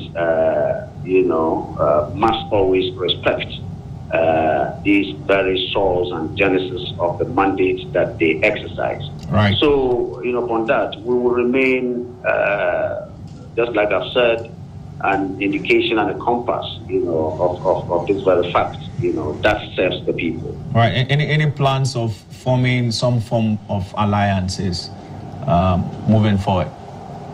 Well, I don't think I can say no or yes for now. Of course, given the political, dynamism in terms of ideas and the way forward, so long as it satisfies, like I've said, the very will and power of the people, we would not probably say no, but all depends on the forces that try to probably fuse or come together in fulfillment, of this goal. All right. So before I let you go, for the lack of a better word, smaller political parties like yours who continuously contest elections and never win, what really is the philosophy? What really is the thinking moving into an election? Yeah, thank you very much. You see, what people do not know, most people, I know some do,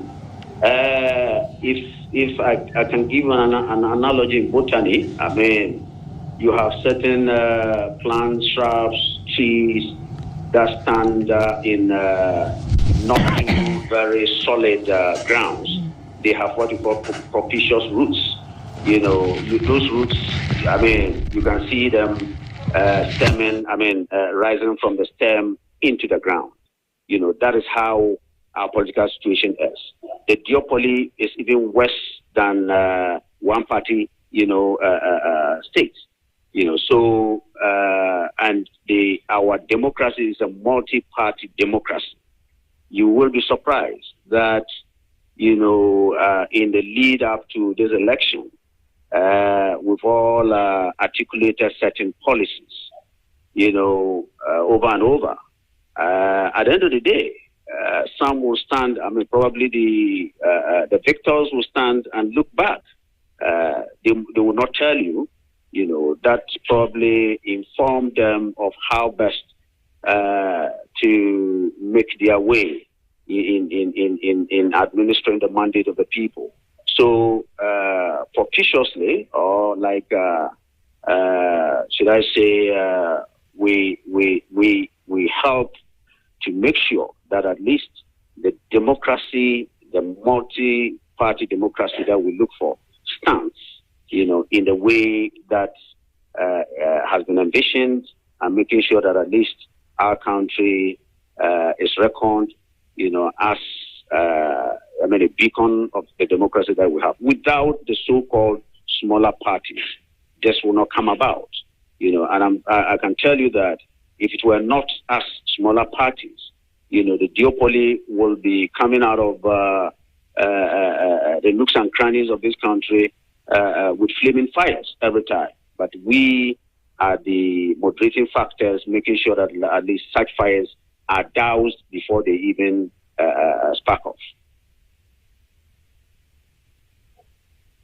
Frimpong is the flag bearer of the National Democratic Party in the 2024 presidential and parliamentary elections, extending words of congratulations to His Excellency John Dramani Mahama. Thank you very much, sir. Let's come back quickly to the studio, and we see lots and lots of messages coming in very fast. Gloria, what exactly have they been saying? So many are appreciating GBC for the good work. GBC, thanks so much for the updates. God bless you. This one says, hi, good morning. God will make peace. I thank Ghanaians for bringing JM back. Wow, that NDC woman, I think he's trying to write, talk too much, yeah. No, it's not too good to read. Good morning, my name is Kwabala Doji. Congratulations to my MP-elect, Honorable Fifi Kwete. Great work done. Felix, that's Felix Kwete. Sorry, Felix Akwete.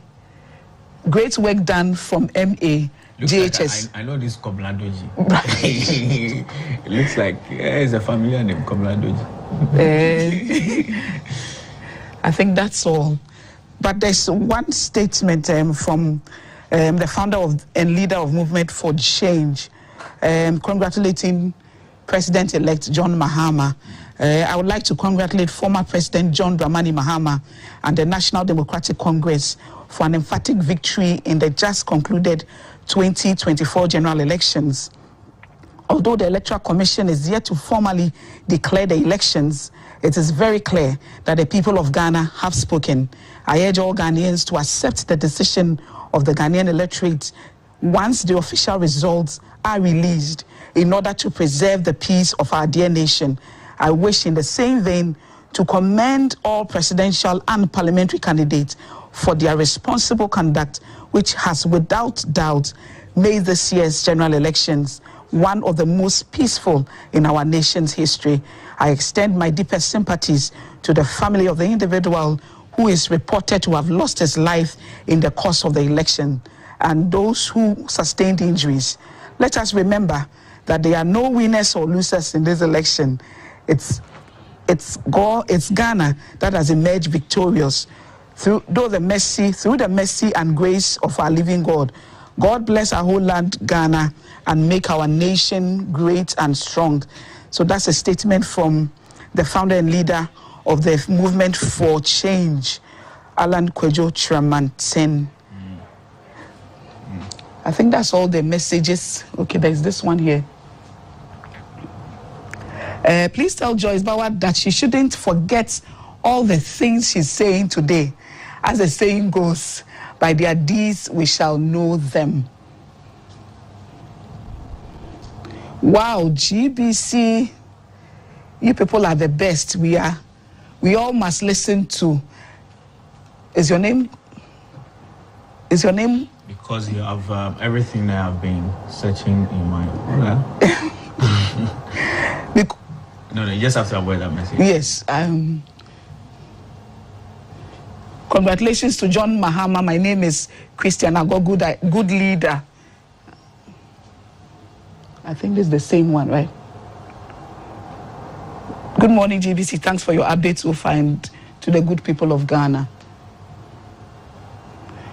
That's a long one. Politics has taught me the importance and dependence a successful, growing society has on good, thorough and fair journalism. Improvement's biggest obstacle is its most arrogant voice. Progress comes from being well-informed. Regress comes from being ill-informed, misinformed, distracted, or allowing a significant set of the population to be any of these. If politics is a garden, prosperity is its fruits. The electorate is the fertilizer. Propaganda are the weeds. Journalism is the water and sunlight. That's philosophical. Very, very. Yeah.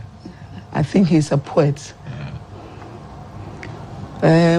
What is Sami Jenfi saying? We do not want the MPP to shed more innocent blood. Ghana will be ruled by the NDC. We need change. Shout out to all GBC Broadcasting Corporation. You guys are doing a good job. Some people are sending photos of what's happening in their constituency. Nothing good comes easy. NDC, this big win.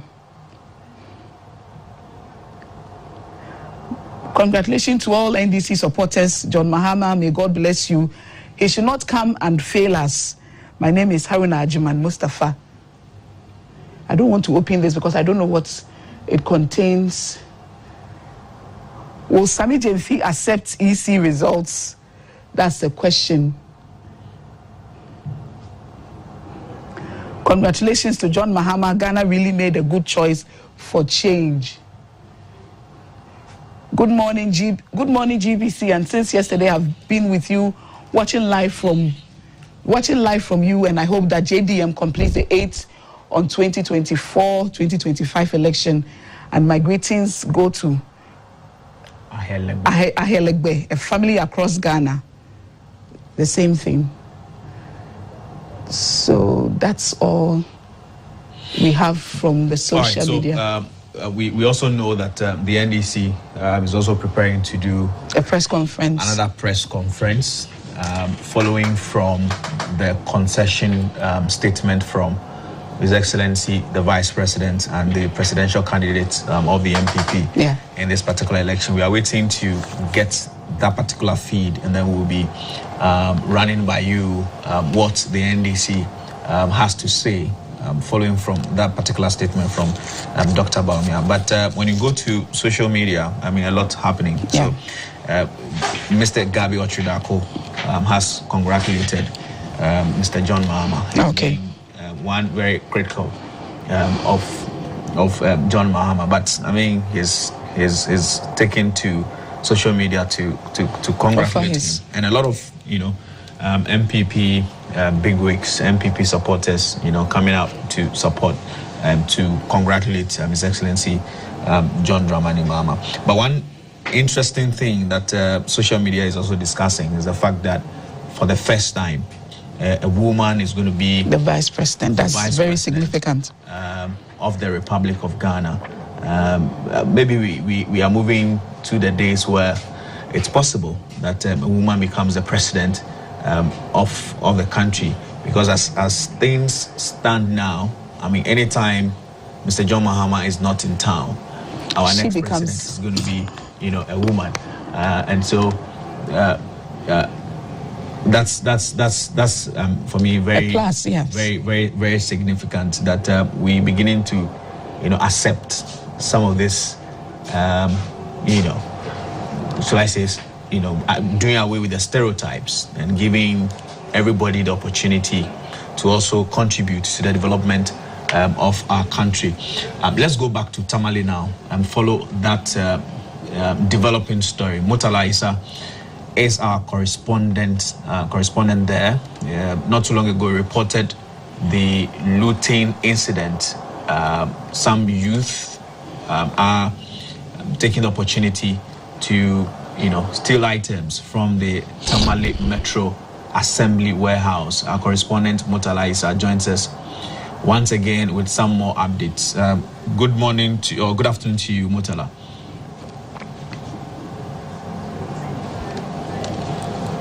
Hello, can you hear me, Murtala? We see the pictures on the streets. Looks like the situation is returning to normalcy. I see some relative calm on the street. Murtala, is that what you want to report? The streets of Tamale, and our last report indicated a looting situation here in the northern regional capital, that is at the Tamale Metro Assembly. We indicated at that time that the police and the military were trying to control the situation, but the youth have succeeded in overpowering the security agencies, and as we speak, looting is still going on.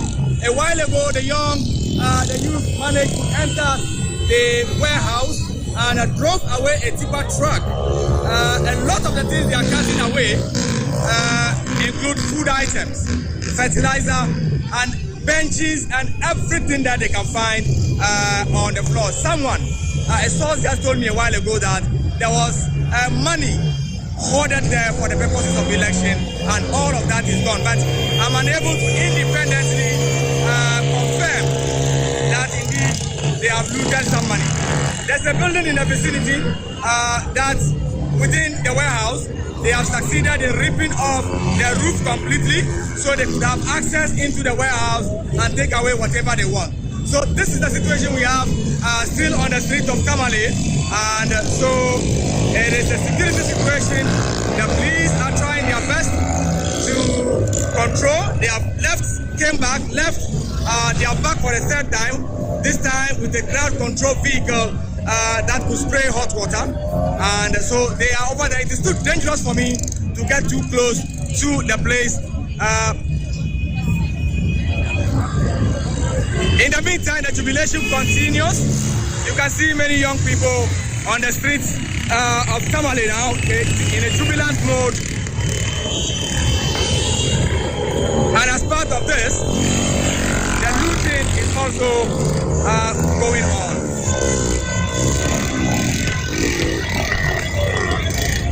The police have tried their best to control the situation. The military came in, but I can tell you that they have all left.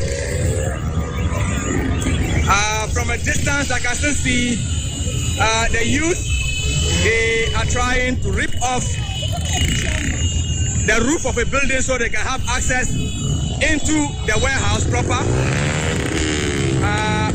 The zinc that they are ripping off, some of them are carrying away the zinc. And so on the floor here, you will see some of the items that were being carted away is fish.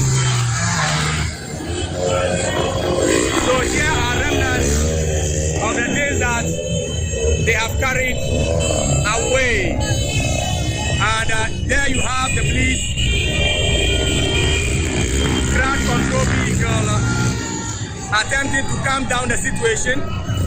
I can see some young people surrounding some police officers who are trying to calm them down.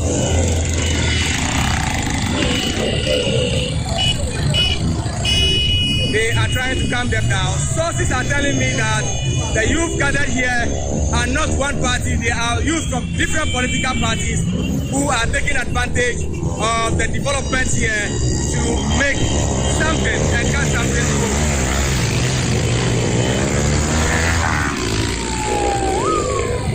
Well, we have more police vehicles, police reinforcement teams coming. I'll try and get closer, see if I can get more close-up shots. We have been asking the youth why, and their explanation is basically that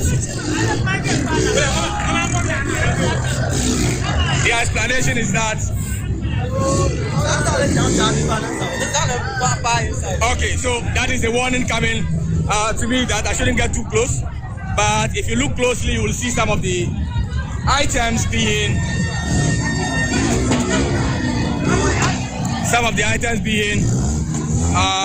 looted. Let me get the safe place and be able to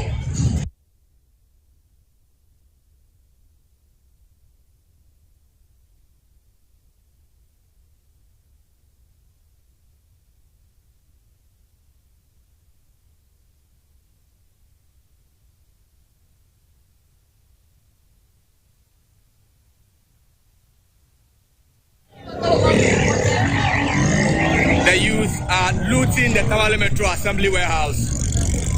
They are ransacking the whole area. And a while ago, there were exchanges between security personnel and the youth. So these stones you find here are part of the ammunitions used by the youth. They pelted this at the police. But I must say that they have reacted in a very calm manner so far.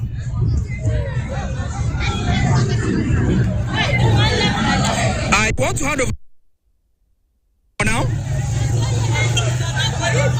We will be back on this development.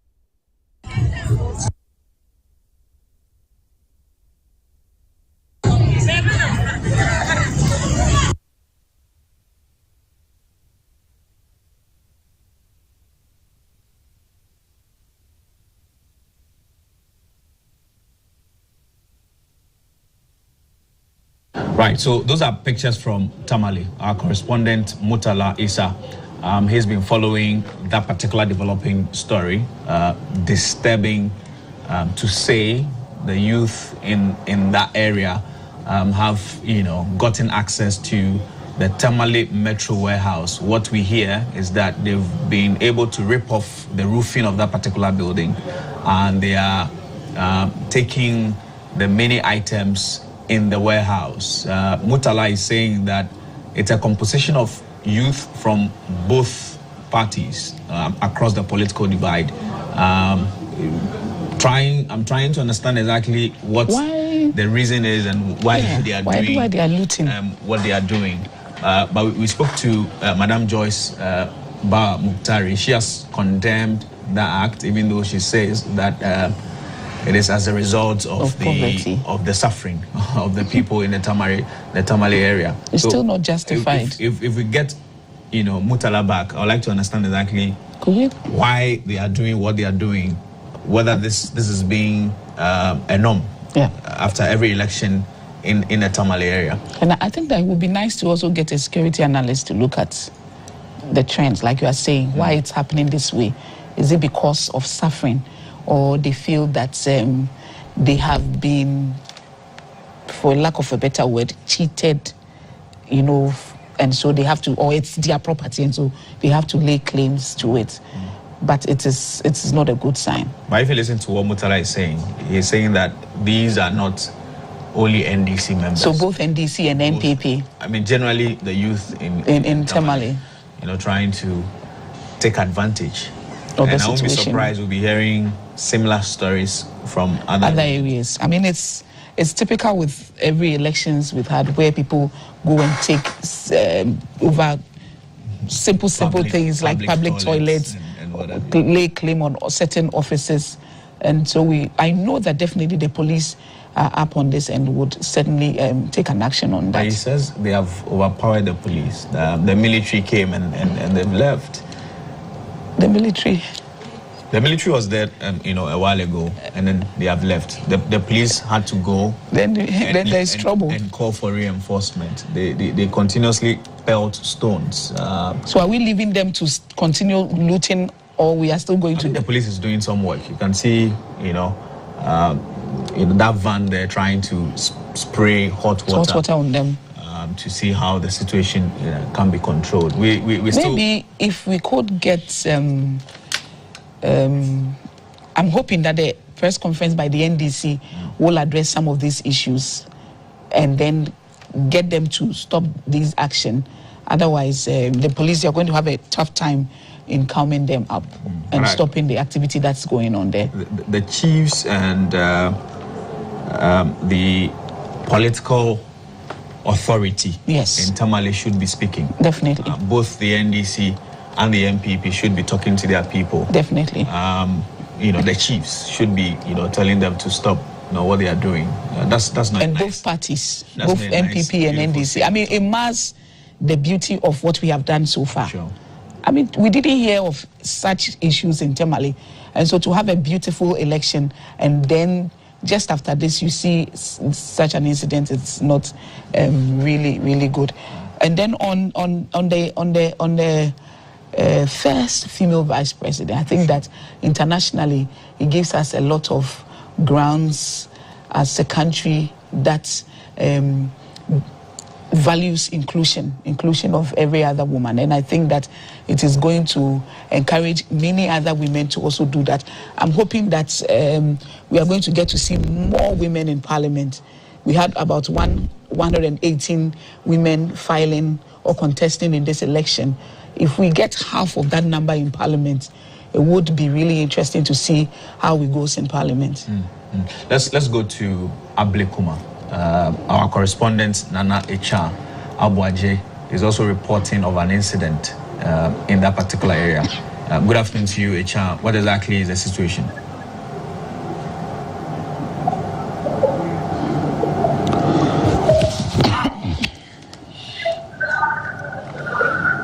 Hello, Echa. Can you hear me? What's happening where you are?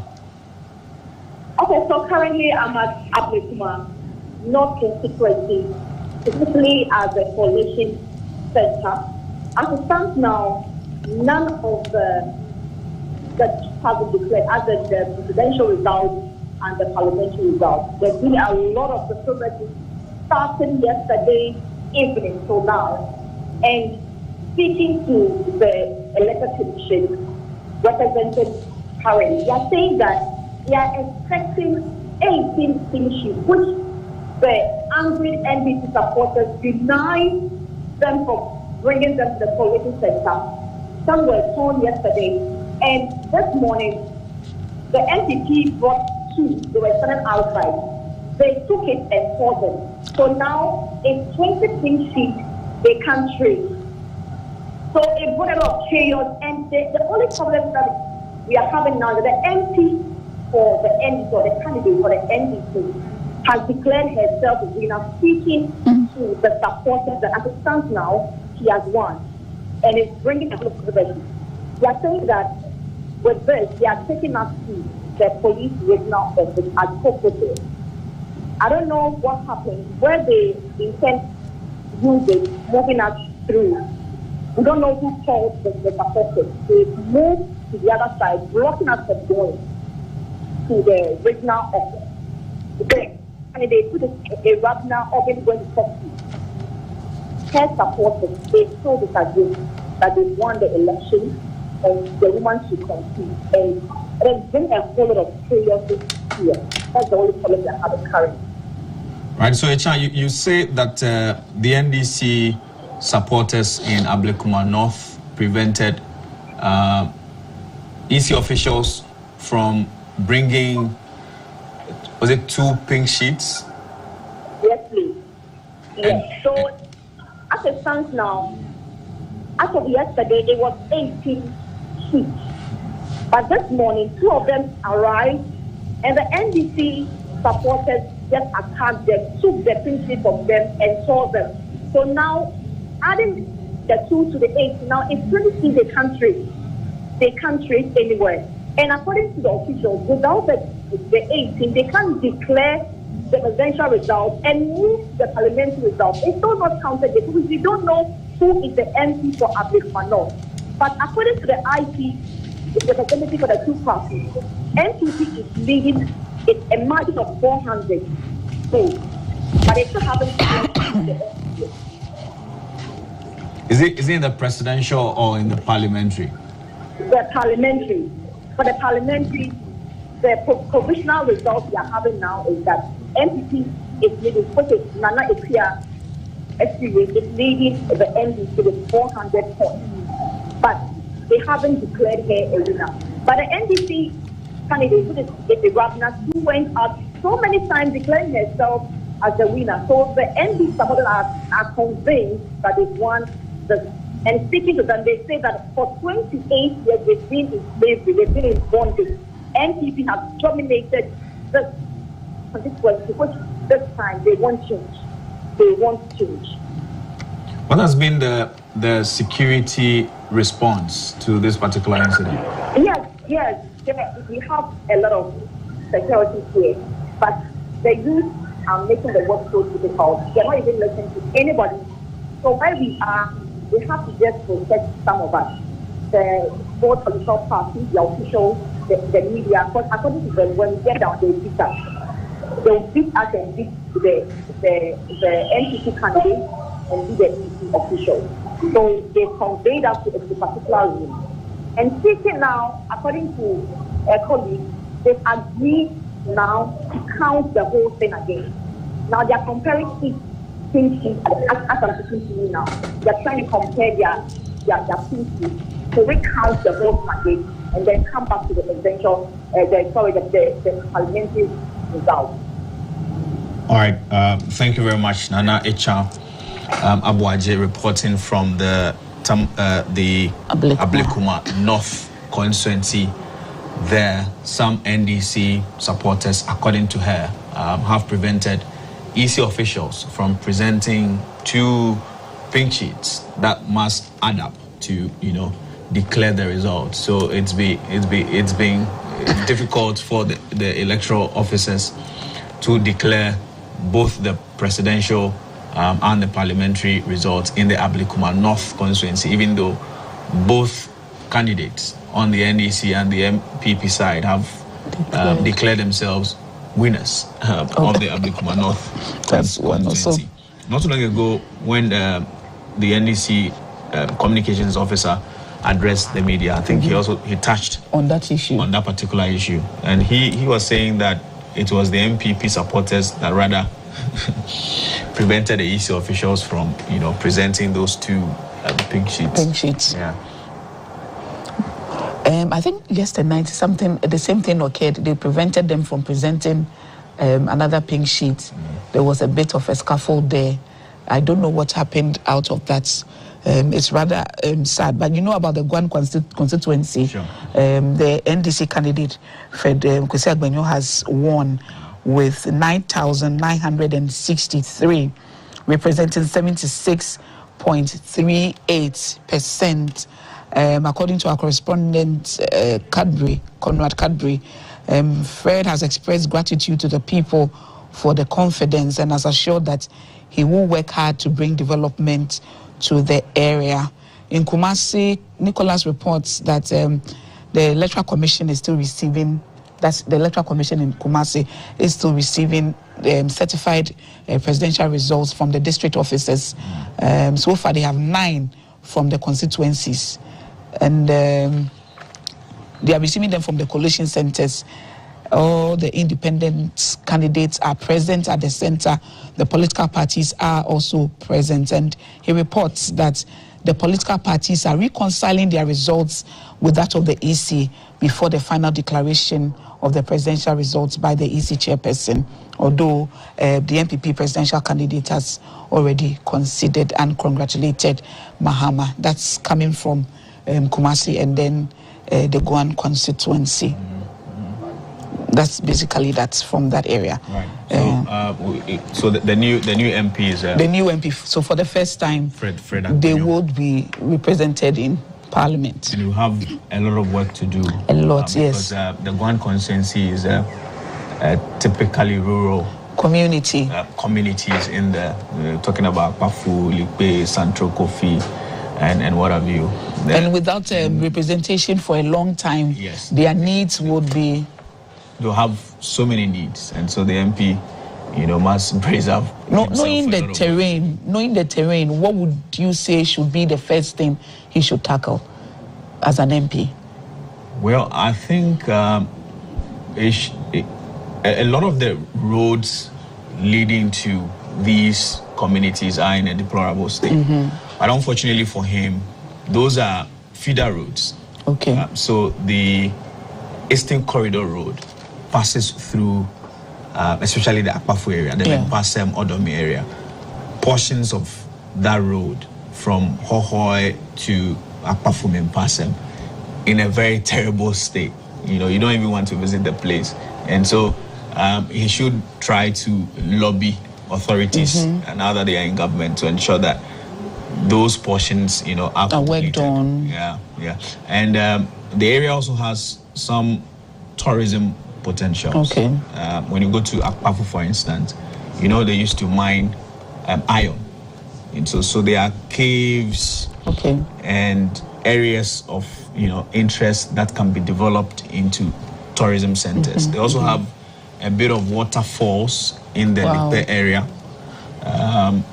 There should be an opportunity for a canopy walkway in that particular area, because it's a hilly area as well. Okay. There's one village called Toji. Toji is on a hill. Okay. And there are hills surrounding it. So developing a canopy walkway around that particular area will not be a bad idea.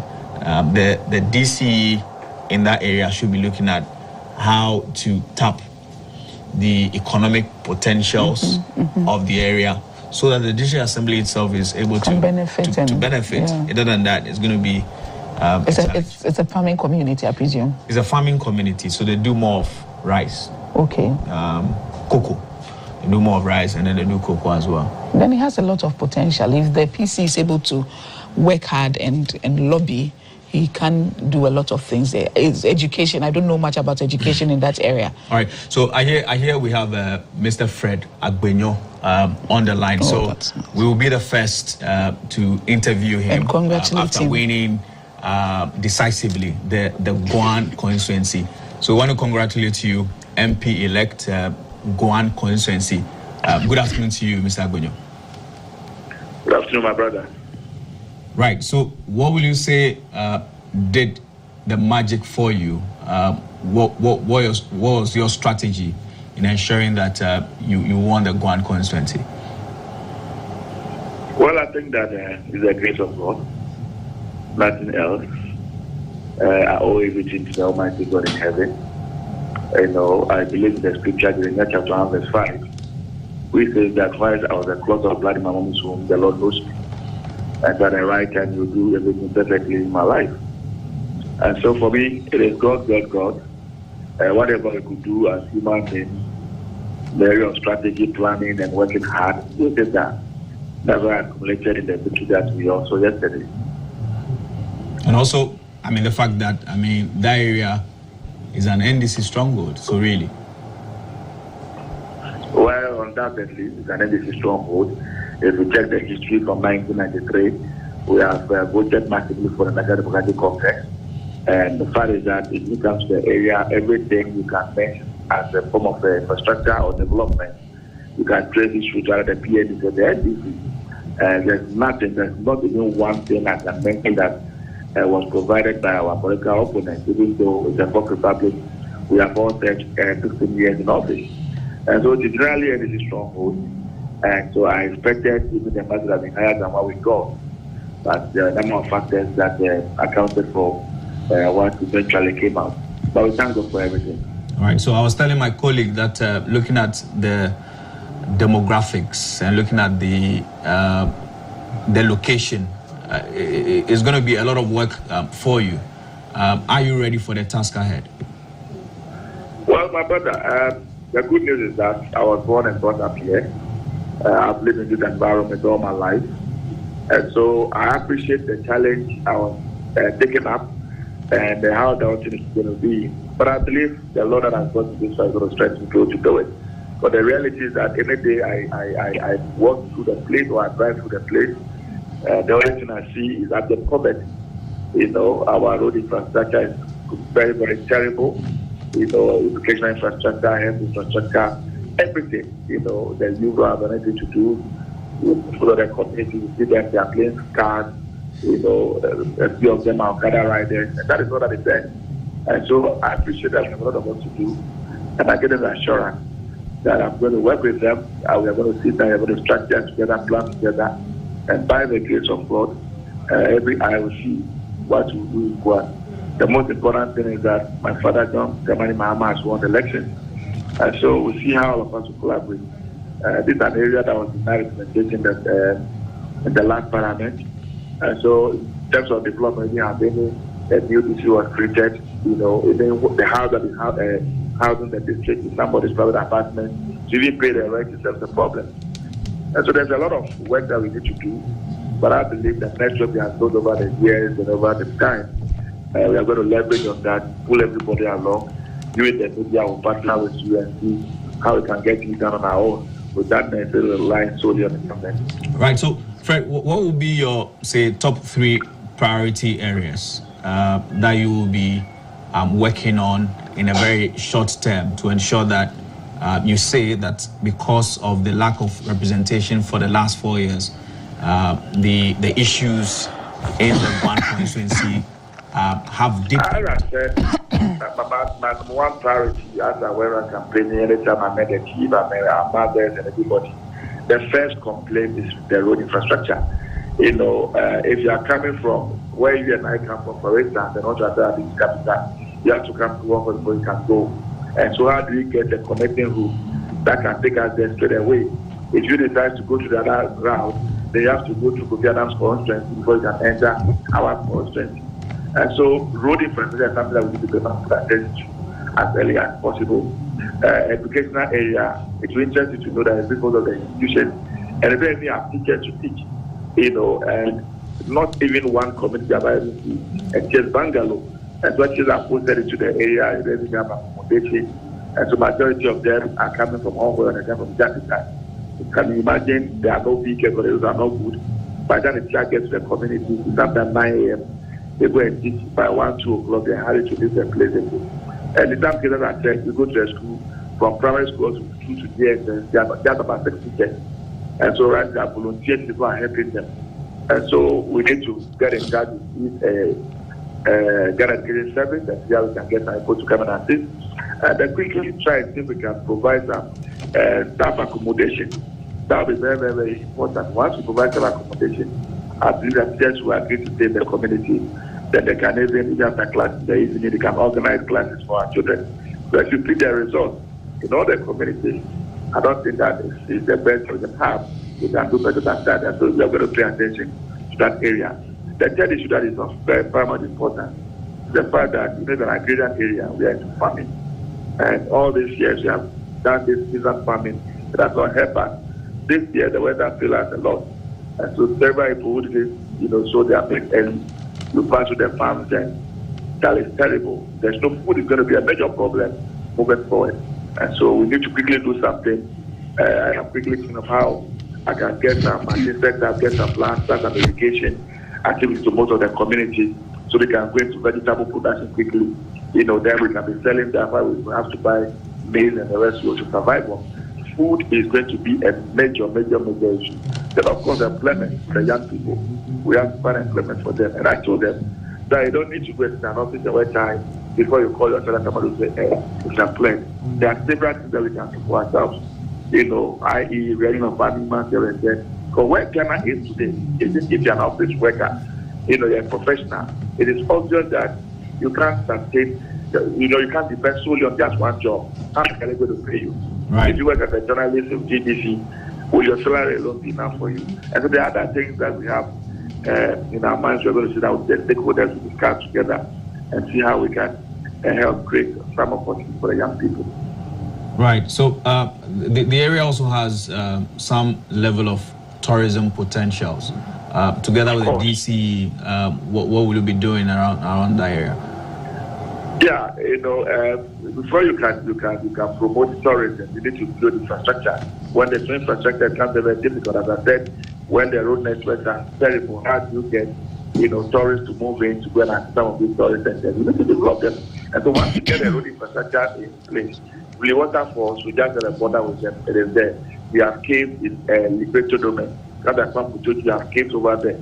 I'm even told that there are some waterfalls on the other mountains that we are going to develop. Now the chieftaincy institution, we need to go to promote it. And now we even that I get discussed as that the district, we need to have one district festival. That all the 4 traditional areas can come together and celebrate a festival on a rotational basis. Develop the chieftaincy institution, help them to package that institution very well. And through that, we will be able to, showcase our culture, showcase our territory potential, and then get the tourists to come in. That is going to create employment. That is going to bring money into the area so that people can benefit. So there are a lot of things that we have to do. As I said, I don't want to impose my ideas and my views on this thing. And so I'll be having stakeholder engagement, especially with Nanano and then my young brothers and sisters. We all sit down and deliberate, and then we move from there. All right. Maybe finally, before we go, how do you ensure that you ensure some level of unity amongst the many separate groupings in that particular constituency? Yeah, one of the things that I was very worried about as we're campaigning is that some people decided to do some tribal politics here and there. The area very well. When we used to be at the voter agent Hongway, they named the class in airways to allow like people who speak one language, different languages. And so there was some level of discrimination against us. And so one would have thought that now that those who have been so much discriminated against have come together, that potential area, we will see ourselves as one people and fight our common enemy, which is poverty. Surprisingly, you still hear people who are trying to discriminate, different from Ibe, different from Apafu, different from Lolobi, Sandogofi. But the good news is that we, as I said, we are going to engage.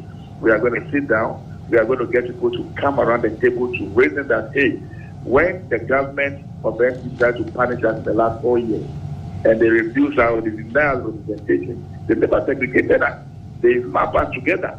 And so unless and until we see ourselves as one people, it will be difficult for us to come around the table and talk about development.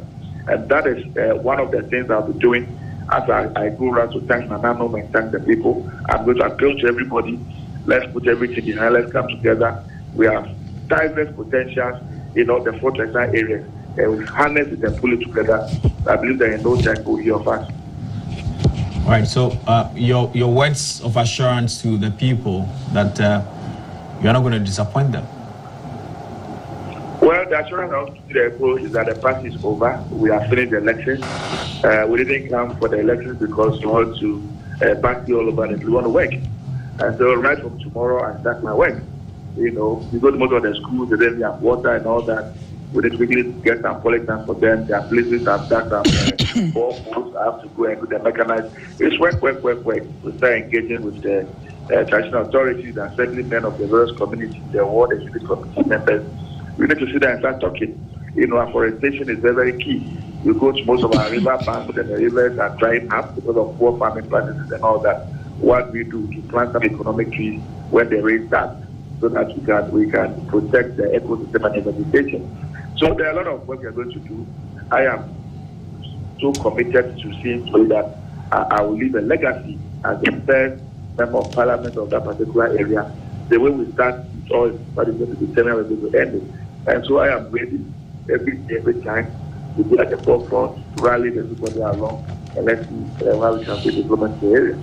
All right. We want to thank you very much, MP-elect, the Guan constituency. We speak to him. Thank you for the opportunity. Thank you. First time after he won the Guan constituency. So that was Mr. Fred Agbenyo, the MP-elect for the Guan constituency. Gloria. Okay, Maurice, the U.S. Embassy, just 23 minutes ago, was just on their Facebook page, congratulated the President-elect John Dramani Mahama. It says, congratulations to all Ghanaians on a successful election that reflects the will of the Ghanaian people.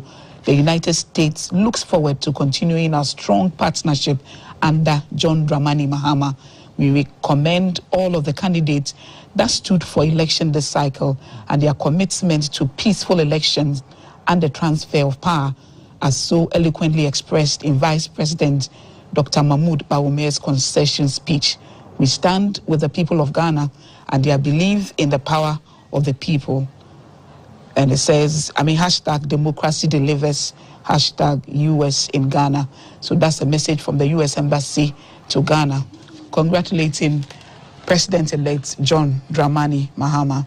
And President-elect John Dramani Mahama himself, some hours ago, took to his Twitter handle, and he says that I have this morning received the congratulatory call from my brother, Dr. Bawumia, following my emphatic victory in Sunday's election. So that's Mr. John Dramani Mahama accepting those words of congratulations from Dr. Bawumia. Let's talk to our correspondent, Walker Abronoma. He joins me on the telephone. Good afternoon to you, Walker. Where are you, and exactly what can you report?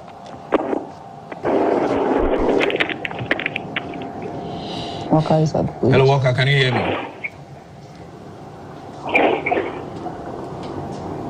Right. So we're trying to work the lines and connect to our correspondent Walker Abronoma. He's at Wejagbawe. Updates from the Wejagbawe constituency for us. Good afternoon to you, Walker.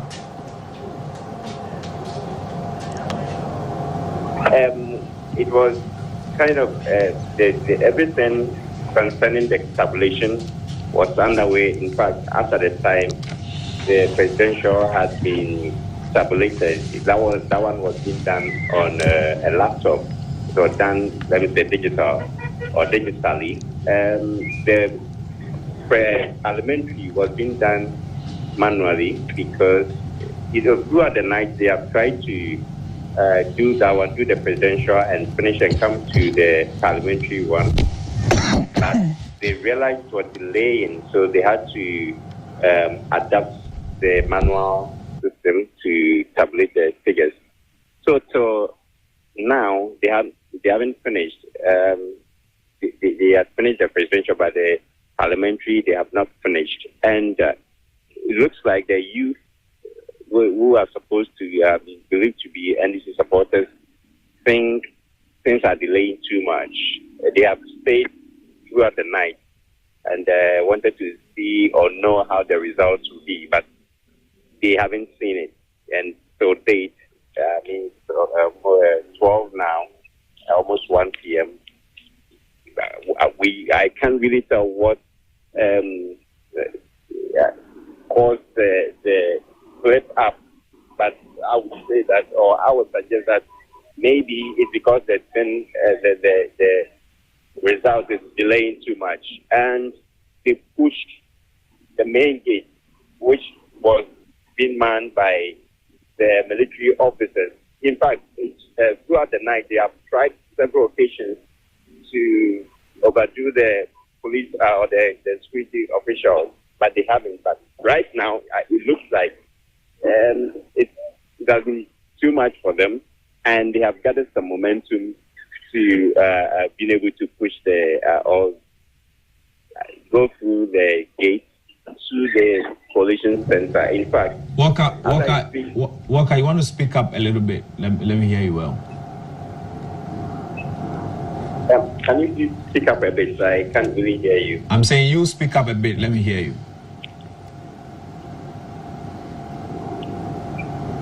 Okay, just go ahead. Go ahead. Okay, so as I speak now, from Weja Junction traffic light through to the center, or that is the assembly, the municipal assembly, where the coalition is being done. The people have flooded the road side by side, parked cars, and a lot of them are also trooping in and going there. Well, even I would say that the police or the military, security officials have their own way by dealing with them. I believe they have standby security officials, but I'll use this medium to say that if the national security system that was put in place, I think they should be on standby to go there and help. Or anytime they will have a call for a backup, to go there and help. Because the people or the youth are adding up in numbers. They are really adding up in numbers. So I think something should really be done immediately to curtail the situation. I don't know from here what is going to happen, but what I would say is that the police, the security should be beefed up to save the situation over there right now. Saying that both parties are not accepting the results. Is that a case? No, it's not about accepting the results or not. It was being tabulated. For now, the presidential has finished, or they have finished with the presidential tabulation. They are just waiting for the parliamentary tabulation for them to be able to declare the results. Others were saying that what the youth wanted was that the parliamentary results could have been declared. They could have been tabulated earlier, even before the presidential one, so that they could announce it for them to be able to go, so that the presidential, for them knowing already that the presidential, the NDC had already won, that wouldn't have been their problem. But rather, the presidential, they had mentioned them or announced it over there for them, that for that constituency would have been best. It would have been better, because after they have heard or they know the position of their candidates, they will leave and go. So it's not about people not accepting or the candidates or the agents not accepting results or not. All right. Thank you very much, Walker Abronima. I'm reporting from the Weja Bawe constituency there. Gloria. Yeah. I don't know whether you think the early concession by the NPP, yes, could be a factor, because to people looting, to people causing chaos in some of the coalition centers, because they think that we have already won. And so what's the essence of counting again? I don't know if you would agree with that assertion I'm trying to make here. I mean, counting must be done. It must be done, but you know that counting must be done. Electoral Commission. You know how important is the official body that would declare that. I know that, yeah. But we are looking at the people, the supporters in the communities, in the coalition centers. Do they know and understand how important it is for counting to be done, for these pink sheets to be signed and handed over to the regional offices for them to be faxed to the EC? Because those are what the EC is waiting for. You know, when Ega spoke, Ega said the Electoral Commission had not received any results from any of the regional offices. Yeah. And so these are causing the delay. And if she doesn't get, the commissioner doesn't get all these information on time, then you and I are going to continue to sit here till she gets every single one of the 16 regions that she needs to make her calculations. Although all the other political parties have already made their calculations, everybody knows who is winning. But to the people in the community. So you are saying that, I mean, these incidents are holding back the process? It's holding back the process. Yeah. It's holding back the process. Yeah. Because until a constituency result is added. It's added, yes. You are not able to forward to the EC? Not at all. Yeah. Not at all. Because it moves from the coalition centers, it goes to the district, then it goes to the region. Sure. And then finally the region faxes it to the Electoral Commission. Then they can begin to pick, calculate, add all what they've received together, declare for presidential, declare for parliamentary, both the NDC and NPP, how many seats each of the parties have won.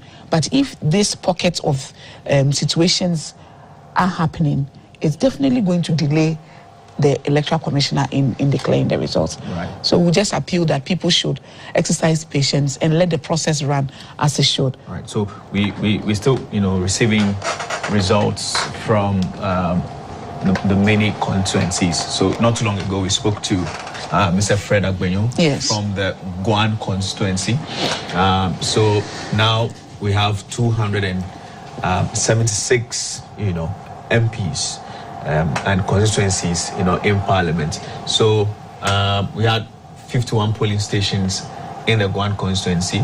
The number of registered voters was 19,651 in that particular constituency. As we know already, Mr. Fred Agbenyo now becomes the MP-elect for the Guan constituency.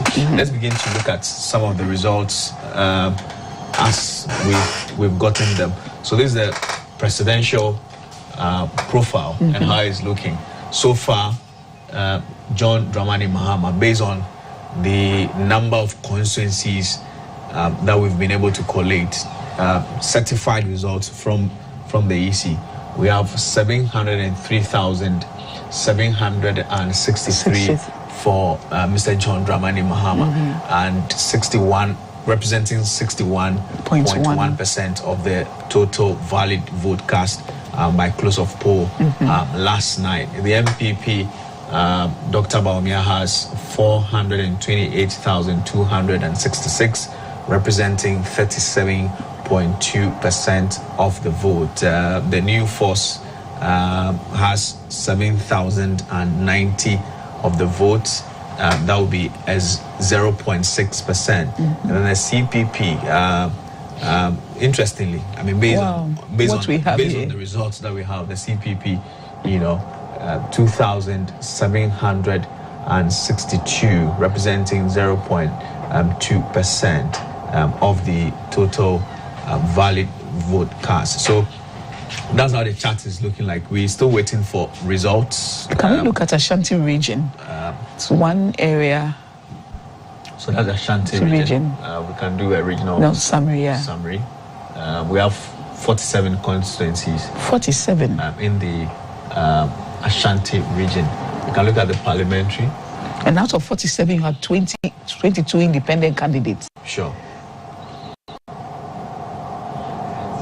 In the Ashanti region, it looks like we're not, getting enough much of the figures from the Ashanti region so far.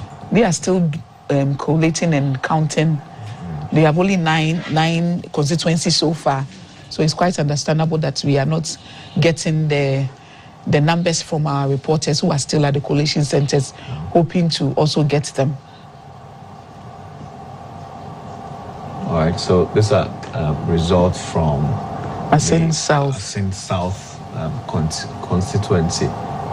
We have the NDC 19,086, the MPP 17,605 from the Asin South constituency. I'm talking about the presidential result. So, basically, that's how the board is looking like. Do we have anything on the parliamentary results?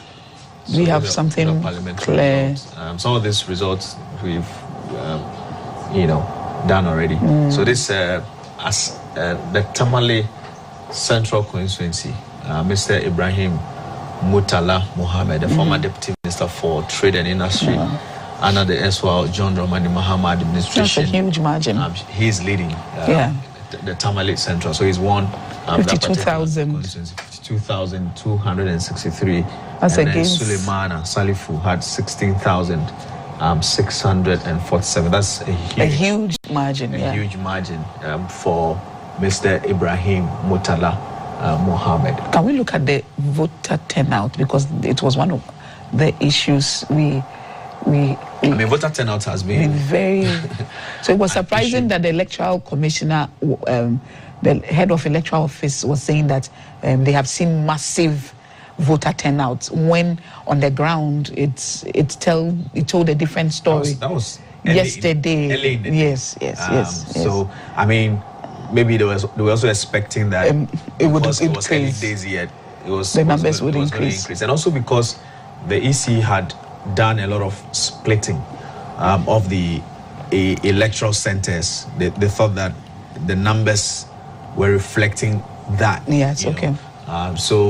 But all in all, the voter turnout in this particular election has been very low. Very, very, very low. In some areas where I reported from, in a polling center where some 580 plus voters are supposed to vote, you see only 200 people, coming to cast their ballot. And I'm thinking, because it's nationwide. Yes. Ghanaians are beginning to understand some of these things and say that, you cannot take us for granted. I voted for you. I've not really seen the benefits, and so I'm not going to, They're demanding accountability for everything. A lot of lessons for the political parties, both the NDC and the MPP, following from the result of this particular elections. Yeah. Voter region. All right, so this voter region, as we know already, the Ohoi constituency, goes back to the NDC. The NDC. Let's check the results for Ohoi constituency. Okay, looks like we don't have still coming in the result from the Ohoi constituency. Okay, still. All right, so we're still here. This is our coverage of the 2024 presidential and parliamentary elections. We're waiting to get the results, and we're also waiting to hear from the Electoral Commission officially declare the results. That's going to take quite some time, given the fact that as at the time we spoke to our correspondent Hager Owusu, who is at the Electoral Commission EC headquarters, they had not received any collated results from the regional level. They are waiting to get same, and they are able to move on to declare the results. So it's going to take some time before the EC, the results start trickling. The EC chair finally declares the result. But once those issues are resolved, the results quickly goes to the headquarters, and then a declaration is made, and then this whole process can come to an end, and then the jubilation can continue for those who have won in this whole process. At this point, we want to go for a short break. We'll come back to continue the conversation. Stay with us.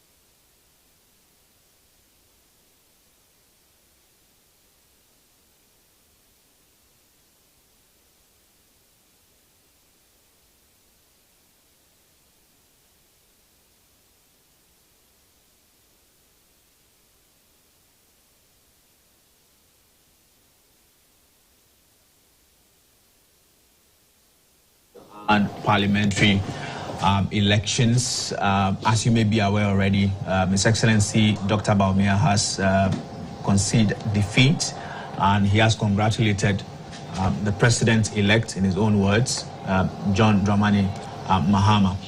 Pretty shortly, we'll be handing over the baton to Sarah and Montiti, who will be having a conversation with Shamima Muslim.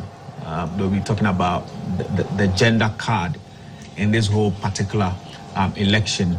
So, Sarah and Montiti, you welcome. You've been monitoring the situation on radio, on TV, on social media. Exactly what have you picked up so far? How is the process going? I mean, the jubilant supporters have gone wild. I mean, they're uncontrollable. We've even heard about the looting in Tamale, which is unfortunate, but you know, to some extent, you can't even fault the looters. But we are just... Why do you say that? Well, I mean, they may have their reasons which supersedes whatever law laws there are. No, there shouldn't be any reason why. There shouldn't be any reason. I mean, we are sitting in Accra and condemning the act, but not knowing the actual issues on the ground. Sarah, we condemn it. I also condemn it. I won't condone it in any form. But you see, you don't also know or understand the reason or the justification they have for doing what they are doing. I mean, if there's conflict, you can't be skewed to one side and condemn. You also have to listen to the party, the aggrieving party, to know what their concerns are. They may be going about it in the wrong way and manner, but we must listen to them. All right, more teaching. You know what has just stood out is all what has gone down, the pockets of violence here and there. I thought it would have ended with a close of polls on the collation of the votes, only to see the looting in Tamale. I come from Tamale, and it's sad for me to see this because Dr. Bawumia, with that act of coming out to concede, I believe wanted to foil all of this and put all of that to rest. That's why he came out honorably to, concede, even before the Electoral Commission, which is who we are all waiting for now, to declare who really is the winner of this election. And so I thought that would have ended with, the humble concession by Dr. Bawumia, but this is quite unfortunate.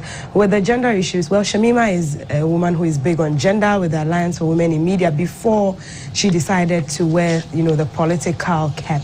So I'll just want to know her thoughts and what she thinks the gender role was to ensure the victory of the NDC. I mean, with the provisional results that we're seeing, alluding that the NDC that'll be an interesting conversation to have. But because we are from the Tamale area, is this something that happens anytime there's change of government? I haven't seen looting of items with a change of government. I mean, they are disgruntled people. Yeah. They go to party offices and then the machoism and all of that. No, we won't agree to be inside. But I haven't really ever heard of looting. I did hear somebody drove a truck away or picked a motorcycle or a tricycle. No, this is not something that is, part of the people of Tamale, of what they do. I really don't know, but I'm sure Mutala will let us know what actually is causing this, and the security hopefully are on top of the game. My problem with how the security normally follows this act of violence in Tamale is the use of force and violence as well, because mostly instead of maybe the tear gas, the pepper spray and all of that, they end up using and the hot water, they end up using live ammunition. But this time I think they are using the hot water to so calm that's them good up. To know. So yes. Hopefully. At this point, we'll hand over the baton to you, and we'll be, waiting to listen in on that conversation you'll be having with Shamima Muslim. Over to you guys. All the best. Thank you, Morris and Gloria. So just stay tuned. We're going to give you comprehensive coverage still of the elections. Our reporters are still dotted across the country and bringing us up to speed with whatever is happening. So don't go anywhere. Just keep your channel locked onto GBC News and GTV.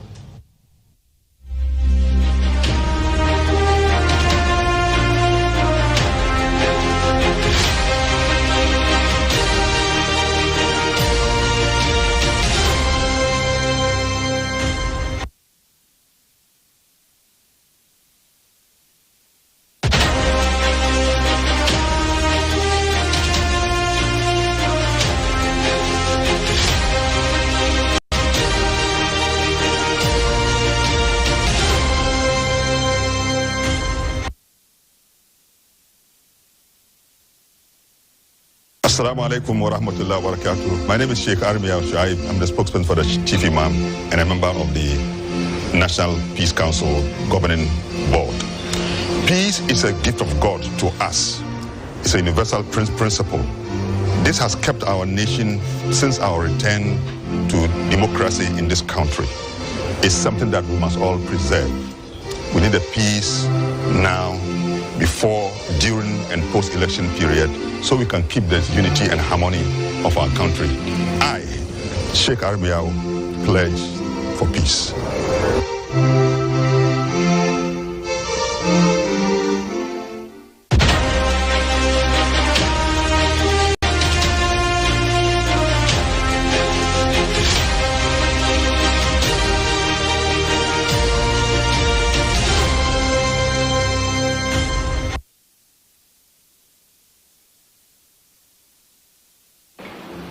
I, Joseph Layton, Commissioner for the Commission on Human Rights and Administrative Justice, Ghana, I pledge for peace. And I encourage all well-meaning Ghanaians, particularly as we run into the election period, to stand up for peace. Because we have only one country, and without peace, then we good. I encourage everyone, children, women, men, public servants, private citizens, civil society organizations, to pledge for peace.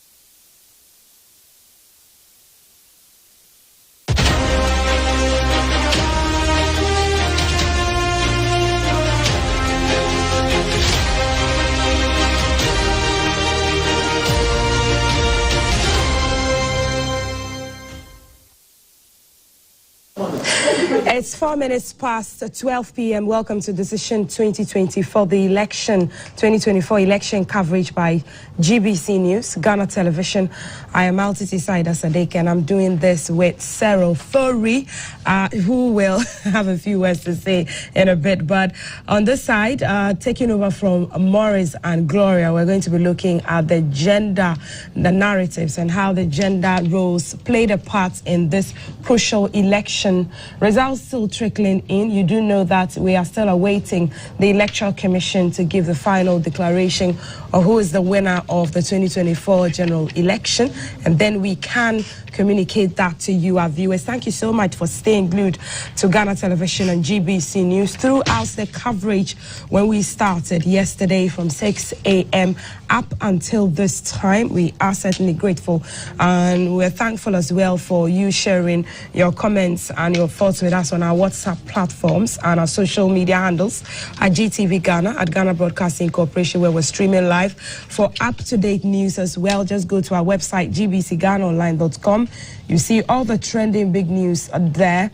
We have been bringing you collated data from our regional correspondents on our graph, sheet and the screen, and telling you what the dynamics are looking like from 2016, 2020 to 2024. Thelma and Kafui, Doreen and George and Gloria Morris, bringing you up to speed with all of that. And it's the turn of I and Sarah Fury. Sarah. So Sarah, what are we doing this time? I think we gave them, a taste of what the gender dynamics look like from yesterday. Yes, and it's in confirmation with the affirmative action that was passed this year, and it looks like it's a time for women in politics. It's a time for women in public office. It's a time for women's voice to be heard and heard louder. It's a time for us to also prove ourselves that, for all the noise we have made over the years, it's time to prove that we can indeed perform as expected of us. And it's not like a handed down position or a token that has been given to us as a settlement, but actually we could prove ourselves that we have the qualification and that we qualify to be given those public. Behind the scenes, we're just talking about Botswana's new president being a woman, and the other female presidents on the African continent, and Ghana, if the EC does declare that the National Democratic Congress, the NDC, has won the election, meaning that the running mate of John Mahama is the first female vice president for Ghana. I mean, it's also goes to say that in the absence of Mr. John Dramani Mahama, let's say if he's taken a foreign trip, we have the female vice president now being the vice president or the president of the country now. Yes. Sarah, you like saying that. It looks like I can see the enthusiasm of saying that. Well, if the president is away on a business trip out of Ghana, we can't wait to have a female president for Ghana. You know, and I'm so excited about this. So I think we have Kingsley Nanabuedu on the line to give us some updates from the Central Region. Hello, Kingsley.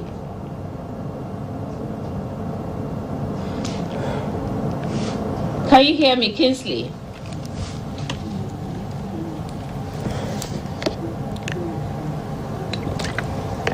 It looks like we're having challenges getting through to Kingsley, and the EC is still working to tally the final results. You remember when he updated us earlier, he said when some ballot papers were being, or pink sheets were being transported to the collation center. The vehicle that got burnt. Mobbed and attacked and got burnt. And he also mentioned that there's been a few upsets in places where the NPP was dominant, and now the NDC has taken over. And if I would recall correctly, the NDC has taken 18 out of 23 seats in the Central Region. I'm sure this time around the EC will be declaring who has actually won those seats in Parliament. Hello, Kingsley. Can you hear us? Sarah. Kindly update us. What's new in the Central Region? Out, and of course, the election is all over here. I just came from the Electoral Commission's office, and I can say confidently that the National Democratic Congress has won 18 parliamentary seats here in the Central Region. Cape Coast North is one of them, Cape Coast South is one of them, and of course, there is one independent, that is A+ in Gomwa Central, which of course, they think that it is going to be for them, that is going to join them, making 19 seats. Of course, we're again waiting for the presidential ballot and the result. All of them seem to have come in now. But this is a group of people from the Cape Coast South who are jubilating. They are in a very jubilant mood, and their leader among them is Okoto Perry, one of the artists in Cape Coast, and is going to tell us what is the motivation. Charlie, Okoto, congratulations.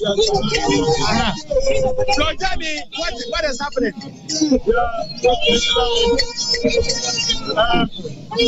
What we are celebrating now is a second independence for Ghana and the whole of people of Ghana.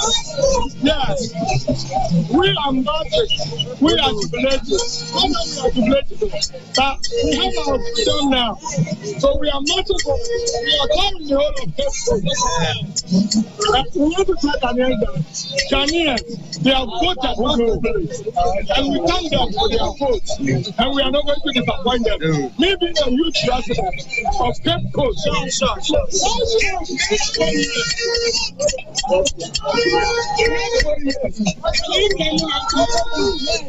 we are not disappointing Ghanaians. We are trying to work hard to make Ghana a beautiful place to live in.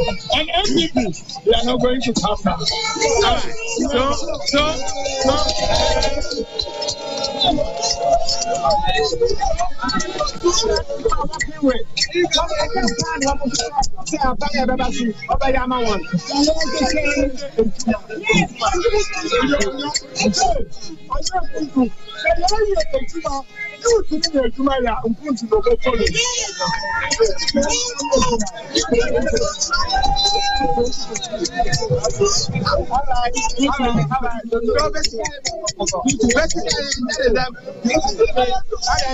What can you tell me? When is it?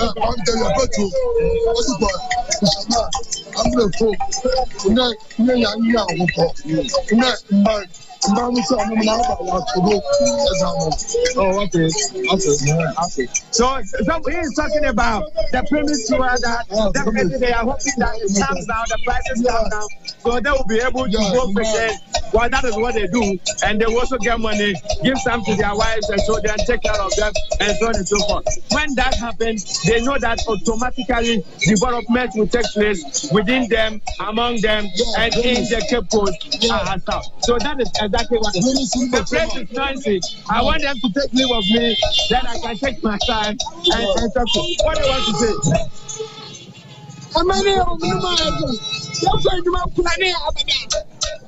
One month in the crazy man. Okay, me, I it's a million in our 2014. Listen, no, many I need job. But I'm not going to work. So I need job. One job, no, I need job. All right, so I don't think to hear you now, but that is exactly what is happening here. The youth in Cape Coast South, they are in jubilant mood. They started from somewhere and they are, according to them, they are going through all the principal streets of Cape Coast. But I know that at the regional coalition center where I am coming from, the party executive, that's the regional party executive of the NDC, they themselves are also organizing themselves to ensure that there will be a massive road this evening for the people. But this one, it is just about some of the boys themselves, some of the youth groups that have put themselves together and, of course, are having fun, going through town, celebrating their victory, and so on and so on. So that's exactly what is happening here, Sarah, in Cape Coast South. We need jobs. We need jobs. We need jobs.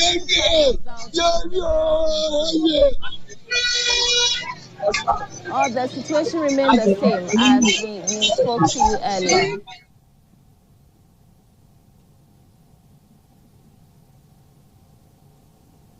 Hello, Kingsley.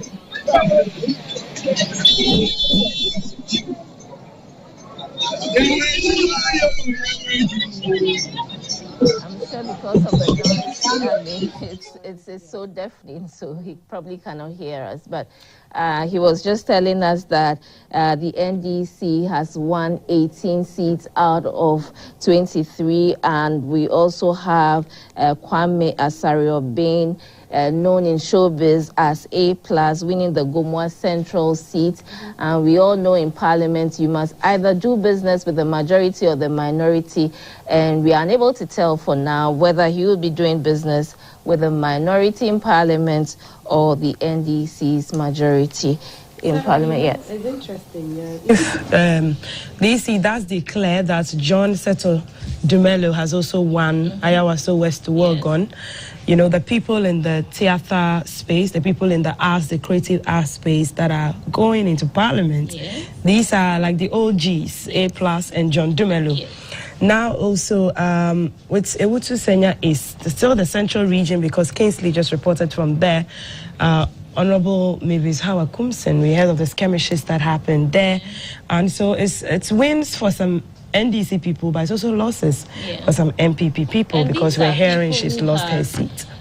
Institutional memories of Parliament, how, I mean, the rudiments, how the powers play in Parliament, the standing orders.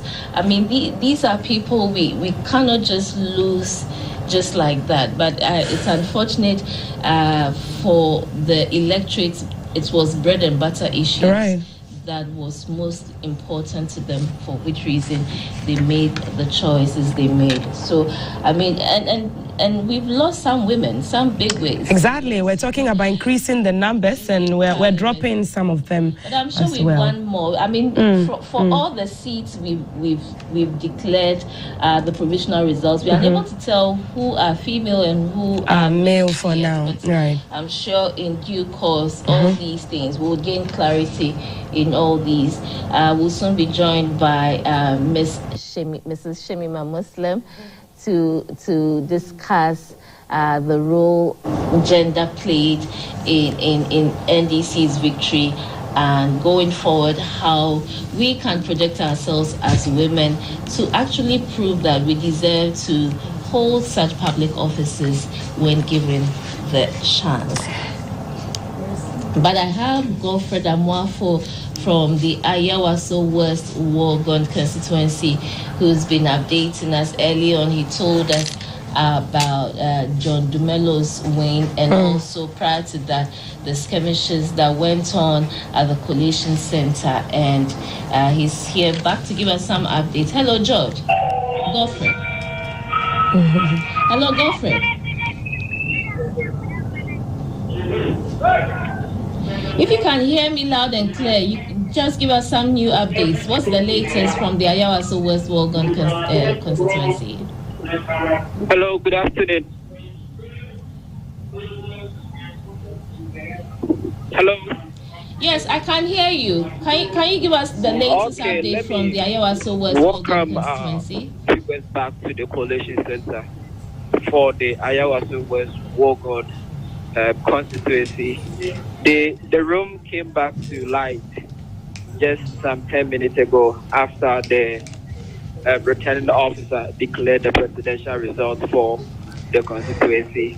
So far, the parliamentary result is not fully ready, even though some figures have already come out. We've not heard from the EC official who is about to address the crowd in about, let's say, a few minutes, because I can see they are all up on their feet preparing to declare the parliamentary. But then let me quickly run through with the presidential. If you look at the presidential results, the total vote cast was 68,493. 68,400. That was the total vote cast, and the total valid vote cast was 67,991. 67,991. That is the total valid vote cast. The MPP's presidential candidate, Dr. Mahmoud Bawumia, had 24,122. 24,122. Daniel Augustus Lati had 12 votes. Christian Kobna Andrews had 39 votes. Kofi Akwalu had 20. Mohammed Frimpong had 1. Nana Akosua Frimpong Kuma had 74 votes. NDC's John Dramani Mahama had 42,064. 42,064. Hassan Ayaga of APC, Dr. Hassan Ayaga of APC had 28 votes. Kofi Cranton had 21 votes. And then George Chumberry Edu had 18 votes. Nana Kwame Bediakon had 1,094 votes for Ayawaso West Wogon constituency. Then Alan John Kojoche Manton had 503. Rejected ballot was 502. Rejected ballot for the Ayawaso West Wogon was 502. So in about some few minutes to come, you also get the details of the parliamentary figures. But then John Dumelo is already in the room. He has spoken to the media because the values have already come out, the figures are already out, and he knows that he has won. The party chairman, presidency chairman, has also addressed the media, even though they are scheduled for media briefing after the declaration. But then they are using the gap between now and when the returning officer will decide to declare the parliamentary results to address the media and the party faithful here about what has happened. The MPP candidate, Dr. Mahmoud Bawumia, I'm actually conceding defeat. They've spoken about that, what this victory for the NDC means for Ghanaians. He has been talking about all this, but then he will give more details about this when the media brief. If you could run me by the numbers with which John Dumelo won this election and what Seyram Al-Hassan also had. If you could just repeat those figures again.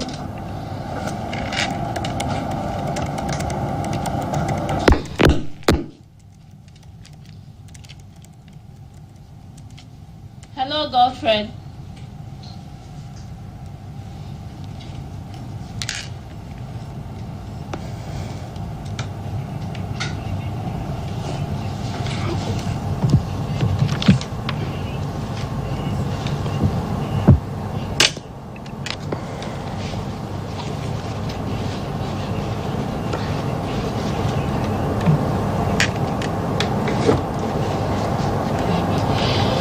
Okay, so we're still receiving some live updates from the Ayawaso West Western constituency, where we are being told that the parliamentary ballots are still being counted or still being collated. We've already had that of the presidency and indicating a win for the NDC's John Mahama. But what's so alarming is the number of rejected ballots so far. 502 rejected ballots from the Ayawaso West Western constituency alone. You would wonder what's happening or what happened, why too many rejected ballots. Probably would examine that within the course of the day. But I have with me here Madam Shemima Muslim. She is the NDC spokesperson on gender and also the Deputy Director of Communications for the Zango community. Thank you so much for joining us for the NDC Zongo Caucus. Thank you so much for joining us. Have you had any sleep at all? Barely. All right. Barely. We're on an adrenaline now. But it's all for good. Yes. And congratulations to GTV for a very comprehensive coverage. Thank you. Of our historic election. Thank you. Yes. I mean, we promised Ghanaians to bring them credible elections. True. We may have been slow, but we decided that we would bring them accurate information and not speedy information. Let me hand over to... I like that. Accurate, not speedy. And just before we go into it, we'd just like our viewers to know that we have a team on standby at John Dramani Mahama, the former president, his house. And so if the EC thus declare and he's making a speech, we definitely will bring that to you. We brought that of Dr. Alhaji Mahmoud Bawumia in his concession speech. And so just for our viewers to stay glued and monitor for that. But Shams, the gender narrative, the gender dynamics. You have been on GBC, several platforms talking about how key it is to our democratic dispensation, policy making, the affirmative action that you pushed with even the district level elections and the primaries, and how the numbers fluctuated or dropped.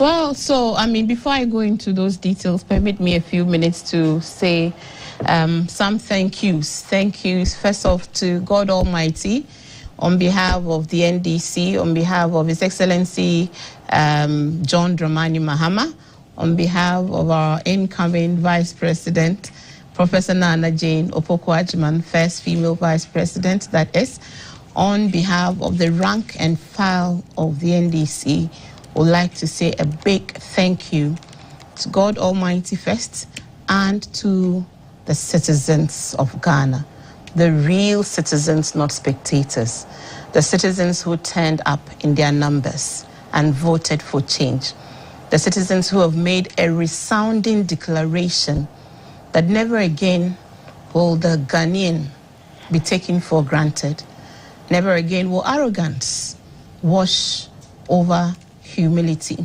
Never again would lies and deceit usher a group of people into power. Never again will they allow their rights, sensibilities to be trampled upon or insulted.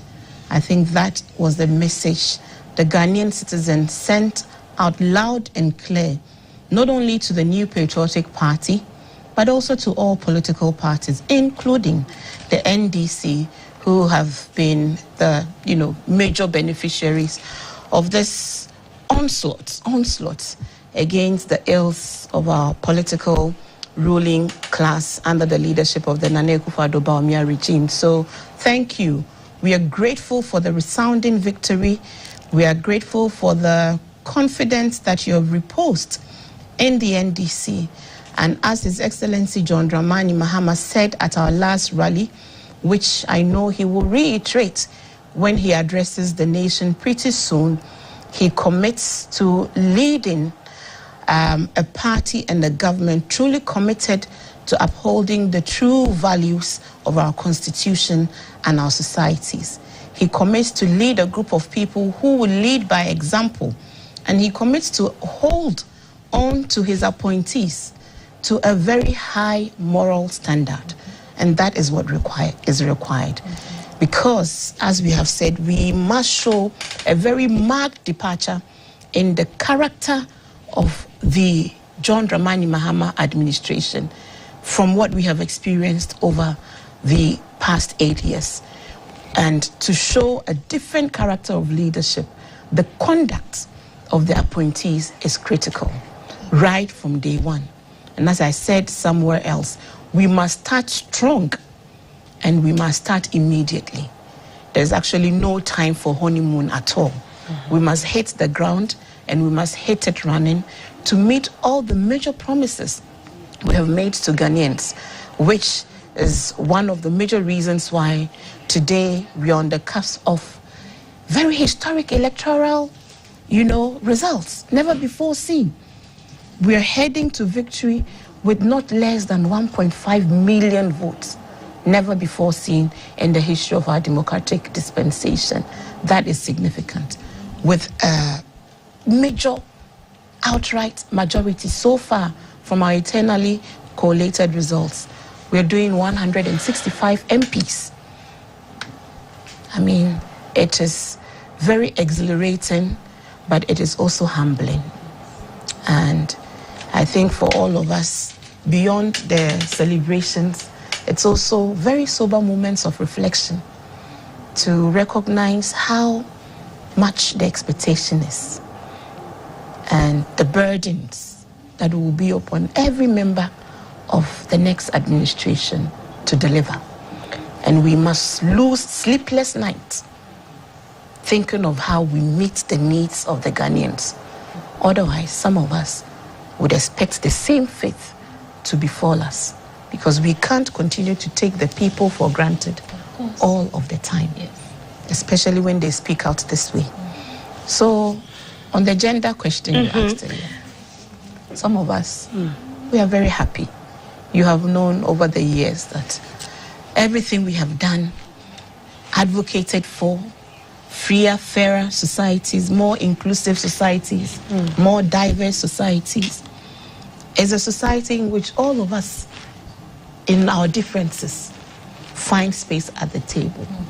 And I think for every woman in Ghana, 67 years after independence, where women form the majority of the Ghanaian population, where women, yes, by the statistics, women form the base of our informal economy, which is the real economy, the economy of inkiting, the economy of the micro to medium to small scale enterprises, the tabletop operators, the chop bar operators, the community shops and little corner shops selling cocoa, wache, aboboy, that is the real economy.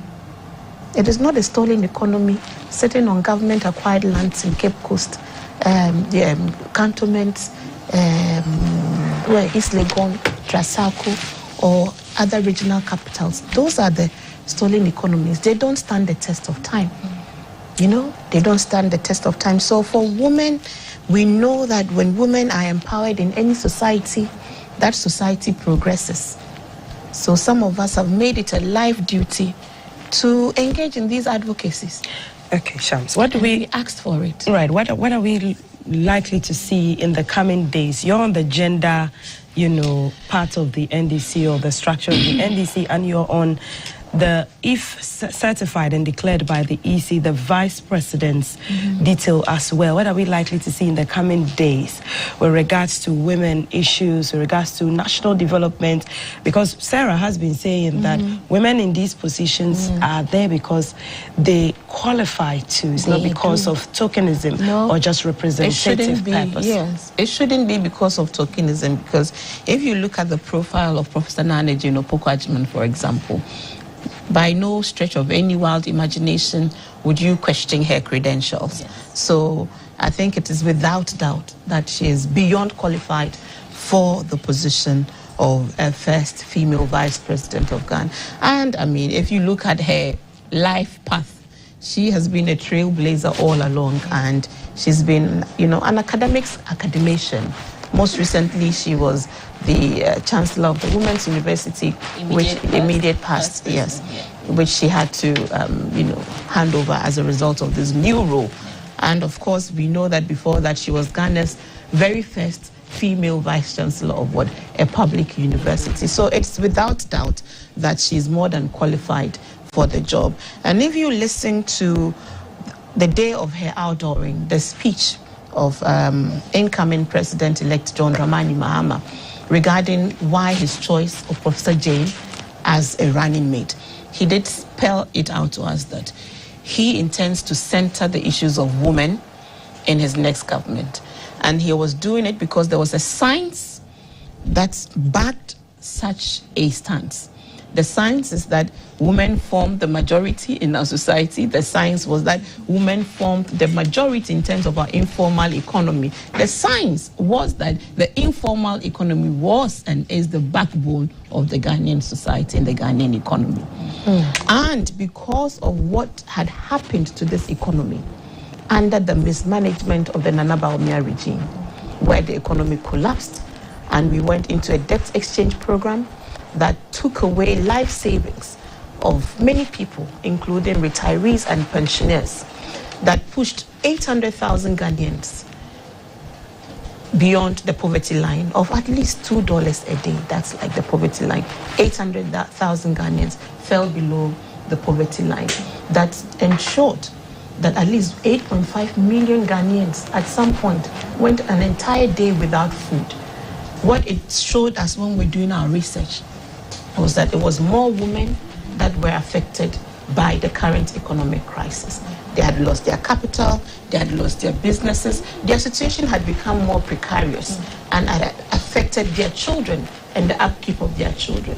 Yet they were still out there. Many of them had gone into debt, borrowing every day just to survive. And so if we find that the majority of our citizens who are women have become more deprived in terms of the multidimensional, indices of poverty.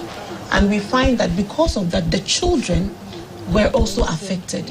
And because of that, the elderly had also become more vulnerable as a result of the erosion of their livelihoods and their sources of everyday, incomes and sustenance. And we also found out that the disadvantaged, the physically disadvantaged, the disabled community had also reported more incidences of vulnerabilities. So earlier on, we recognized that no new government worth its salt can achieve anything if we didn't center these issues. I mean, interacting with all our correspondents across the country, it was mainly bread and butter issues for the electorate. But we also agree that as we need to be at par with the global world, we needed to focus on things like digitalization and all the AI era and all that. I mean, how do you intend to interplay bread and butter issues at the same time growing the economy to conform with global standards? Well, global standards have local consequences. And the same global standards and expectations of the Western world led to local consequences in those same societies who were already on the beyond the fourth industrial revolution.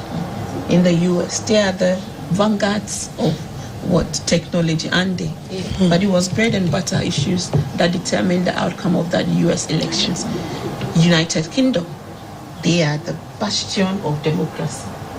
The rest of the world may have borrowed a bit of their democratic template. It was the bread and butter issues that determined the outcome. The world over, in Europe, in America, in most parts of Africa even, incumbent governments lost because of bread and butter issues. Because when somebody is hungry, the last thing they're thinking about is holding a digital device or ordering food digitally or browsing through some apps that really have no backbone or infrastructure. So it ought not to be an either-or situation. But when we have mismanaged a country in the ways that the Nana Bawumia government has mismanaged Ghana and plunged it into this kind of crisis that we find ourselves, where people can actually go an entire day without food, you need reprioritization. And in that reprioritization, you must invest in the public sectors that will create mass employment for the mass of the people. One of those sectors is agriculture, because that would also produce food. And at least you will deal with an immediate need of your citizens, which is hunger, which is poverty, an inability to afford a 3-square meal. I said we visited villages, farming communities, where people could not afford to eat 3 times a day. Imagine the anomaly of that's farmers who were hungry because of the collapsed agricultural system. So that's why I'm happy the next NDC government is coming at a time when the Affirmative Action Act has been passed to address social cultural issues or barriers, social cultural economic barriers that prevent women or hinder women's progress in advancing in their various professions or careers. I mean, the Act spells out some deadlines that we ought to meet, that by 2024 to 2026 we should have 30% of women representation in all public held offices. I just want to find out what is the commitment. I mean, President Mahama has said he wants to focus on women advancement, on all that, but we also need to know that we have timelines to fulfill. Do you think that the next NDC administration would have 30% of women representation in political offices? Because going forward from 2027 to 2028, when we'll be having the next election, women representation should be about 35% and above. I should expect so, because it's a commitment we have made. I mean, even beyond what the affirmative action, stipulates, and it's just a baseline, but it's also an international, expectation that national assemblies even should have a minimum of 30%. So it's across board. It is expected. So I should expect that His Excellency John Dramani Mahama would meet this commitment that he has made of appointing at least 30% women across public life. Of which you'll definitely be as a beneficiary. Well, I don't know about that. Well, probably I'm just not being for you. You're hoping for me. Yes. Well, we'll see what God hopes for me. I think what God hopes for me is more superior than even what I might hope for myself. So I should think that it should be plausible and achievable, because now we see them. And I said that if you look at the way His Excellency John Dramani Mahama has managed his campaign over the years, even in opposition, he had shown true commitment. 4 years ago, he's the same person who nominated Professor Nana Jane because it was a new thing. No major political party had done that before. And so there were even contestations internally as to whether it was a politically prudent decision to nominate a woman, and whether we may be attractive to the woman's, vote if we chose a woman. Do you think you were attracted to the women's vote? Because in the voters' register, the women actually amount more than the men. Do you think the message went down well with the women? As far as I know, because if you look at the statistics of our performance, and people were trying to use the central and western regions to establish whether or not the decision of Professor Nana brought us any vote. And if we looked at the votes we got the previous election, and that we saw an increment. So you cannot say that, so we can't scientifically, we can't say that her addition to the ticket didn't bring anything, because there were some dates and there were some, statistics that were more from that election period. What is actually something we should consider more scientifically is to research into some of these things, because we don't do exit polls, and sometimes we don't do surveys that ask people why they vote. So in the next coming days, I would be interested to read if there were any studies that interviewed, the voter as to why they voted and whether they voted because we're going to have a first female. And I want to hazard a guess, because I've spoken to so many people who told me they were going to vote for NDC because Professor Nana Jane was on the ticket. Because it was a message we sold to the women's community. And I kept saying then, we can't keep lamenting forever. We've done all these advocacies, women rights organizations have issued statements upon statements, calling on political parties to nominate females, to amplify female voices. There are two pathways. As either women are contesting and winning elections to bridge the gap, or people with political power, appointive power, are appointing more women to bridge the gap. In the case of a vice presidential nomination, it is a nomination first.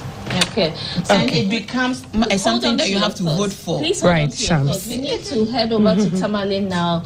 We are learning of some latest development with regards to the looting happening in Tamale. It's unwanted looting. I mean, despite the amount of caution we've probably given out, the looting is still ongoing in Tamale, and we need to find out what's latest from our correspondent Mutalaisa. Hello, Mutalaisa. Here, apparently to loot the agric warehouse. You can see some of the items. You can see some of the items here. So the Tamale agric warehouse is also been ransacked. But the police acted swiftly to prevent anyone from carting away anything. You can see this tricycle here. They have been able to get some of them. Some people have been arrested. So let me move in and try and get more videos of for you. So this is happening at the Tamale agric warehouse. A while ago, we were at the Tamale Metro warehouse, where they managed to cut away some food items. Now, this is happening at a Greek warehouse, and you can see here are food items, gallons of oil, packs of tinned tomatoes, bags of rice. You can see they were moving them in their motorbikes. So this is the situation we have. About 6 kilometers from where the first looting took place. The police were able to move in here swiftly to prevent the carting away of these goods. You can see bags. There are bags of food items that are scattered all over the place here. If you can see, this is Cindy rice. So that's the situation we have in Tamale. Following the concession made by Vice President and flag bearer of the NPP, Dr. Mahmoud Bawumia, this is the situation we have. Apart from the jubilation on the street, there is also looting going on in some warehouses. And so you can see all these items, they were trying to loot or cut them away, but the police have acted swiftly. They've arrested more than 10 young men. But this is what you have here. And remember, this is exclusive on Ghana television. And we're coming to you live from Tamale. So this is the warehouse. There are bags and bags of food items here. And so this is what they were trying to carry away. So you can see, this is the warehouse. All the yellow you see here are tons of rice that we have here. You can see this here. But the police acting on intelligence have moved in swiftly. Now, do we know who this warehouse belongs to, sir? Yes, I'm saying, no, I'm asking who are doing the looting. Is it the Jubilant supporters of the Regional Agric Department? I am told this warehouse belongs to the Regional Agric Department. I don't want to put anybody on camera because this is a criminal situation. You do not want to unduly put someone in a situation where they may have issues. So we are at the...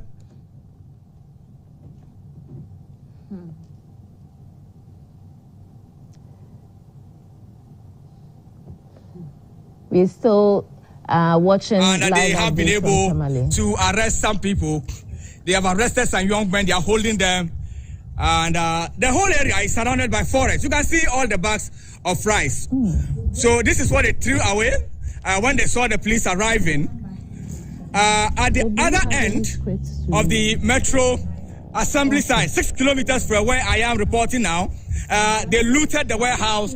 We are told they carried away money, they carried away food items, they carried away vehicles from the metro assembly. We even saw people driving away tipper trucks.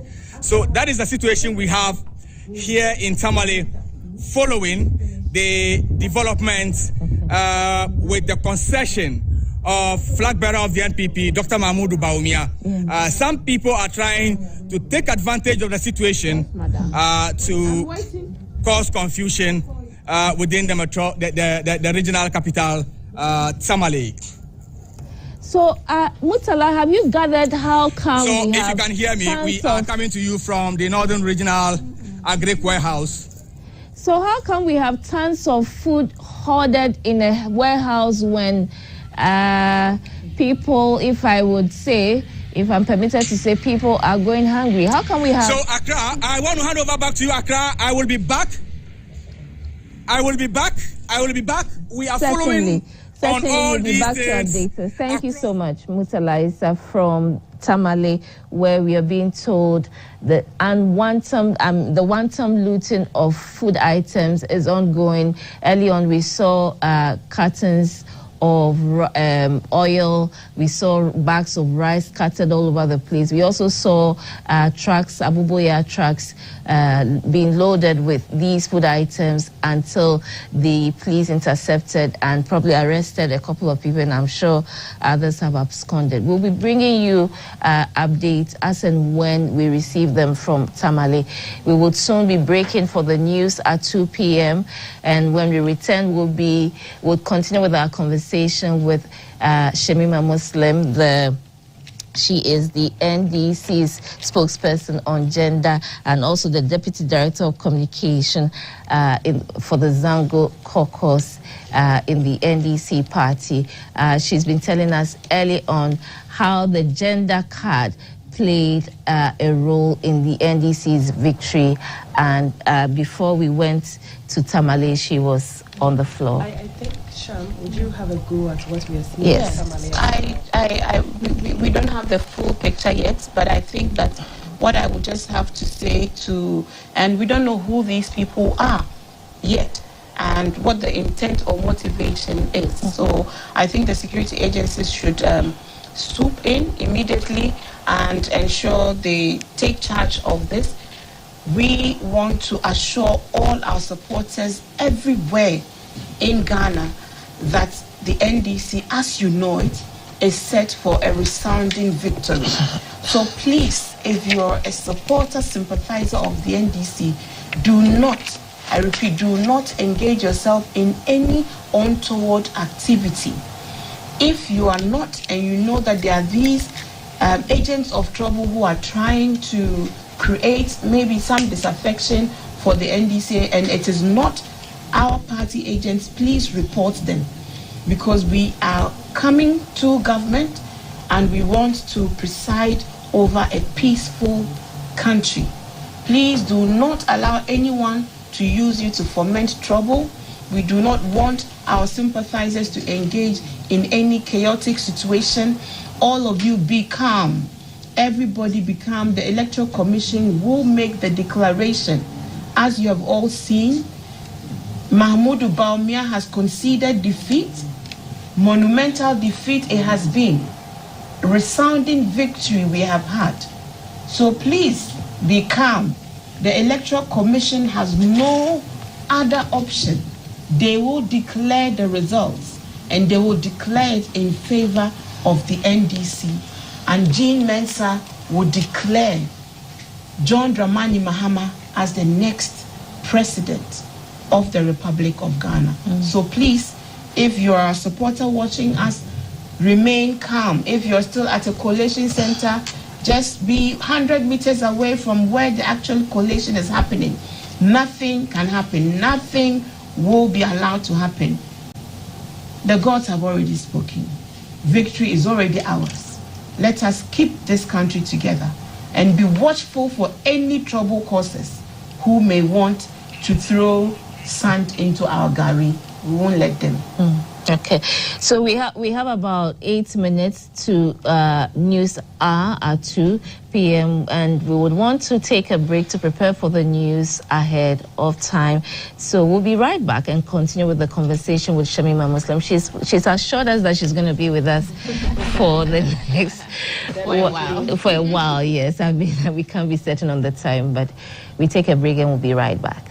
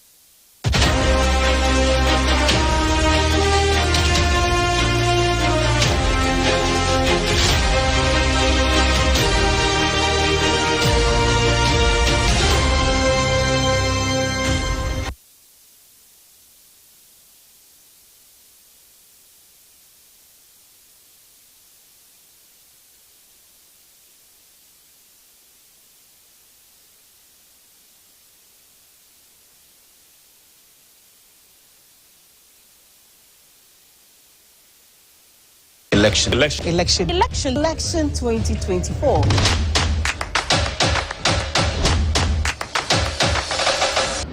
All too soon, Ghana is ready for an all-important national exercise, Election 2024. To bring you live discussions, live coverage of the elections, and update you on events from the camps of all the political parties. On top of that, to bring you facts and figures of the results from the constituencies. From all 16 regions of the country, our correspondents will bring you spot-on, real-time reports on Election 2024. We will leave no stone unturned, no sand concealed. We are the voice of the people and the future of our nation. Stay informed, stay engaged, and follow GBC News election coverage 2024.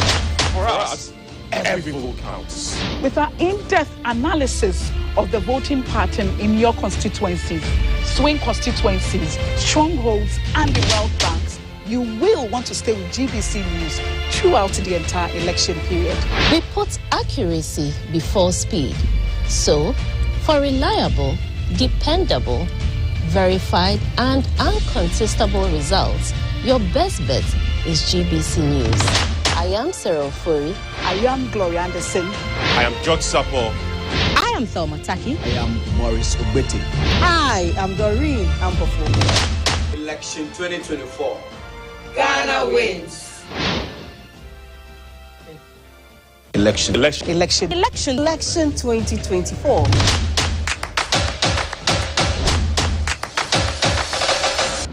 All too soon, Ghana is ready for an all-important national exercise, Election 2024. To bring you live discussions, live coverage of the elections, and update you on events from the camps of all the political parties. On top of that, bring you facts and figures of the results from the constituencies. From all 16 regions of the country, our correspondents will bring you spot-on, real-time reports on Election 2024. We will leave no stone unturned, no sand concealed. We are the voice of the people and the future of our nation. Stay informed, stay engaged, and follow GBC News election coverage 2024. For us, every vote counts. With our in-depth analysis of the voting pattern in your constituencies, swing constituencies, strongholds, and the wealth banks, you will want to stay with GBC News throughout the entire election period.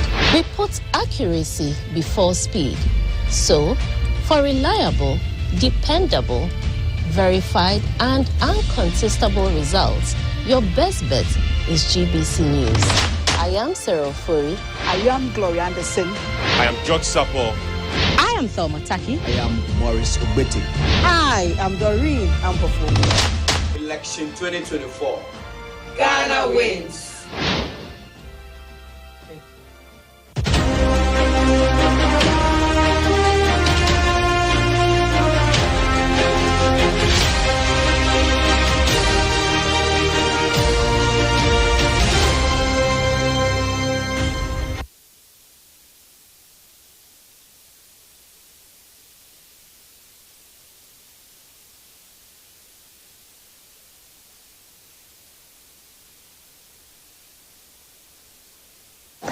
You're welcome back from the break. We are still giving you live updates concerning the collation or the tallying of results by the Electoral Commission, whom we are hoping that would soon announce the final results for all Ghanaians to have a settled mindset that, I mean, we've had a peaceful election and soon would have a peaceful transfer of power. We still have in the studios Madam Shamima Muslim from the NDC. She is the spokesperson on gender and also the Deputy Communications Director for the Zango Caucus, telling us how the gender card played a role in the NDC's victory. Are you able to tell us, of the 165 MPs, NDC MPs who have won their seats, are you able to tell us how many of them are women? No, we haven't disaggregated that data yet, so I don't have immediate access to it.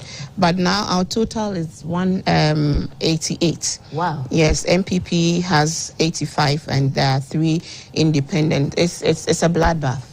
It's a bloodbath. Certainly I mean, before, yes, like, it's a bloodbath. How is this going to play in Parliament? I mean, in a democratic dispensation where we probably would want some heated. I mean, the age Parliament. They will have their say. The age Parliament was so exciting. They will have their say. They will have their say. And as has been the character of John Dramani Mahama, he's never going to parry good counsel and good opposition. He won't, to the extent that it brings value to the conversation at hand. We have seen the nature of it, of his governance before. And now more than ever, he intends to build Ghana. And we know that we must build Ghana for all of us. Because one of the failings of this administration was to come into power thinking that this country belonged to just a few, clan, a few friends, family, and close associates. They took over everything and destroyed other people's genuine businesses. That was quite vindictive. And that was not a government sensitive to the ethos of governing a country of diverse regions and different people. If you just allow me, before, when I was coming, I got a call from a friend of mine whose children insisted they wanted to talk to me and say congratulations to Auntie Shamima. So I told them I was coming to GTV and I was going to give them a shout out. So please, let me say hello, Hina and Mene Bobo. Hina and Mene Bobo, thank you. I know when children pray for you, God answers the prayers, and so many children prayed for their Auntie Shamima so that their father, John Dramani Mahama, will win. So, Hina, thank you to all the children across the country, including my own gang of 4, who were always talking about John Mahama is your father and your grandfather has won. We are thankful for that. Yes. So thank you for let's take a look at the run-up to the collation of results and how far we have come. I mean, we all thought the election or the votes was peaceful. I mean, yes, although we encountered from our correspondents from the ground, they mentioned low turnout, voter apathy, and all that. I mean, relatively had peace during the voting process. It was during the counting and collation that we've seen skirmishes, we've heard about deaths and all that. I don't know. Sadly. Yes, I don't know what you have to say about all these developments leading up to the final collation of results. I always say that the NDC and its antecedent, the PNDC, which is the military regime under Jerry Rawlings that transitioned Ghana peacefully into a democratic regime, which experiment is 32 years and counting. 32 years. So historically, the NDC has a direct, role to play, and played a direct role in the sustenance of this current democracy. If the PNDC and even elements of the NDC were power drunk in the ways that we have seen happen, and were hell-bent on compromising all accountability institutions, including security agencies, this country wouldn't have been where it is today. We saw a peaceful transfer from one democratically elected government to another, under the leadership then of Kofi Totobi Kwachi, who was a national security director. And several such election cycles. We are now in a situation over the past 8 years where we have seen unprecedented happenings, very alien to the democracy that we all worked together for. So it was worrying, because never in the history of our elections, since we transitioned to democratic rule, we will get conflicts here and there. There will be snatching of ballot boxes. There will be once in a while somebody getting hurt. Never deaths. Never security agencies turning their guns on civilians, like we saw in the last elections under Akufo-Addo Bawumia, where 8 Ghanaians were killed in Techiman. So this is what I'm telling you, that sometimes, election does have consequences. And sometimes you don't know what you have until you lose it. It is this same, their Delta Force in Kumasi besieged a court. You see, they said leadership is cause, everything else is effect. What kind of leaders do we have, or leadership do we have, that emboldens their rank and file to behave in this manner? To besiege a court and take charge of a suspect who was brought before that court, and leave the judge run for her life. We have seen that in Ghana. A by-election in Ayawaso West Wogon. Masked men, nobody knows till date where and who they were. Were they members of the army? Were they members of the police? Were they members of their own, gangs? Masked men besieging and beating people to pulp during a by-election. It had not happened like that before. There are all these hot spots we have known, that you would get the periodic snatching, macho men coming and taking ballot boxes, giving a slap here or there. But maiming, killing, and in this election again, under Nana Bawumia, we have reported 4 deaths. From Nyankpala to, there was another one, Kaswa. Why?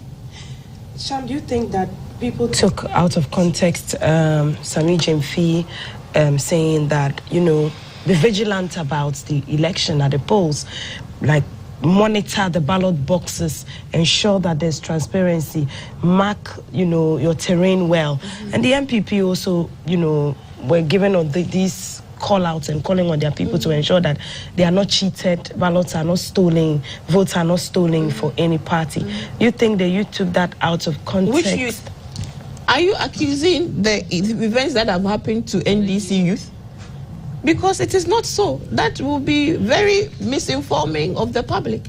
Multiti, the people who shot in Kaswa were members of Hawa Kumsin. Known. This is not the first time Hawa Kumsin has shot and pulled gun in Kaswa. This is not the first time. And she's walking free. She should be prosecuted. It was an NDC person who was killed in Nyankpala. So is it an NDC person who shot? So please, it will be very bad framing to suggest that we asking our rank and file to be vigilant is what has led to these problems. Imagine what they had attempted to do. The citizens who prevented all the machinations from happening at the various polling stations and collation centers. I also was West Wogon, attempting to bring in foreign ballot boxes. It is as a result of the vigilance of the NDC that Ghana has seen this kind of watershed moment in our democracy. It is those who are hell-bent on holding on to power that do what? Try to subvert the will of people by trying to militarize our elections. The Ghana Armed Forces issued a statement, you all read it here, telling all of us that they were not deploying the military to polling stations. Yes, they were military. This is what you should be calling them out for, because they have shown us consistently. You think that security agencies were not up to task? It's not about, I would not say that, because we have had largely a very peaceful election, save for these pockets. And I'm saying that these pockets, had it not been the vigilance of the citizens and the vigilance of the NDC, people would have breached their limitations, as we saw. You saw the video of citizens fighting with soldiers, members of the Ghana Armed Forces, to actually physically prevent them from making their way to the police station, because an educated, informed citizen knows their rights. Yes. And this young man, even at the threat of his life, was not going to allow, because the Ghana Armed Forces told us that the security agencies were supposed to be at some identified locations, waiting only for them to be called upon in case of any problem that required backup. What were the army representatives doing in polling stations? What were they doing there? Who called them there? So this is what I meant by when you have a government that is not interested in upholding our democracy, these are the incursions that you see. And these incursions threaten the very base of our democracy, where you actively compromise the military, actively attempt to compromise the Ghana Police Service, actively attempt to compromise the courts, including the Apex Court. Not me saying it. Renowned legal luminaries that are today worried about the path that Nana Akufo-Addo and Bawumia have taken this country. Roll back so many gains that we had made right up to this point, where now trust is completely eroded in many institutions of state, including the Electoral Commission, who today is still struggling to declare presidential results. Hours after everybody knows what the outcome of this election is. So I would just want to say thank you to those security agencies that have been professional, because I know that these things cannot have happened if we didn't have professional security agencies who prevented some things from happening. You know, who were on the side of Ghanaians and on the side of the citizens, and will not allow themselves to be compromised, to become agents of trouble in our polling stations and at our collation centers. Quickly. But for those known elements, be rest assured that when His Excellency John Dramani Mahama takes office, any officer who breached professional conduct and is found would be made to face the full rigors of the law. The rule of law will be restored. You've interviewed Bona. What is his name? Adam Bona. Adam Bona. He's a security agency who tells us today that we have a headless armed forces because they have sidelined the CDS. They've sidelined him and empowered parallel officers. And you see, when God is not on your side, when your intentions are not pure, when you have no justified reasons for your behavior, when the people rise in prayer against you, people with good hearts and good intentions for this country, no amount of tinkerings and workings and machinations will save you.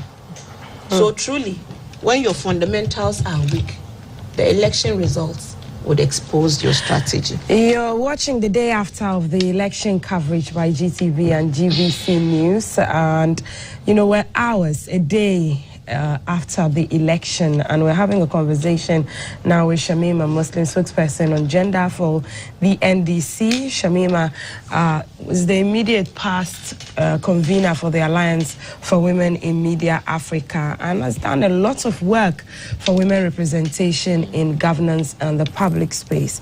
And we've just been looking at, the happenings around this election and the build-up even to this election and the role that gender played in it, the security situation on the ground. We brought you live scenes from Tamale as well, looking at the looting that's happening in warehouses there.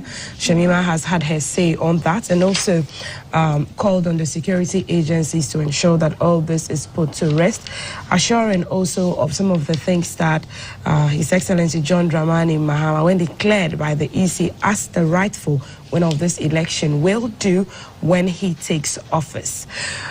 We've looked at the women's seats, Shams. I'll come to how you feel about those who have fallen, the big women who have fallen in this election. It was like he took the wind out of my sail, because I was going to ask that this election has caused a big upset. A big upset for both, even both parties. I mean, where we've lost stalwarts women, especially for the MPP, and even yes, and also the men who were so outspoken in Parliament. I mean, and with the NDC's 2/3 majority, or almost 2/3, if my figures are right.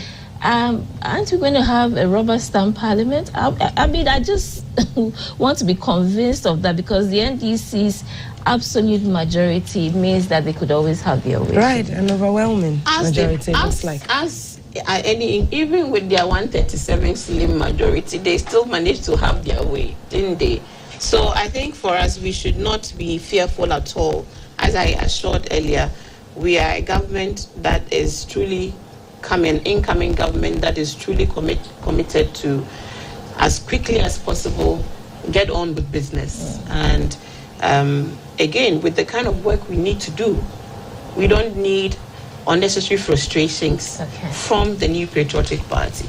Because a lot of the accountability things that we would have to, as a matter of necessity and urgency, institute, will require swift action through the instrument of law. Right, Shams. And we are very happy God has given us this majority to be able to execute flawlessly. We have to take a break. Yes, we have to take a break, and we'll be back shortly after this short break.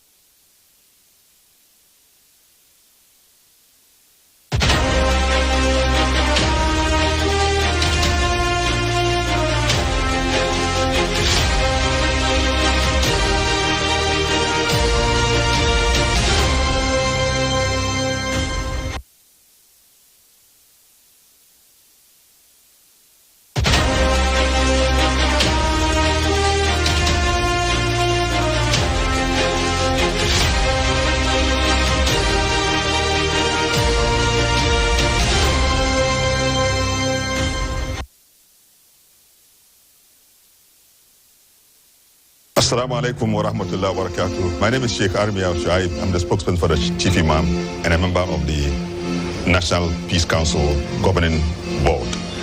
Peace is a gift of God to us. It's a universal principle. This has kept our nation since our return to democracy in this country. It's something that we must all preserve. We need a peace now, before, during, and post-election period, so we can keep the unity and harmony of our country. I, Sheikh Armiao, pledge for peace.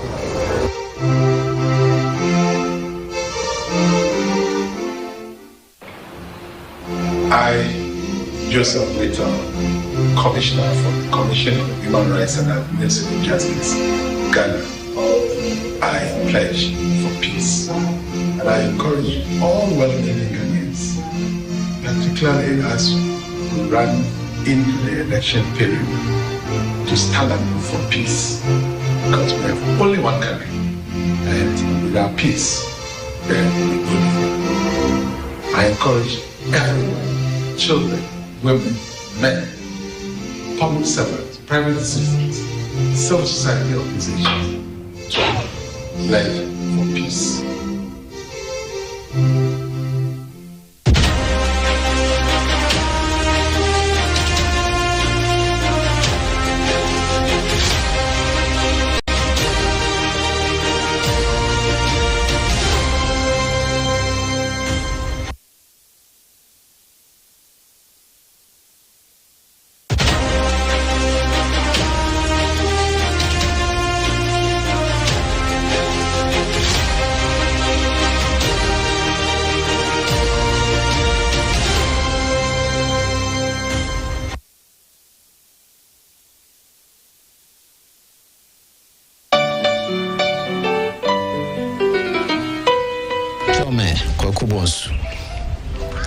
Free Gempa and a Bremo.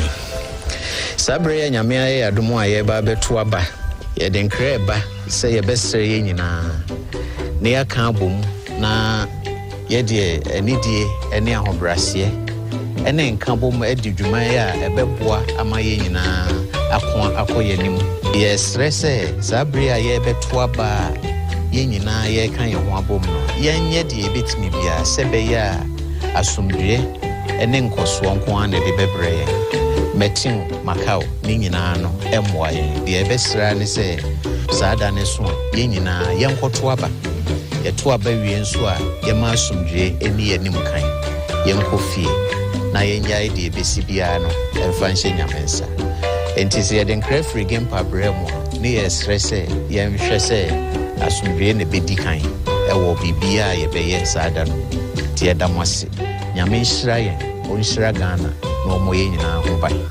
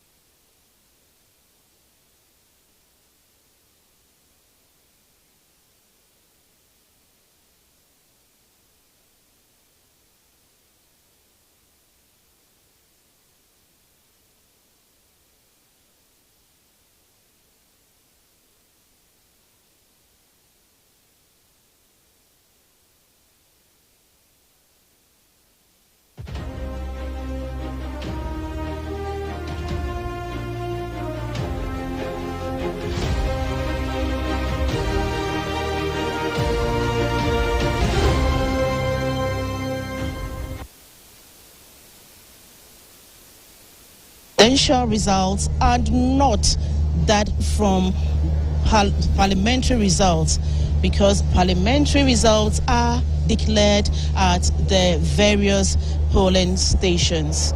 So I'm trying to see if I can speak to a rep, but it seems they are all busy catching a glimpse or scrutinizing the sheets in front of them. So basically, this is what is going on. And to make the announcements, we've just had the results trickling in from the Ahafo regions. Note, we have 16 regions and we have 16 fax machines labeled by their regions. And presently, it is only results from the Ahafo region that we have. So when the rest of the results trickle in, we will try and give you a report on that. But now it says the Ahafo region.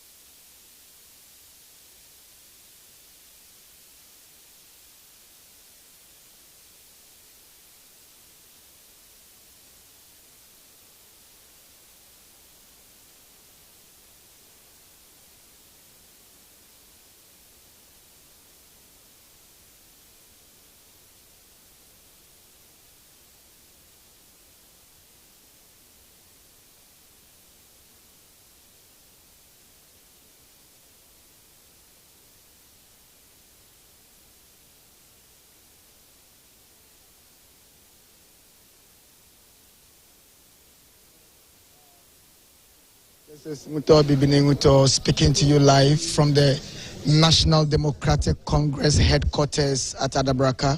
And to be specific, we are in the conference room, which also serves as the elections bureau for the party that is waiting to take over the reins of power. As you may be aware, all indications are clear that the NDC has won this year's election. And His Excellency the Vice President and flag bearer of the New Patriotic Party, Dr. Mahmoud Bawumia, is reported to have called the president-elect, Mr. John Dramani Mahama, to congratulate him and to concede defeat. And so the press has gathered at the NDC headquarters awaiting the next line of action by the party. As I speak with you, we are all gathered and we are waiting for the next directive by the party. And I have with me here a party elder and a vice chairman for the NDC's National Communication Committee, Dr. Ekos Piogabra. And we will want to have maybe some 2 minutes interview with him. Doc, good afternoon. Good afternoon. The media is here in their numbers. What is happening? Well, let us first thank our Almighty God for the privilege is given all of us as Ghanaians to go out and vote for a new government, which we believe will be a better government than we've had for the last 8 years. We expect that under this new governance led by President John Dramani Mahama, who already has quite a lot of experience in governance, Ghanaians will enjoy numerous benefits and privileges, including more freedom of the media and the press. Thank you. I'm happy to be here at the NDC headquarters, where we are waiting for a number of my colleagues who I understand many are in church services, also thanking God for what he's done for all of us as Ghanaians to have a peaceful election. I'm sure from their church services, most of them will congregate here. So as I speak here, I've heard that we don't have the national chairman of our party here. We don't have our national general secretary here. We don't have our national communication officer here. And the reason why I'm electing to address you, is because there's this vacuum. But of course, some may know me as a former Minister of Communication and also a former, what is now National Communication Officer, being the head of communication at NDC party headquarters, when we used to have a different building than this one. So it's a function that I have some experience in. Vast experience. Yes. Right, so And I think media also, unfortunately, not only here, all over around the world, are sometimes willing to wait for big announcements of this nature. So whether it's in the United States or in Canada or in Nigeria or Ghana, once in a while, it takes time for the media to hear the news that they've assembled for. So I'm not the news, but we are waiting for the newsmakers to arrive. I hope President Mahama himself will eventually come to either this particular location or one of the other locations where he will address the nation through the media. All of that is going to happen soon. Right, Doc. So is it that this address will actually be predicated on the announcement by the Electoral Commission? That's a factor that obviously is agitating the minds of our decision makers. The fact that the Electoral Commission is still collating and announcing some of the regional and constituency results. And depending on the plan of the Electoral Commission, our national executives are also in consultation with them. And then they will have to advise our flag bearer, the president-elect, whether it is time for him to address the media or whether we should wait a little bit. So all those consultations are ongoing. Dr. Spiogabra, thank you. Thank you very much. You are always a pleasure to speak with. Thank you. So that was Dr. Spiogabra, and look like the national executives are already trickling in one after the other, and so we'll be waiting to see how things do pan out at the Elections Bureau, which is at the National Democratic Congress headquarters at Adabraka. Back to you, studio.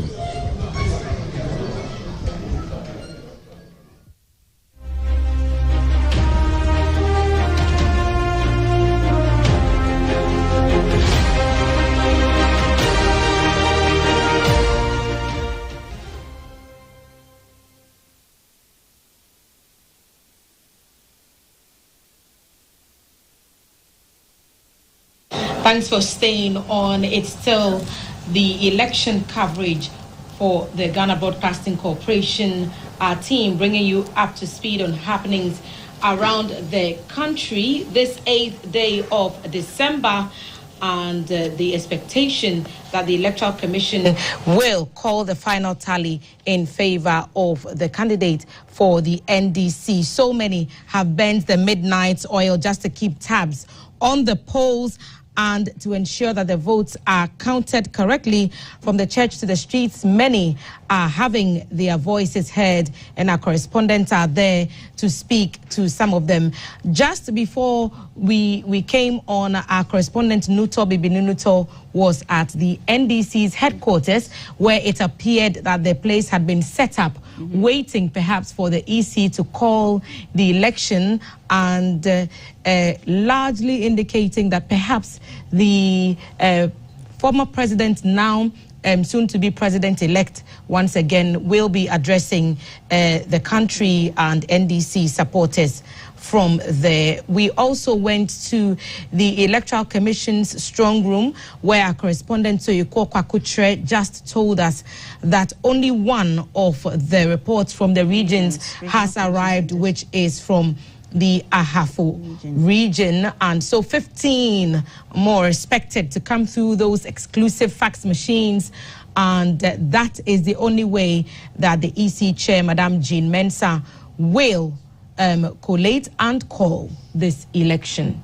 Now, I'm wondering when that is going to happen, because if out of the 16 regions we have just one coming in, then it seems it's going to take a lot more time than we expected. I mean, the current vice president has conceded already, and since these parties would have been able to tally everything that they have, would have expected that by now the EC would have everything that they needed to, call the election, so we know who to address us what at any point in time. But we are still waiting for the EC. We cannot call it until they do. Okay, so I'm told that the Electoral Commission is ready for their press conference. We'll take you to the Electoral Commission's offices, in fact, the Collation Center, the National Collation Center, then bring you the updates from the Electoral Commission. Stay tuned. This is a Ghana Broadcasting Corporation.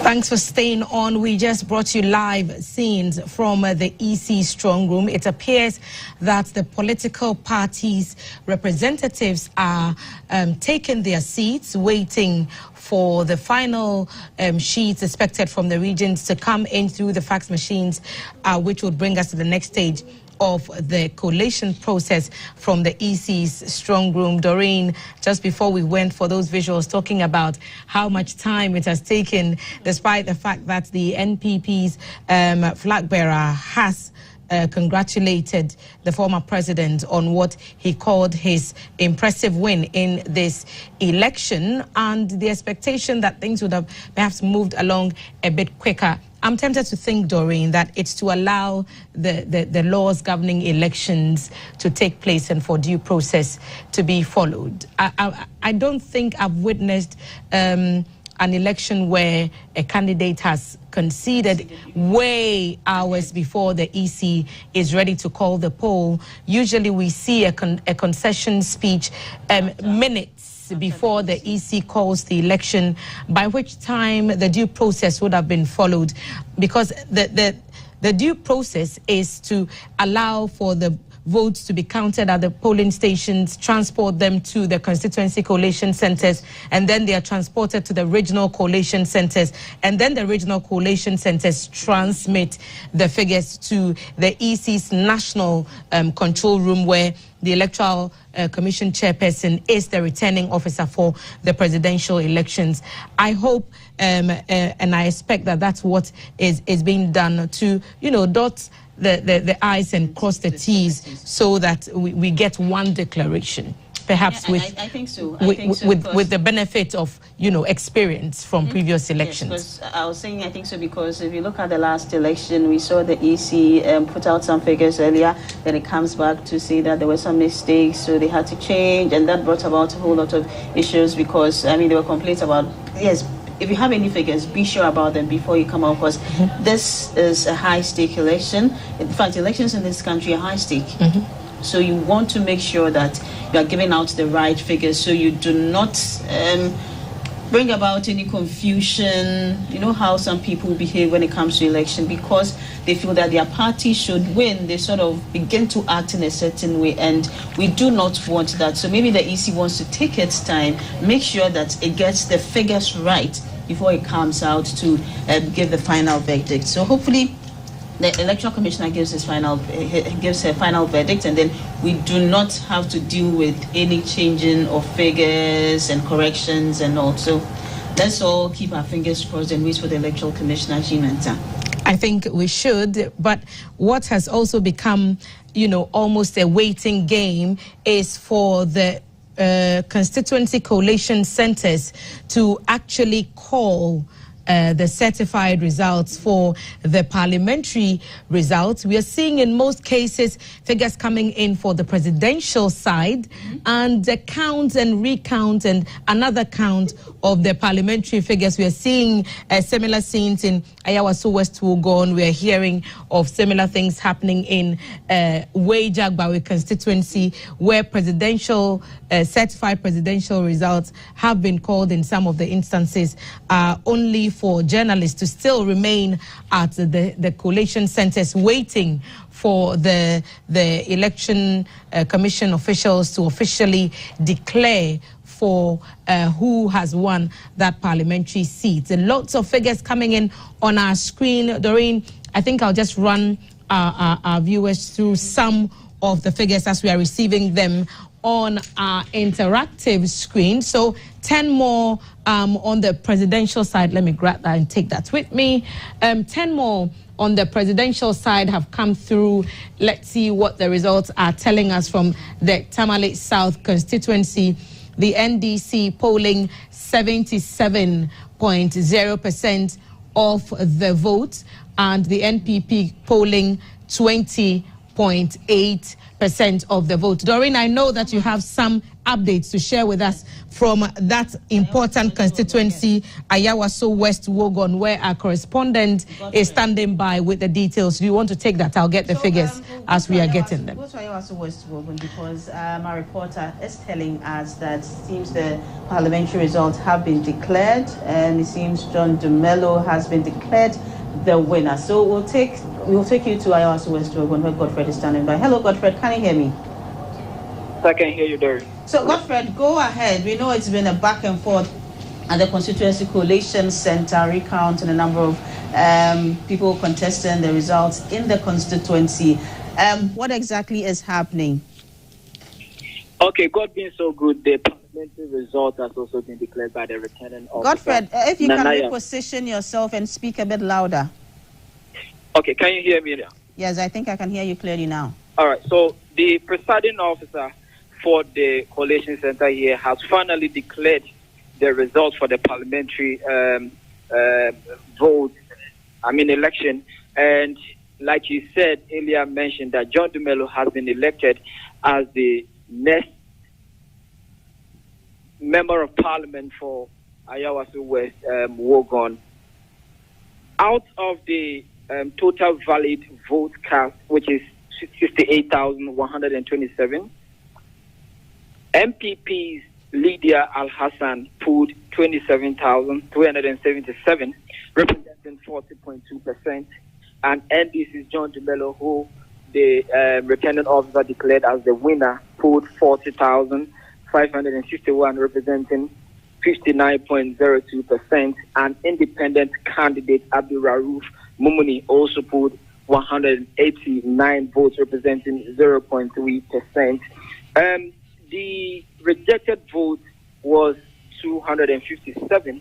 That's for this the entire constituency. So finally, John Dumelo has won the seat after 24 years of waiting, the NDC waiting to get into Parliament for that constituency. John Dumelo walks into Parliament representing Ayawaso West Wogon on the ticket of the NDC. As usual, the jubilation even started yesterday. He gave a speech that this is going to be a victory for the whole constituency. There's not going to be a session of NDC or MPP or independent candidates. He's going to try to make sure that all these divides come together to form a unit to develop the constituency. So the people of Iowa is his priority, and he's going to ensure that he makes sure their vision or mission comes to pass for that constituency. When I interacted with him, of course, he coming from the background of the movie industry and a farmer, I asked him whether he will have an agenda to push when it comes to the movie industry. He said yes. Even though he's going into Parliament, he's still acting, and it doesn't end his acting career. And even as a farmer, it doesn't end there. He's going to ensure that the movie industry thrive. So it will be one of his agendas among many of it that he is presenting the Ayawaso people into the Parliament. So probably he's going to push different agendas, but then the movie industry will be part of his agendas that he's going to push. So he's preaching unity for the whole constituency to push him. You know, if you have the strength of the constituency, that is when you can drive home some development, and that has been his speech after he being declared as the winner for this constituency. Now, Godfred, just for clarity, can you run us through the figures again? Okay, so for the MPP, Madam Lydia had 27,377, representing 40.2%, and John Dumelo had 40,561, representing 59.02%, and independent candidate Abdul Rauf Mumuni had 189 votes, representing 0.3% there. Mm-hmm. Now, you've told us what John Dumelo has been saying, but what have the constituents been telling you? Have you been able to interact with any of them? They are happy. They think that some are describing the MPP's reign as a monopoly, that now they are not going to have one party dominating over a constituency for over 20 years. When that happens, they feel that development is retarded.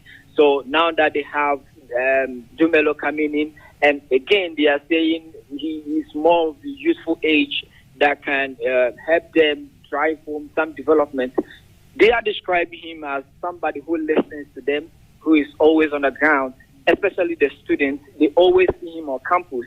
And so they think that somebody as him, who always comes to their age anytime they need him. They recounted some number of incidents, the fire outbreaks in some of the dormitories or halls when he came in to support them. So that's what they are saying, that he's always close to them with his mantra, I dare for you. They believe that when he gets to Parliament, he will not forget about them. And that is why they came out in their numbers to vote massively for John Dumelo. So yes, they have this optimism that yes, when he goes to Parliament, just as he's been doing it before going, responding to them as quick as possible, even when they have not called on him.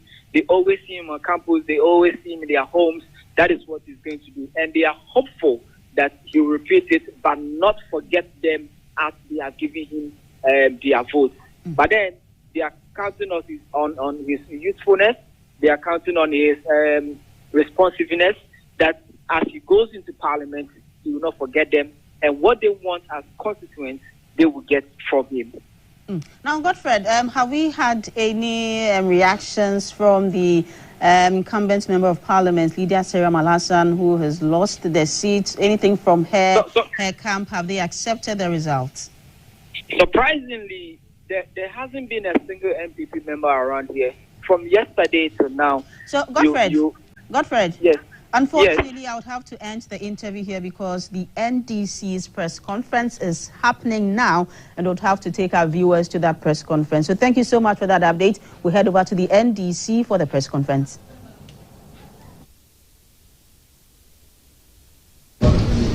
Chairman, to deliver his message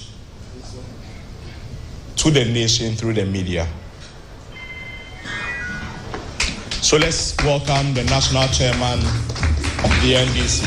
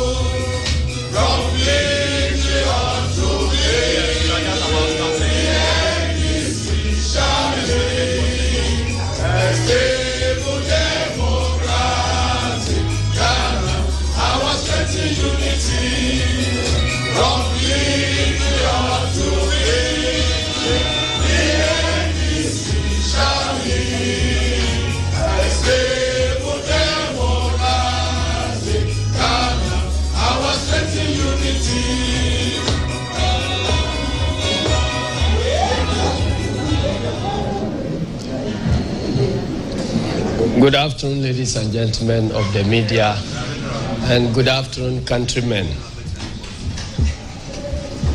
Let me begin by thanking every one of you for our collective effort to help the nation to decide our own future.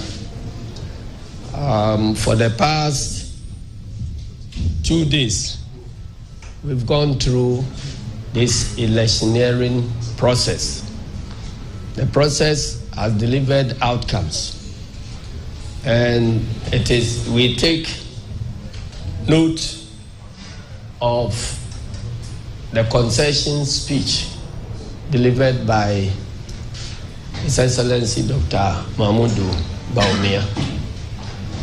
And before the concession speech, the party put out the results as has been compiled through our own collation system. Fortunately, these results have not been contested by our main opponents, and they have heeded to our call to concede to defeat so that we can bring down the tension which has been rising in the nation.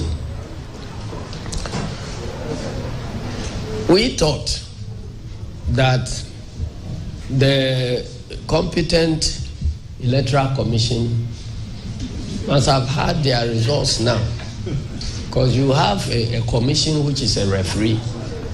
The key players, the two key players, have produced our results, and you are to pronounce. And yet they seem to be feet dragging. And in our earlier press conference addressed by the National Communication Officer, we indicated how necessary it is for the Electoral Commission to stop the feet dragging so that the results can be announced, and then the tensions in the nation will come down. We believe that that is the way to secure peace.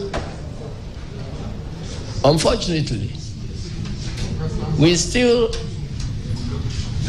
are waiting on the Electoral Commission, and our agents countrywide are complaining because simply they do not understand the reason why Electoral Commission is not announcing the obvious.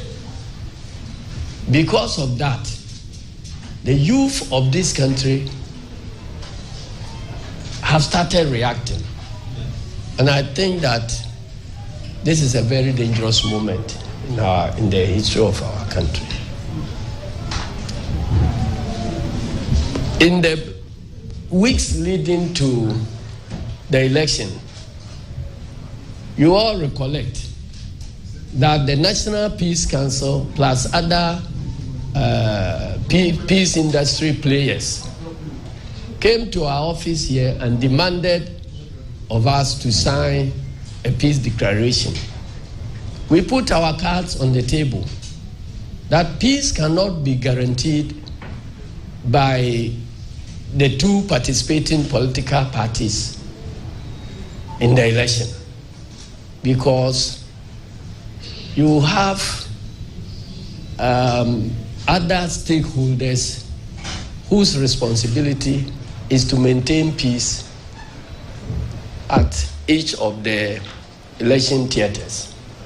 And so if they do not commit themselves to conducting their duties fairly,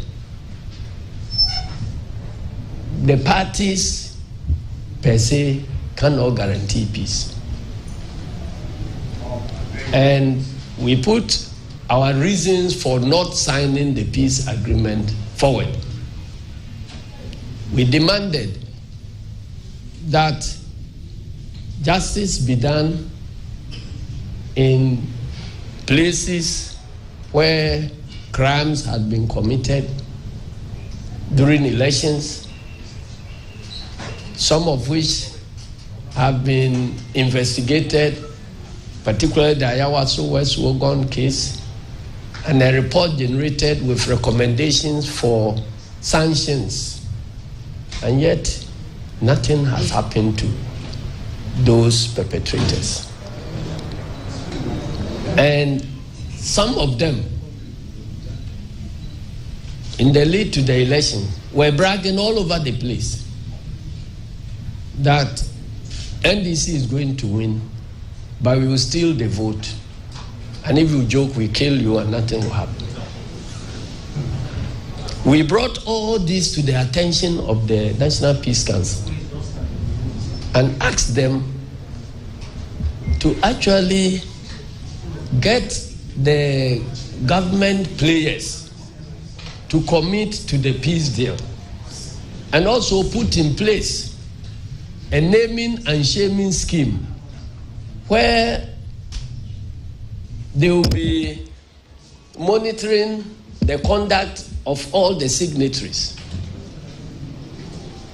so that when or if they find any of the signatories reneging on their commitment, then they can be named publicly and shamed, and we believe that that will force those actors to take the appropriate action. Throughout all this electioneering process, we have persistently been complaining about Electoral Commission's feet dragging in getting results announced. We have not heard the National Peace Council or anybody in the peace industry calling the Electoral Commission to fast-track their duty of collating and announcing results so that it brings peace in this country. As we speak to you, and earlier on, you were here when our National Communication Officer explained to you the outcomes as per our collation system. And they still are available for everybody to see. And the evidence is overwhelmingly clear. It is not as if the outcomes of the elections is that close that can generate any controversy. President John Dramani Mahama has secured a historical 56%, over 56% of the votes. And these figures are compilations from our copies of the Electoral Commission's pink sheets across the country. So if they have the originals and they have signed and given us copies of the originals they are holding, what prevents them from putting their own totals together and announcing? We told them that we are aware of government's connivance with the Electoral Commission to delay the declaration of results so that agitations will start and then the military will be unleashed to shoot and kill innocent citizens. We made this thing clear to the National Peace Council. So one would have thought that if the National Peace Council is actually interested in peace, and they have, as a matter of fact, that the two key political parties have all declared results that are consistent in a certain direction, they ought to call out the Electoral Commission to live by the commitments they have signed to. I felt disappointed when a deputy chairperson of the commission addressed a press conference virtually indicating that nobody can pressurize them to declare elections and so on. So they should come and tell us if they have any challenges that is impeding the expedition of the collations and declaration. The nation ought to know. But keeping the nation, in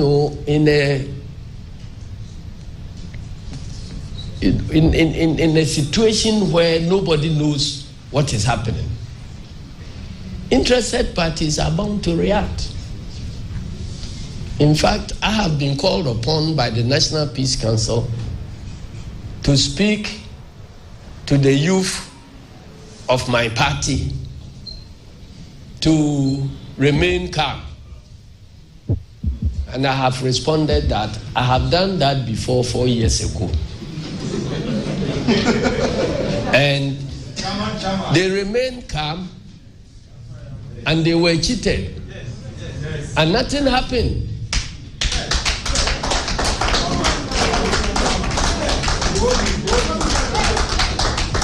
So the only way I can call on the youth of my party and of this country to remain calm is where justice has been delivered, and maybe out of jubilation or retribution, I can call them to stay calm, because then you have a government that will ensure that wrongdoers will be punished. And that is the only way I can commit myself to calling the youth to remain calm. We cannot remain calm and be cheated twice. So the way forward is for the National Peace Council and all the other actors to call on the Electoral Commission to expedite action on the declaration. You don't need to declare all the constituency results before you declare the winner of the presidential elections. That can be done. If it is done now, we will then follow up with a reasonable statement calling on our people, those who fear that they could be cheated, to now pipe down, and then there will be peace. But in this situation where everybody is in suspense, if I, as the national chairman of NDC, call on my party people to remain calm and allow themselves to be cheated, I will not survive it. And I'm not.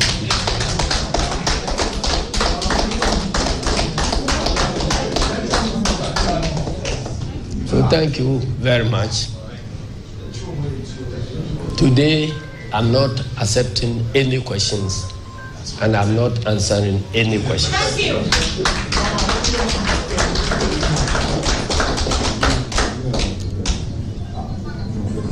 Well, Oma this year, any abusuafoɔ ne nsɛnkyerɛfoɔ a yɛahyia mu. Megyeri sɛ obiara nim sɛ baabi a ɔman no gyina saa bere no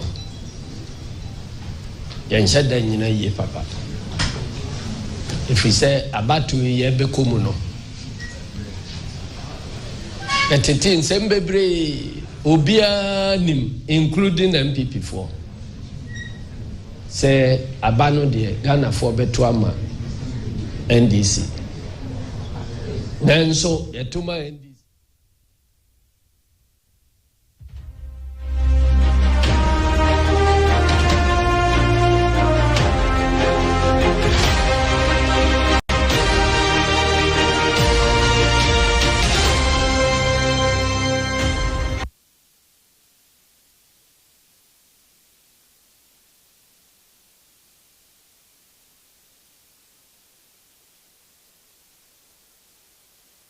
Well, you're welcome back from the NDC's press conference addressed by the party's national chairman, Johnson Esiedun-Ketia. And largely his speech has been about the concession speech by the NPP flag bearer, Dr. Mahmoud Bawumia, and the fact that the NDC has taken note of that concession speech and the fact that the NPP has not contested the results that have come out.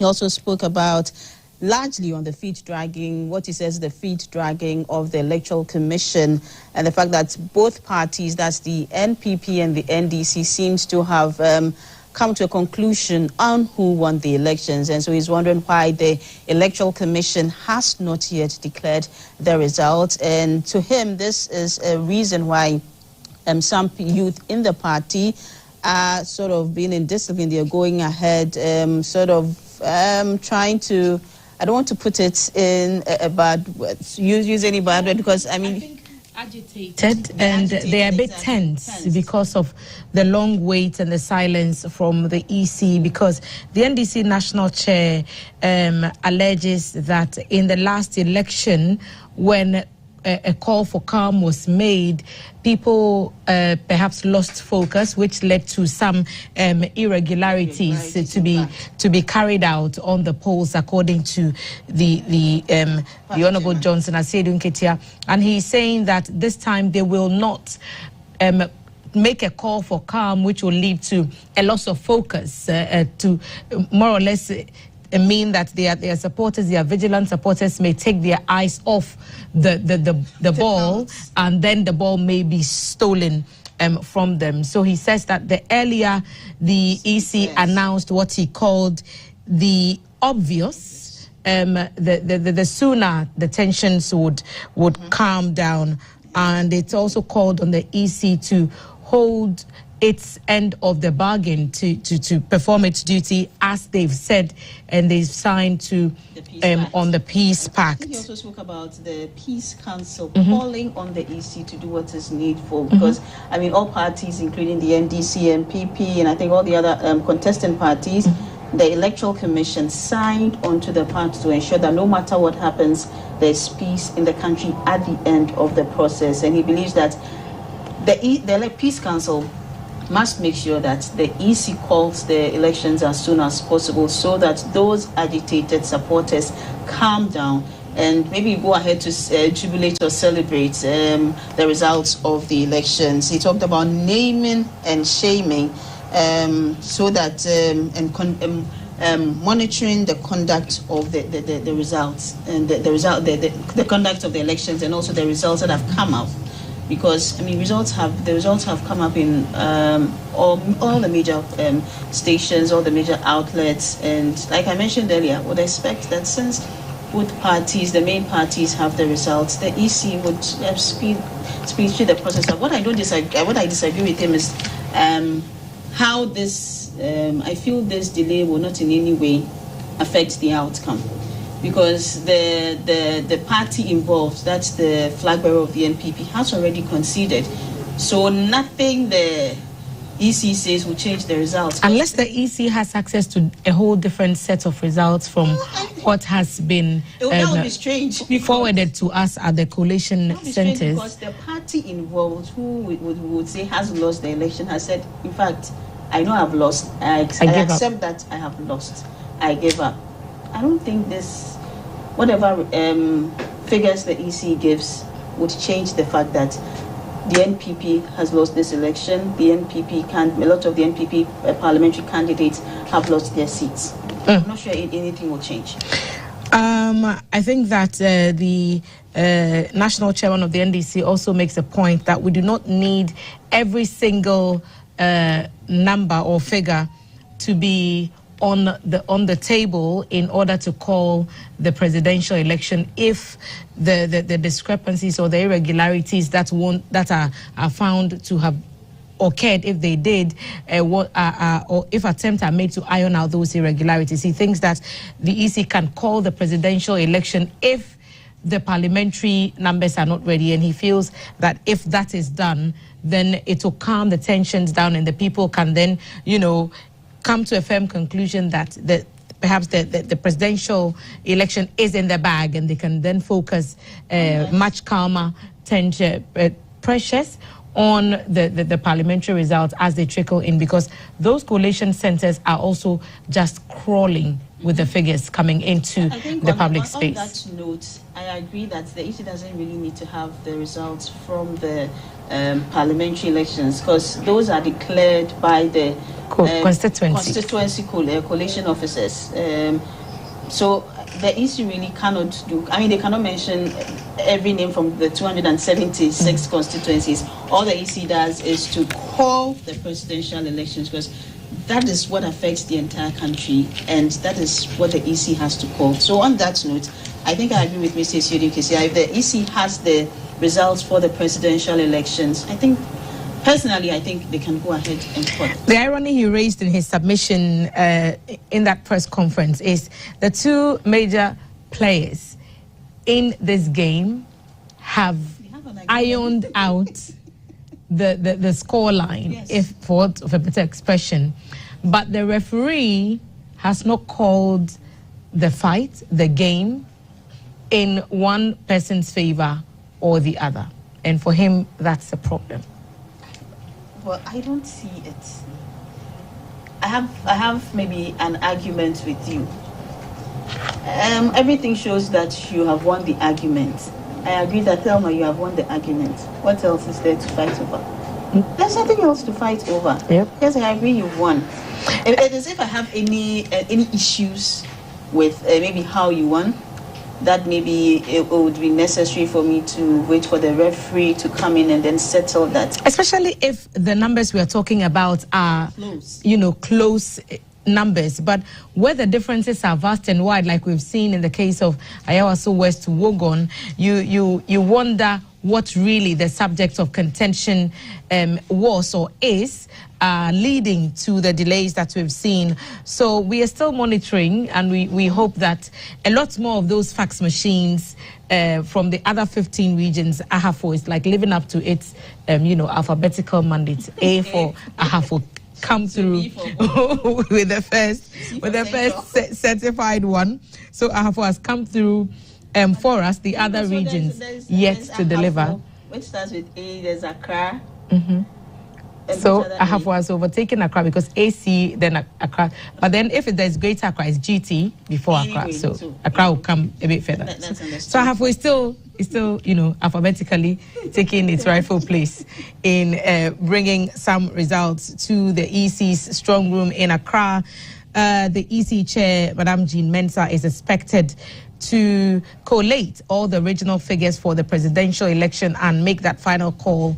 Already, His Excellency, the Vice President, Dr. Mahmoud Bawumia, has conceded and called the former President, John Mahama, to concede, and the country waits with bated breath for that final call to be made. Before we went over to the Electoral Commission, we were at the Ayawaso West Wogon constituency, where finally, after hours and hours of pouring through the fine details of pink sheets and figures, the NDC's candidate, John Seto Dumelo, has been named the winner of that seat, meaning that John Dumelo is MP-elect for Ayawaso West Wogon constituency.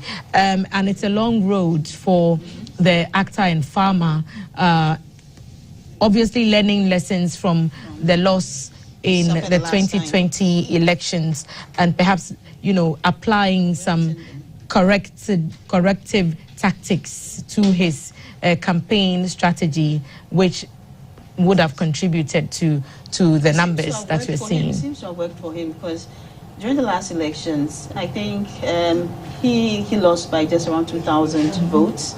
But if you look at the results right now from Lydia Sarah Malasan had 27,377 thousand of the votes.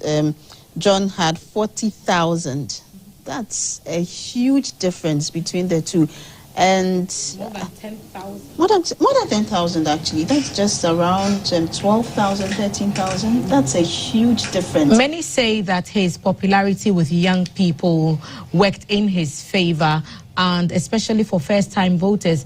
A lot of young people vote for the first time when they are in university, and Ayawaso West Wogon is a university constituency. The University of Ghana is there, and so loads and loads of young people who may have registered in that constituency may have found John Dumelo appealing because of his connection with the youth. Of course, he campaigned also on key issues that young people are concerned about, affordability of education, and then job opportunities after they have acquired the certificate. So we're still monitoring all the centers, and the figures are still trickling in, and a lot more will appear on our screens, which we will share with you. Before we move on, let me read this congratulatory message from the U.S. Embassy, and it's congratulating Ghana on a successful election. It says the U.S. Embassy in Ghana has congratulated the people of Ghana for successfully conducting the 2024 elections, which it described as a true reflection of the will of the Ghanaian people. In a post on X, formerly Twitter, on Sunday, the embassy underscored the importance of the democratic process and expressed its anticipation of continuing its strong partnership with Ghana under President-elect John Dramani Mahama. A part of the statement read, "Congratulations to all Ghanaians on a successful election that reflects the will of the Ghanaian people. The United States looks forward to continuing our strong partnership under JD Mahama," the post read. The U.S. Embassy also commended all the candidates who participated in the election, highlighting their commitment to a peaceful electoral process and the smooth transfer of power. The sentiment was echoed in the concession speech delivered by the Vice President, Dr. Mahmoud Bawumia, which received widespread praise for its grace and commitment to national unity. It says, "We commend all the candidates that stood for election this cycle and for their commitment to peaceful elections and the transfer of power as so eloquently expressed in Vice President at Bawumia's concession speech," the post continued.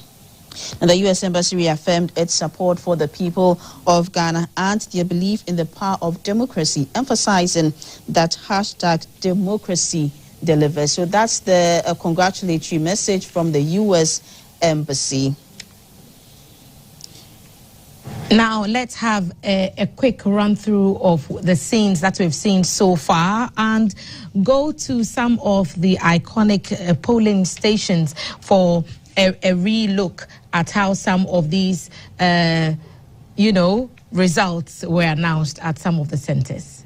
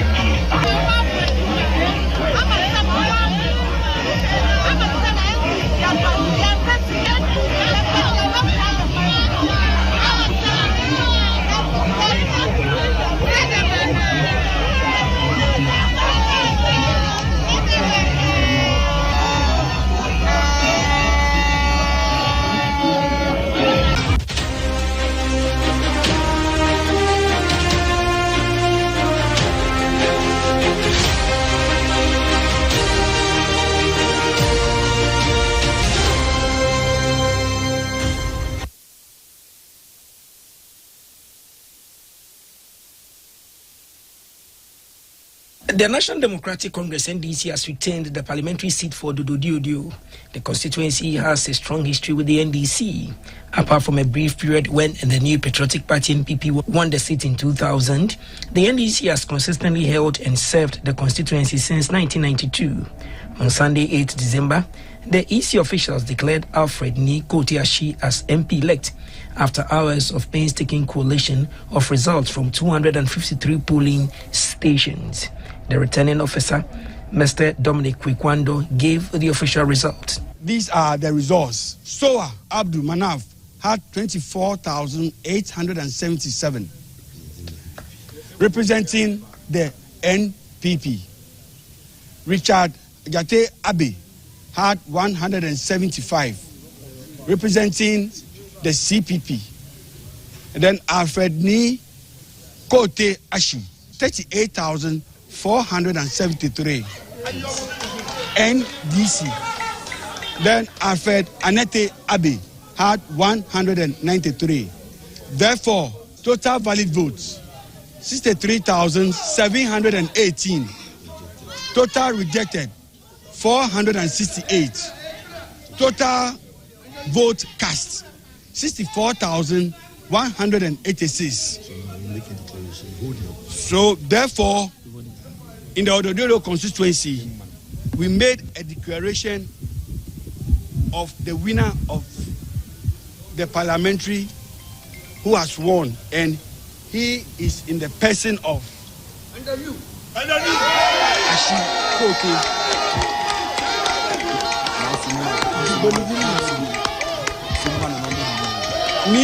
Honorable Ni Ashi Kote is the current parliamentary candidate for Odododiodo constituency. The member of parliament elect for Dododiodio, Alfred Ni Kote Ashi, promised to work for the people. For me, God has answered my very first prayers. My first prayer was that for the first time in Odododiodio, we should go for an election without a single bloodshed. And God has answered that. I want to assure the people of Odododiodio that I will make a difference.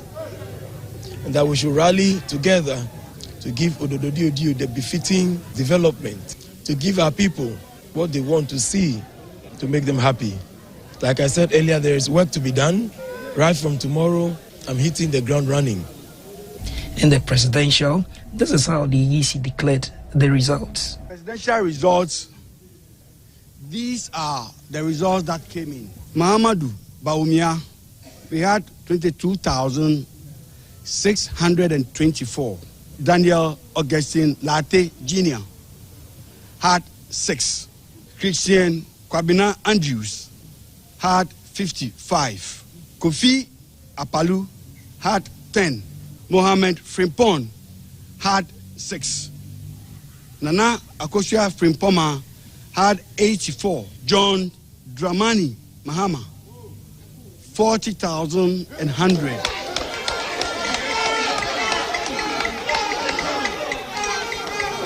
Hassan Abdul Ejari, also had 44.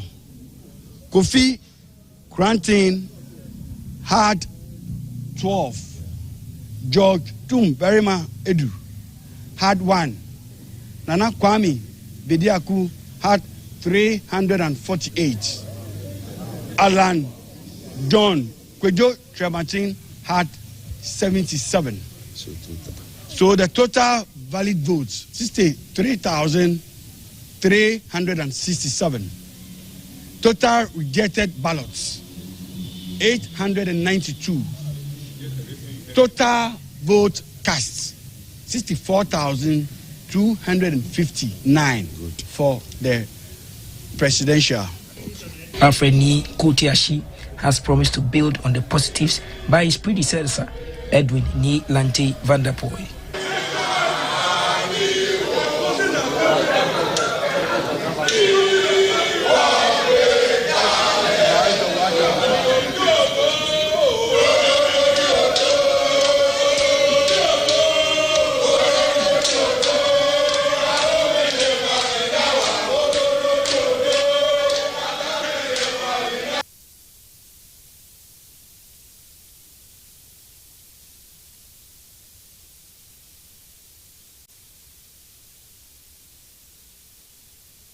Scenes from the Ododo-Diodio constituency in the Greater Accra region, where the NDC's candidate Nekote Ashi was declared winner.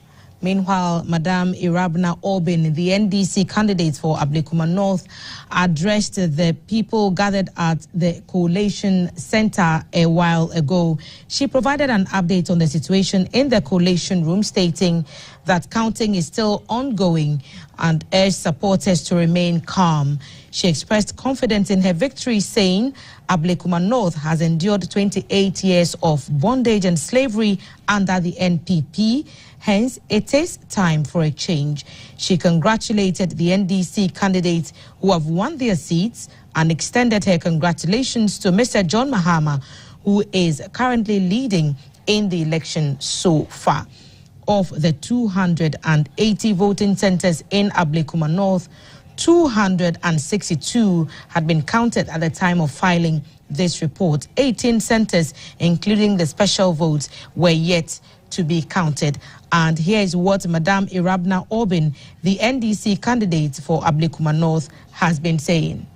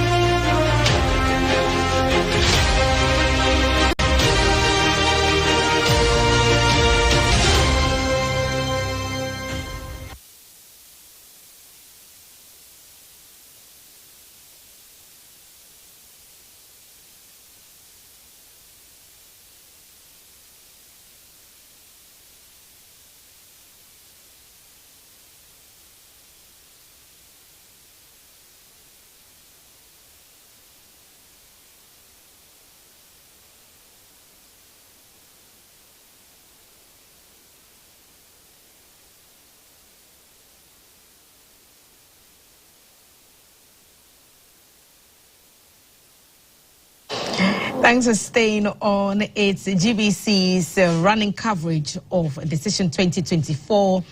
We are hoping that by close of day today, the EC will make the call. Loads of collation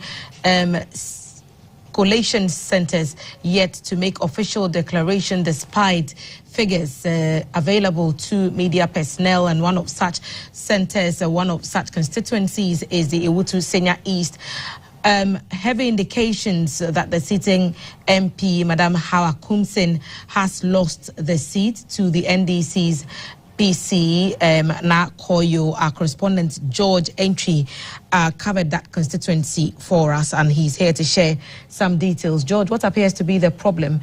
Why has still there not been an official declaration? There has been a lot of tension.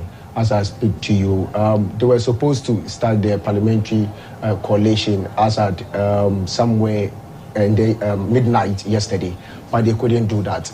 Now, when I left the scene, coming to the studio here, they started the coalition for the parliamentary, because they heard that the vice president has accepted defeat. They quickly altered the presidential coalition. Then they started with the parliamentary coalition, and that caused a lot of tension around the area, around the Central Region Police Headquarters, where is the coalition center, where a lot of the activities are happening. The fans of the MP, the now elected, or let me see, soon to be elected MP, that's Phyllis Nakoyo Okuno. The fans are there for her, and since 2012 that our Kunsi took the seat. She won in 2016. She won in 2020. She won with big margin. But now there has been a turnover. You know that particular constituency, the Ewutu-Senya East and even the Ewutu-Senya West, has been a strong constitution, especially when you look at the Ewutu-Senya East. It has been for either, if not the NDC, it has been for the MPP. And since 2012, when the two districts was divided by LI 2025, the MPP, which is in the Minister for Aquaculture and Fishery Development, our council, has cemented that particular place, and whenever she goes, she has the loyalty to be voted for. But I think this year there has been a change. The crying call of the masses are saying they want a change, they want development, they want a job, they want some development skills that they can get. And that has led to the change of new MP coming to lead them. For now, what is happening is that they are, I can say that maybe within the next 2 hours, they might declare her. Because as I speak to you, when I was leaving the scene, she was sitting with the EC officials at the coalition centers. Who is she? Both the leading candidates are women. The NDC, that's Phyllis Nakoyo. Nakoyo. Yes, she was sitting with the EC officials in the coalition room to see that the numbers tally, the pin sheet tally. Was Madam Hawa Kumsin there? Hawa Kumsin has been camped in Kaswa somewhere else, because they don't want the two, because of the incident that happened and some of the allegations we are hearing from there. They don't want the two of them to come closer. So our Kumsi has been camped somewhere else. Who is camping Hawa Kumsi? The police. They are ensured that there is security. They don't want any conflict or misunderstanding between the youth. So the police are separate them in terms of bringing sanity, bringing unity in that particular constituency. They've separated where our Kumsi is and where Phyllis is. But the tension is really at the headquarters where the coalition is happening, because of due to the delay of declaring Phyllis as the winner, because they think, because almost all the media houses, or let me say almost all the projections are showing that she is the winner. So they perceive her to be the winner, but now they are looking for declaration. What is really causing the delay? That is what the EC are now attending to, altering the presidential result to also take care of the parliamentary result, where she can finally be declared. Then the constituents or the people, the masses will have that, yes, this is our leader who is going to lead us for the past 4 years and even more years to come. Did you get the opportunity to speak to Nakoyo, and perhaps did she tell you what kind of space her mind frame would be at? Did she address any of the supporters there? She didn't really address the supporters there. There was an incident that happened and she was very, very furious. Just after the counting of the parliament was about to start, a gentleman rushed in with a pin sheet. We don't know where the pin sheet was coming from, but the police stopped the gentleman right at the inner reception of the police headquarters there. I'm talking about Ayasu East, and they called her. So she came and she asked to answer, do you know this gentleman? Do you know where this pin sheet is coming from? Then I think there was a rep too from our Kunsin's camp. Then they asked her, do you know where this pin sheet was coming from? Now the gentleman didn't have a clear view, or he didn't have a clear answer to that. So maybe the police officer that was in charge, they took the pin sheet and took that pin sheet away. And Phyllis insisted that that particular pin sheet shouldn't be taken to the coalition center, which is the boardroom was happening at the top. So she insisted, and that she became very, very, very angry. She became very, very furious, because why would we wait since yesterday up to now? We are supposed to start counting. Counting hasn't been done. You've heard too that the vice president has accepted defeat. Now, why won't you move on to the parliamentary, but still we want to count presidential? Once you can hold on to the presidential, count the parliamentary, let's declare, so that the people can go, so that a lot of attention cannot even be around the vicinity. But that is not what the EC officials are also doing. I don't know where where the calls are coming from for the EC officials also holding on to the parliamentary results so that they can accelerate everything fast. And that has caused a huge, even traffic town, tension around the place. I can't really tell, but my senior colleague Mavis is also there, because when we started the exercise, we moved to some police stations. That she also moves to some police stations, and if she comes in, I give her the feed, and she also gives me the feed. But I think by 7 or by the evening, we can get more updates from there. But as I talked to you, the tension is really high there. I'm hoping that 7 p.m. would be way too late. I'm highly expectant that we should get some kind of resolution to the matter sooner rather than later. But one more question for George before I allow you to also have a go.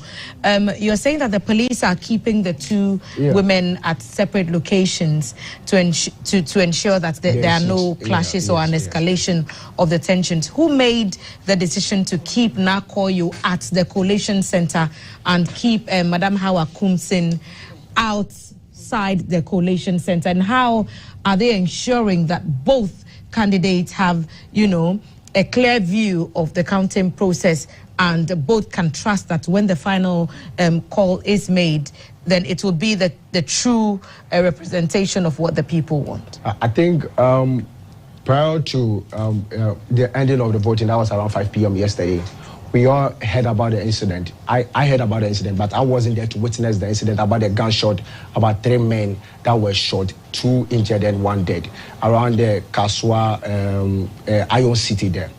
That action called for a quick security checkup so that everything can be put in place. So there was an allegation that shooting was coming from our Kunzin's camp, which I personally didn't witness that. So I can test to it that yes, it was coming from our Kunzin's camp. But that's what the police intelligence gathered. So for that not to also happen, because looking at the number of masses that they are from the NDC supporters who are in favor of Felix, who is now coming to, who is yet to be elected as the MP. They don't want to bring also our Kunzi. Whenever our Kunzi is also coming to maybe that area, she also comes with supporters. And if we are going to have 2 supporters crash together at one particular place, it's going to cause a lot of chaos. So that makes sense to me. For us to bring unity, sanity, for us to continue with the peace and unity, then let's have this separation. So I think the police, out of their own intelligence, did that background checkup to ensure that there's sanity around that vicinity. With the whole incident that's been happening in the constituency, I'm hoping that even though Felix is camped at the collation center, yes, and Madam Hawa Kumsin at another place, I'm hoping that at the end of the day, there's some consensus that we all agree with the results that are going to be coming out after the counting. Yeah, they are going to sign that. And I'm sure maybe at the end of the counting, the parliamentary counting, there's going to